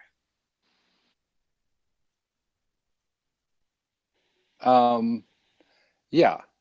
Well. Do you see what I mean? Where I'm going with that, we were though. talking earlier with Jennifer and Mary about the aspects of women in horror fiction, right? Mm-hmm.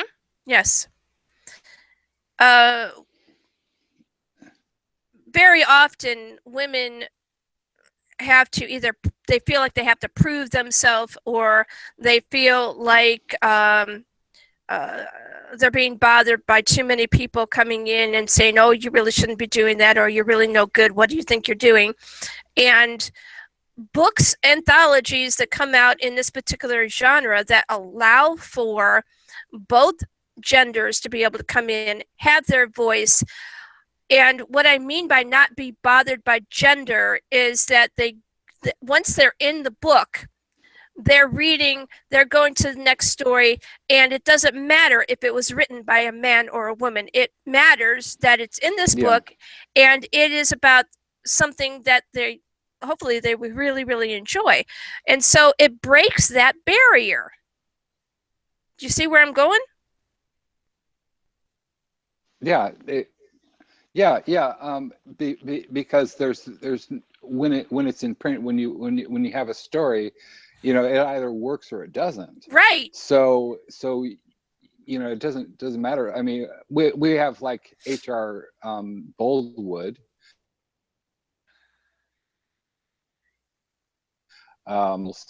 which is perhaps my single favorite story in the book.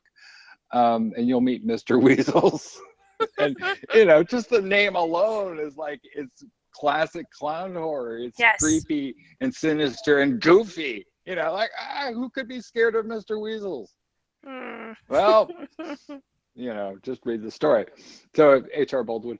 But that's a very, very good point, because traditionally a lot of women horror authors or science fiction, speculative fiction authors didn't use their real names, or used a gender neutral name, like C.L. Moore, for example, or James Tiptree Jr. That's more science fiction, but that it's sort of like using a mask so that people can really not be not have to what I'm trying to say. They don't have to go through this cloud of stereotypes and perceptions about what women writers can do or supposed to do, what their voice is supposed to be. And I'm like most of my favorite horror writers are women, not because I'm such a lover of women. It's just more like so good. Why wouldn't you want to read Safara Giron or Lucy Taylor or all these people? I mean, the list goes on and on.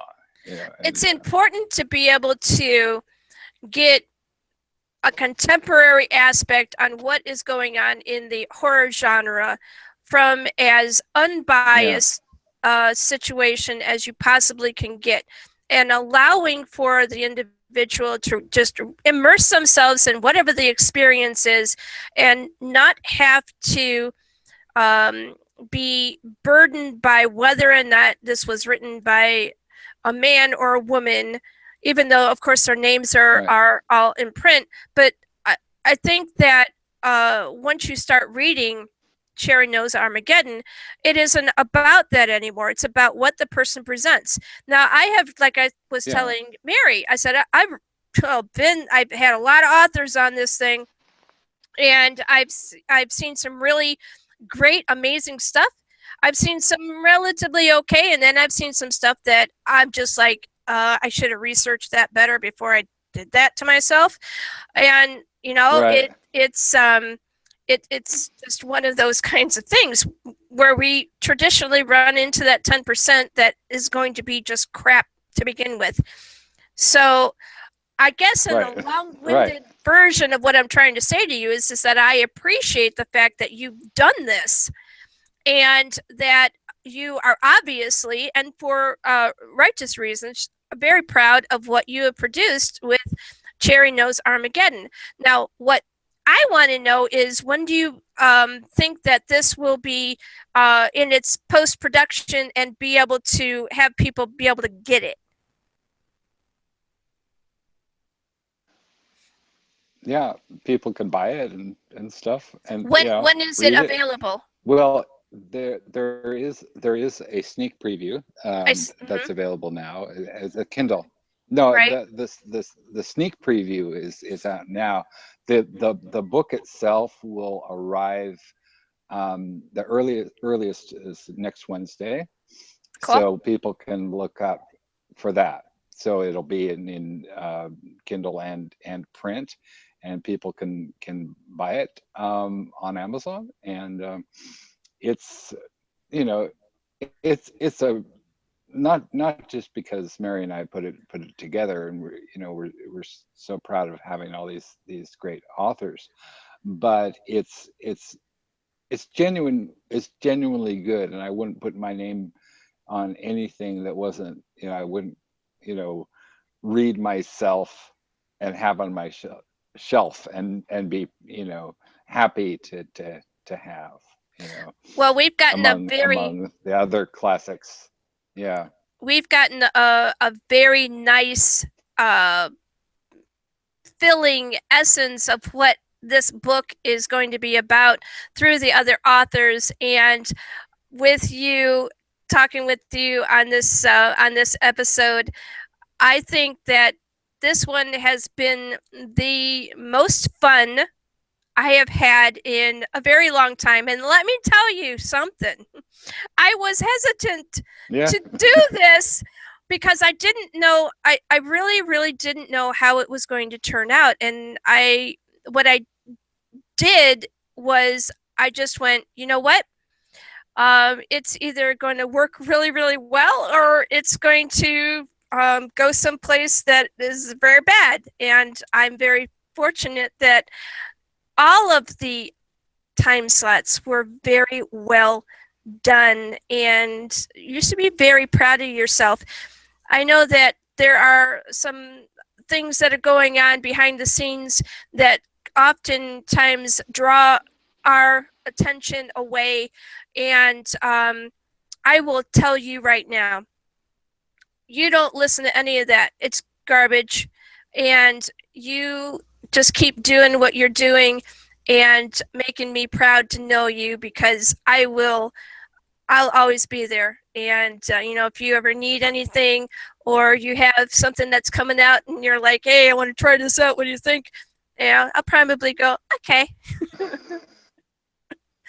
All right, so I was hoping that I was going to get my dead door back, but apparently right, yeah, he's not coming back. You've been awesome from the beginning, so yeah. All right, so I need you to go and tell me your social media links and all of that fun stuff before you go. Okay, well, I'm Alex S. Johnson on Facebook, where I am, too much of the time.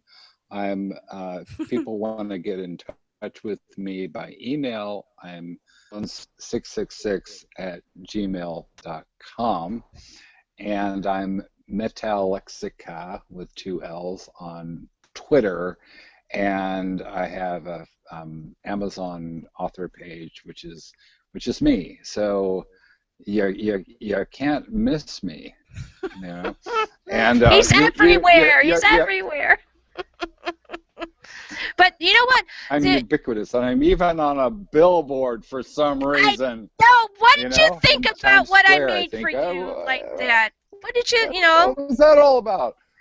I just, I hadn't done anything like that for you in all the time that you had been on, and I'm thinking, I want to do something that hopefully he'll like, and he'll be like, oh, that's different. Hey, that's me. Hey, that's my book. That's kind of cool. All right. I kind of felt like Frank Sinatra, Hey, you know what? You either go big or you go home, right? That's right. Yeah. So, all right. So that means something else in clown speak. So. And for those that want to know what he means by that, go over to Alex S. Johnson on Facebook and post those questions. Go, what did you mean by that exactly? And of course, like and share his Facebook page and any other social media he has out there, because he's well worth getting to know if you don't already know the person called Alex S. Johnson. All right, so I got that's about his that's safe. Right. Terrible. All right, so But terrible good though. Yes. I think terrible good. Okay, so Yeah. okay, give me a minute. Terrible Dead good, door. yes. Dead door. You give me your sound here. Do I have sound on dead dead door? It'd be good if my mic was muted. I would love for you, if you have any questions for Alex, since you were away, if you have any questions, pose those or say your final comments and all of that fun stuff. I don't have any questions right now, and the only thing I have is, Alex, thank you for stopping by. It's been a pleasure. Alex is like, what did he say? He said, thank you for stopping by, and it's been a pleasure. Just shake your head, Alex, and go, okay. Okay. All right. Okay. I don't know what else to do. And I've only drank maybe about half of my glass here, so we know that it's not because I'm looped, but no judgment, you know. I know, it's right? Your show. That's you know, well, see, that was, I told you. I said I didn't know how this was going to go, so maybe if I take a glass of wine, and it might go better. But I didn't even really need that much, so. So, you know, and Dee Dee knows that that's probably a good thing. You're digging the hole deeper, Jackie. It's what I do. All right. So, speaking of what I do, I need to get Dead Door to go ahead and wrap things up. So, go ahead, Dee Dee. You know what to do. All right. Alex, thank you for coming by, and thank you to all the guests to come by. Oh, thank you, Dead Door. And like we do it for every week. We're looking for George Romero. We're coming for you, and for you, you have a good night, a good morning, and a good evening. That's all, folks. Thank you, the tripartite.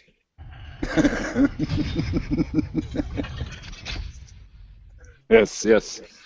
Dead and alive, and beyond.